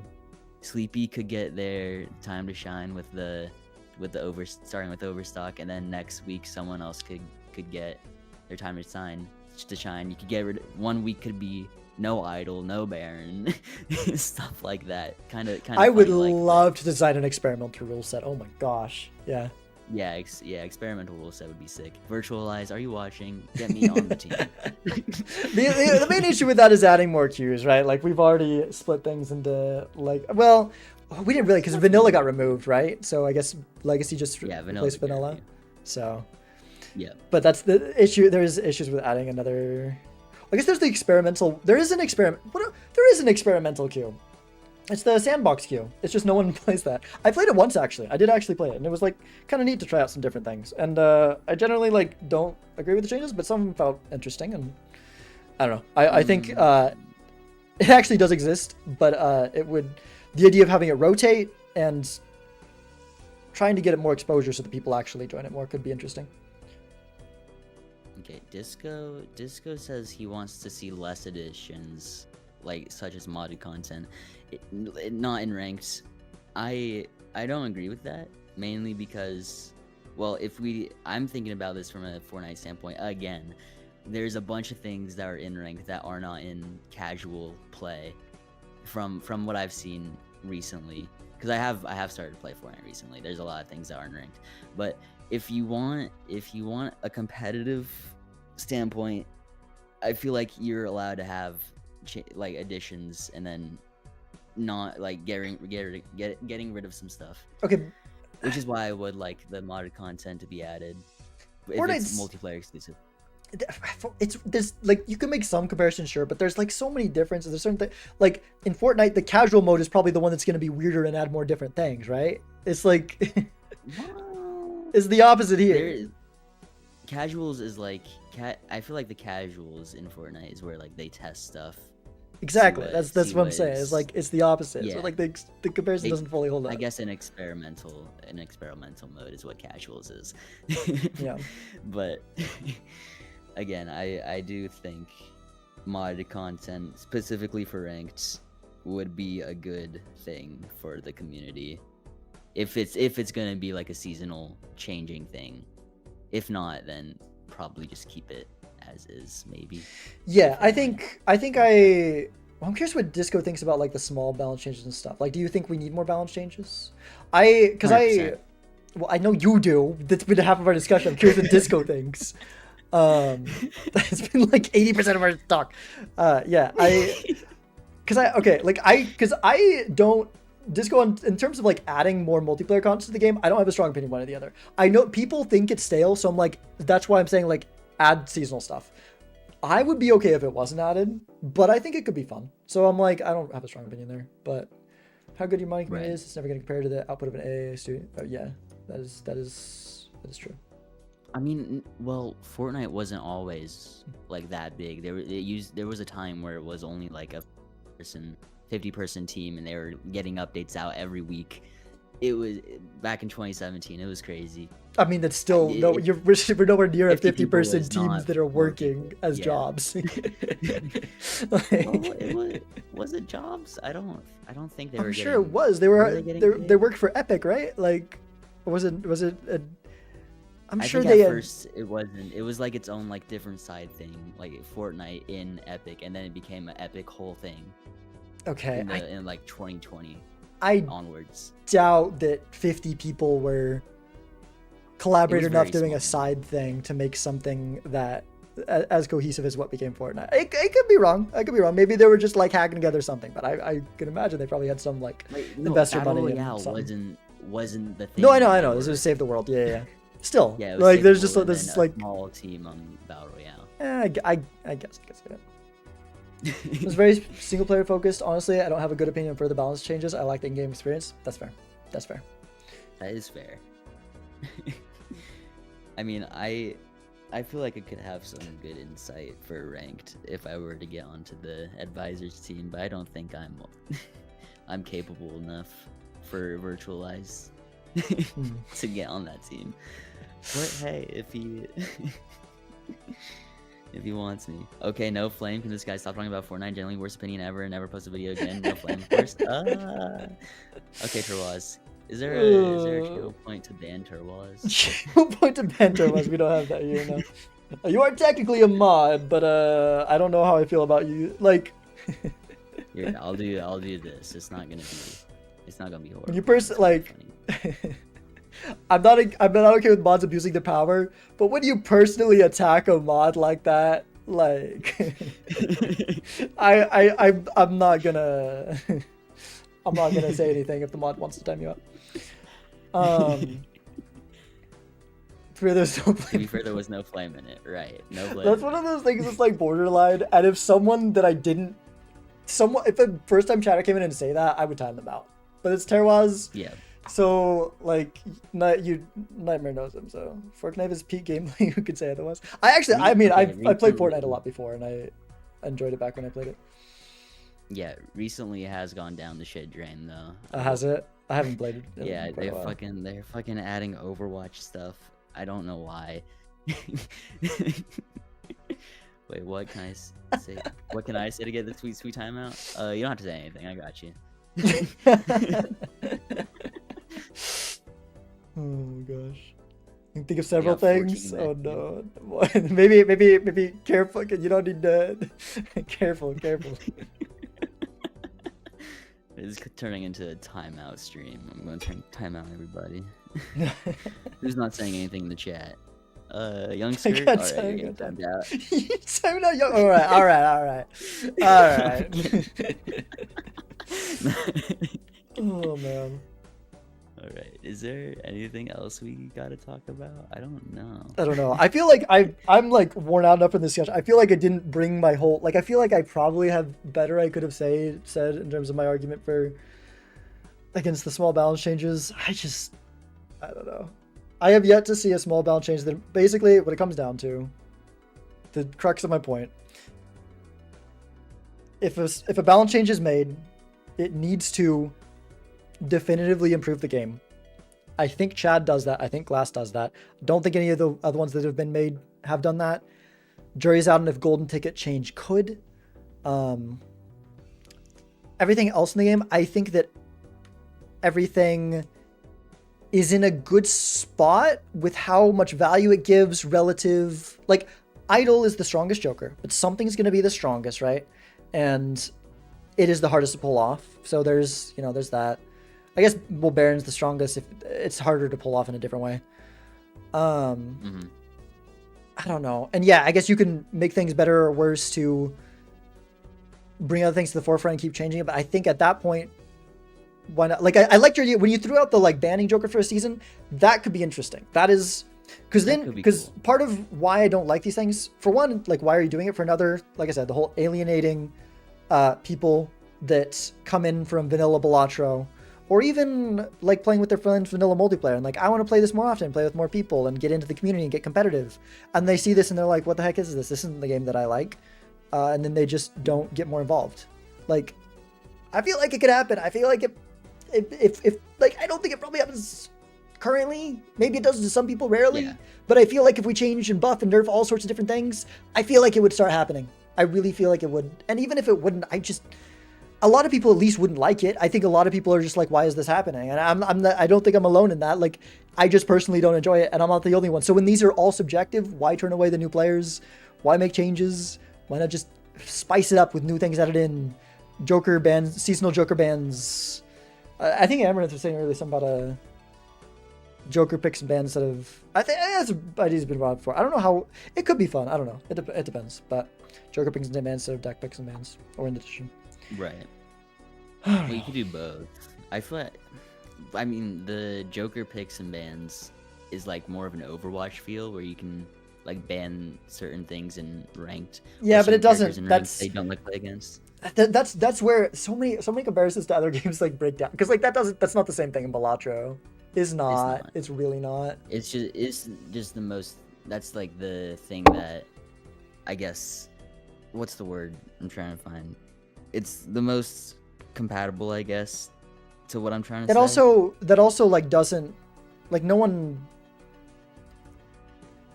I don't know, like that people don't have that most like card game type. I don't know, maybe there's a card game that does that I'm not aware of, but Hey, we I don't could know. be the first. Yeah, I don't know. It'd be interesting to like see him play around, but can experienced players will always play regardless of the type of change. Yeah, the leaderboard would look much different if ranked would use MLB rules. For example, it's more about keeping the fun of the game for everyone. Yeah, No, I feel like no matter the change, the top players that were there last season are going to be there the same season. probably. Yeah, Like yeah, no yeah. matter what you change. Yeah. Like that's there's a reason that why they're top ranked, and it's because they love the game and want to dig deep into it. So Yeah. I feel like for the top players you can change. For the casual players, just have them fucking play casual. I don't know. That's what I'm thinking. It's not about okay, but it's not about keeping the top. Like they're gonna stay. Yeah, they love the game. They're hooked. And if you play it a ton, then sure, you want the game to change. But like, or at least some people do, not everyone. But like, I don't know. I don't think there's anything else to say. I've talked my points, and my brain's getting jelly. I think. My brain has been jelly. Yeah. Anyways, thanks for getting on and having this discussion. It's been good. It was fun. Well, hold on. I have to DM you after this about something I want to do, and you've Okay. gotta give me your opinion. Okay, you want me to do this now Good on stream? comms? No, Sure. this No, is not after. a stream thing. Okay. This is. So look at it after stream. Yeah, look at it after stream Okay, and okay. tell me if you'd be down or something like that. All right. All right, Sounds I'll talk to you later. All right. See ya. Later.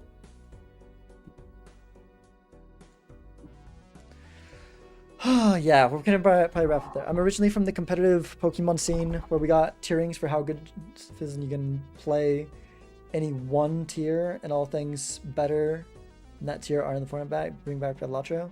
Yeah, I think that that's I feel like some things like that are like that's what I'm saying, like occasional like seasonal Joker bannings. I don't know, I do worry like a lot of the things in the meta right now. The thing is, okay, it's hard to mess with the game right now without breaking it. I feel like people say that like idle's too strong, like it's all idle, it's all hiker, and it's all idle. Like you got to think that a lot of these things are actually pretty well balanced and like translate fairly well to multiplayer. There's things that don't, for sure. I'm not saying that like it just naturally works for multiplayer. There's obviously things that really don't work, but I think there's a lot of thought and balance put into the base game where there's a lot of things that like. One thing that I've talked about before, that there's this really neat like back and forth with high card and retriggers, where like at the lowest level, high card is better because steel's easiest to come by, right? Steel's easier to come by. You can get a high card off the ground with just your Terros because justice needs to be out in some way to let that happen. And I think that's, or glass needs to be here for justice needs to be out in some way to make like high cards a little bit easier to get off the ground. Well, retriggers come by more often. There's more payoffs and there's more retrigger jokers. So retrigger becomes better, right? But then, and then like even more better, which you get like idle and stuff. It just like really builds, right? But then high card, if you get the Exodia high card build, you get Baron Mind, Blueprint, Brainstorm, suddenly high card rockets back above it again. And I love that push and pull. So like if you do something like ban idle for a season, are we just gonna have high card all season? Probably. You might need to like make some other changes to, I don't know. This is too much for one person to figure out. I have opinions on it, and I could be wrong on things, but this has been my thoughts.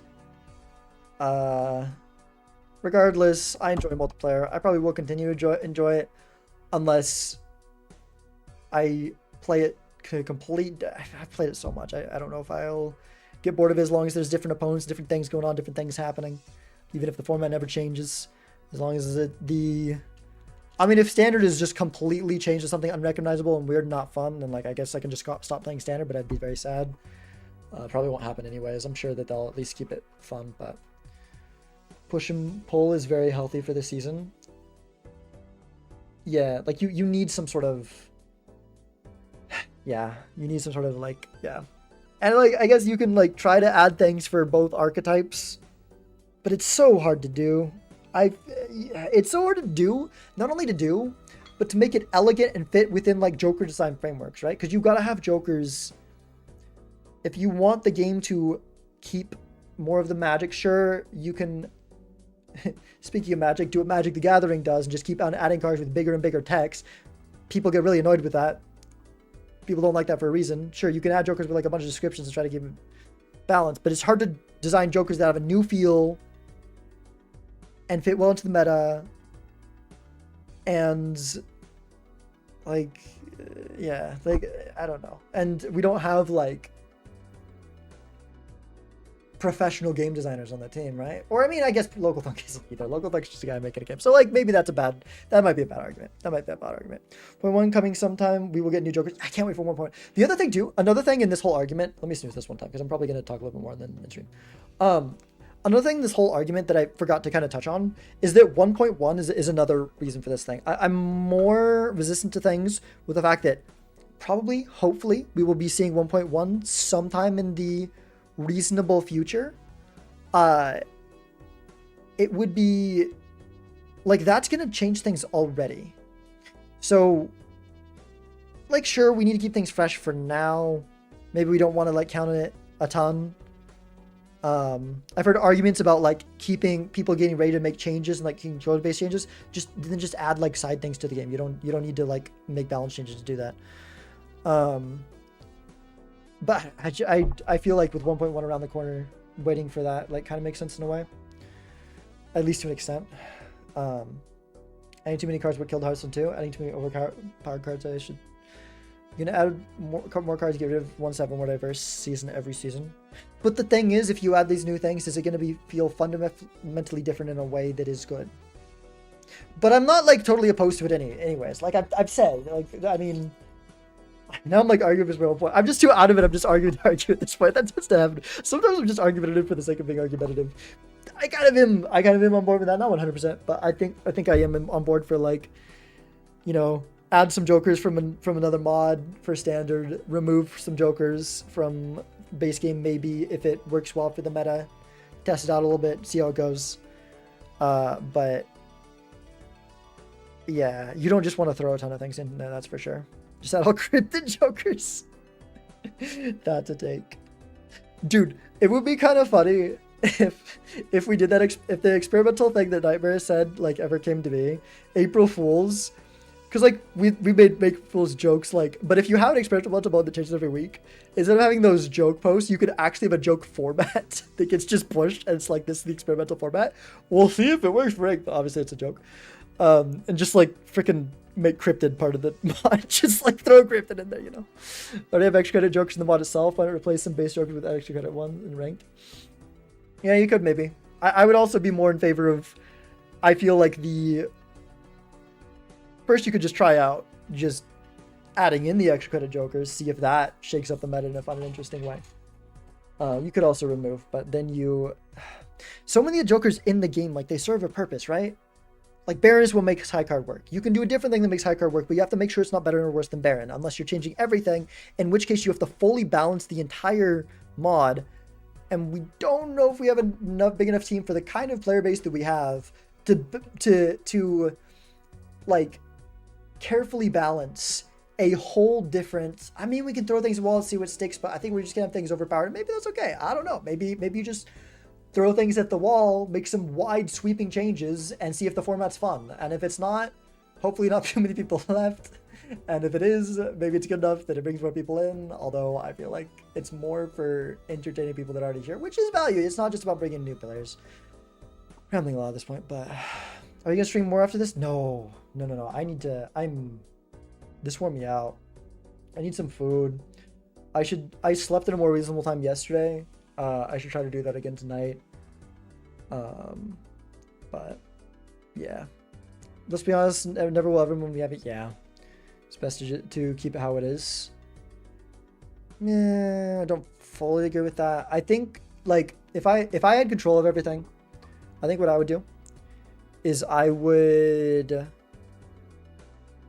undo. I'd remove these 6 things from the game. I'd just take these 6 things out. Leave the rest how they are. Wait 6 months.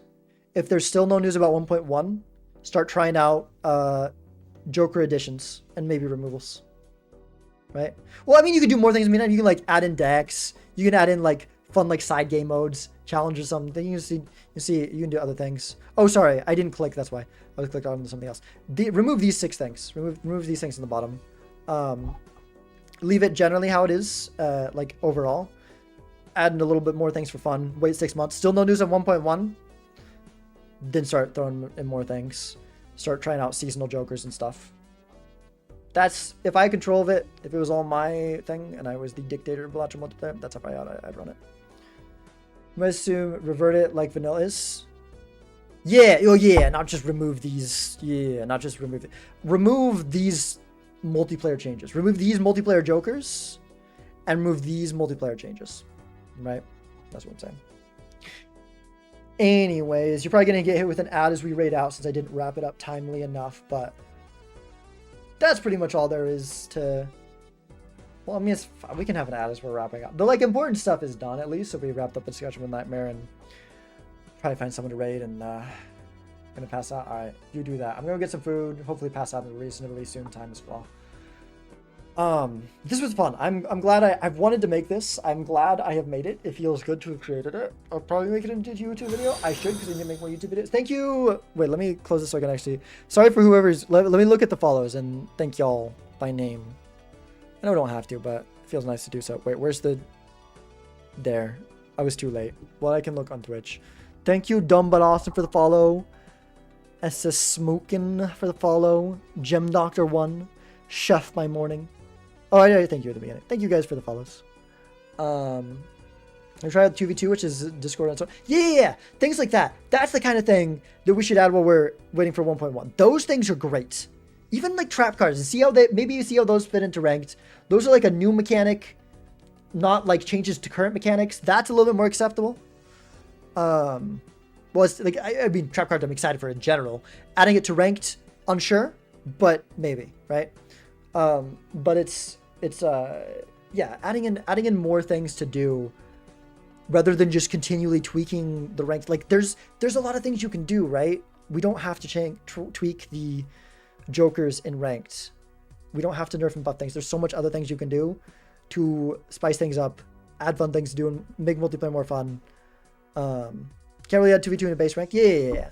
No, but we can add more fun multiplayer things to do, right? It doesn't all have to be ranked. I mean, sure, I guess people that only want to do ranked might get bored, but tell them to play different modes. But there is something different about ranked, so I guess that's not. You can't just do that, right? There is something about ranked because it is the competitive. Yeah, that's not a fair argument. That's not a fair argument. It's like there's something to it, but that's not a fully fair argument. For 1.0 someday, 1.0 soon. 1.0 soon. He's working. Actually, he has plans to have it out quite soon. Go check out my podcast on YouTube. He talks about it. Yeah. Not a lot of people know. Well, actually, no, people don't. Because I think he's talking about it on stream at this point. So probably more people have heard about it, depending on what he's talked about so far. But he, like, Virtual is talking about it there first. But, like, so few people, like, I am sad. Well, I mean, for my channel, I'm sad for my channel that it didn't do better. It did okay. It did okay. I was more sad at first. The video did better. It started out, it was like 100 views earlier. I was like, man, now it's like over 200. I'm like, you know what? It's okay. It's okay. I'm gonna try to be content. But I'm also just disappointed that like less people got to hear what Vert had to say. I thought more people would like see that and be like, "Ooh, I want to know what's going on." Right? Maybe YouTube put it to the wrong people. I don't know. Which video are we talking about? The most recent one. Podcast. And hello, Vagabond. Hope you're doing well. Podcast with Virtualize. The one we did with you, like that performed like better than I thought. I mean, I thought it would do pretty good, but it kind of outperformed what I thought. Well, when we did that podcast, most recent podcast with Virtualize. I thought that, yeah, I thought more people would see that, but it is what it is. Trying to be content. And I also, part of the issue probably too is it's just my YouTube. People forget about me on YouTube because I don't post often enough, and it's not like such extreme high quality of content that it like justifies not posting often enough, so it's a little bit on me. I need to like either kick it in gear. I don't really want to. I need to like get more financially stable and hire an editor. I feel like is what I need to do, even though it's like a money sink and it might never pay off. I wanna. Yeah.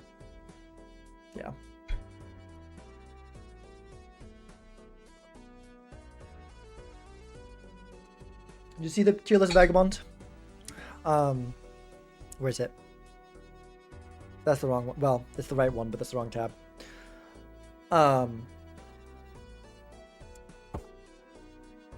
What do you think about this? It was a good tier list. Thanks. Okay. All right, we got the approval of Vagabond. That's all we need. Let's pack it up. No, really, I'm in extreme. Okay. Thank you all for being here. I am tired. I'm gonna go get some food and then hopefully sleep at a reasonable time. I slept at like, okay, I know this is gonna sound stupid. I slept at 4:30 last night and it was really good.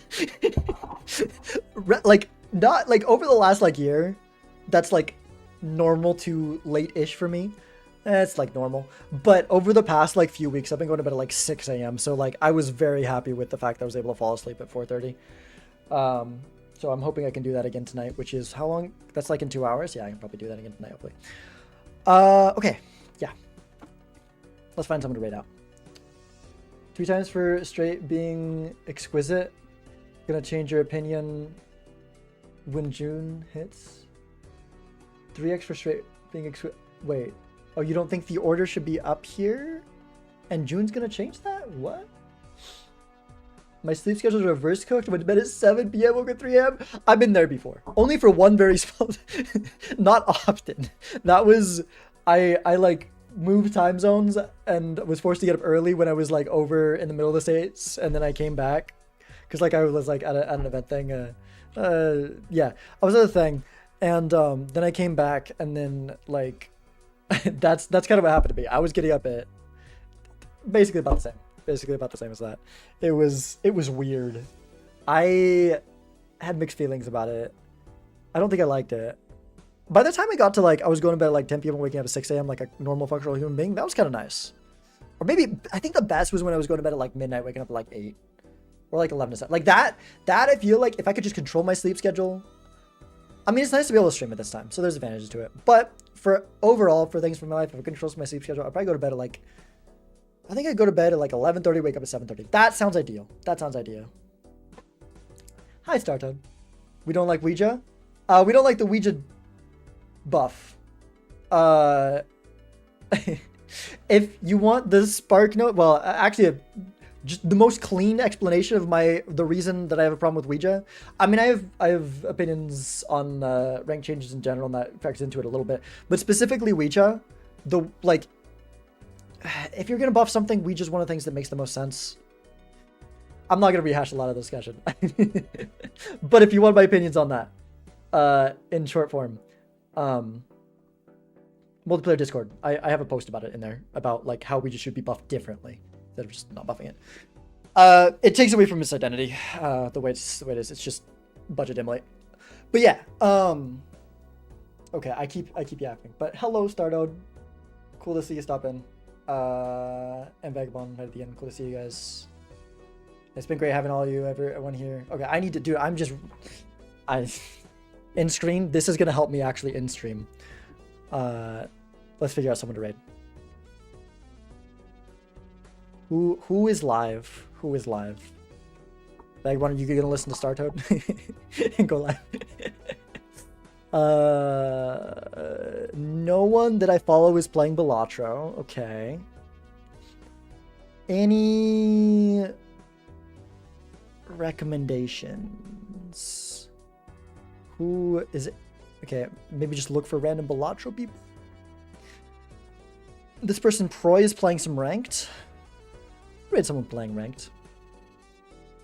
You have no camera or avatar though. It's always cool when you got a camera or a VTuber or a PNG tuber. I mean, it's not necessary. You don't have to. No offense to Startoad. I read Startoad all the time. But if I'm rating a random person, I feel like I'm more likely to... I don't know. I guess it's... Maybe it doesn't matter. Alright. I'm not hearing anything from Tab. I'm not seeing anything that stands out. I'm gonna raid this person. Well, let me see. What are they? Thank you, Disco. Oh, they're playing It's Foggy. Stream for chat in there. Oops. Yeah, that's right. That works.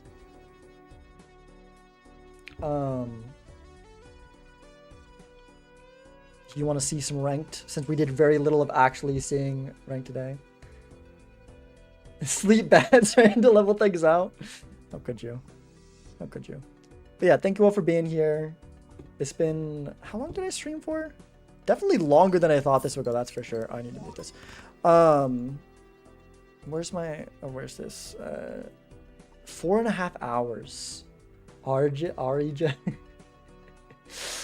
4.5 hours. Yeah, I thought this would be, I thought like the tier list would be like, I thought it'd be done by 2 hours, about anything related to the tier list.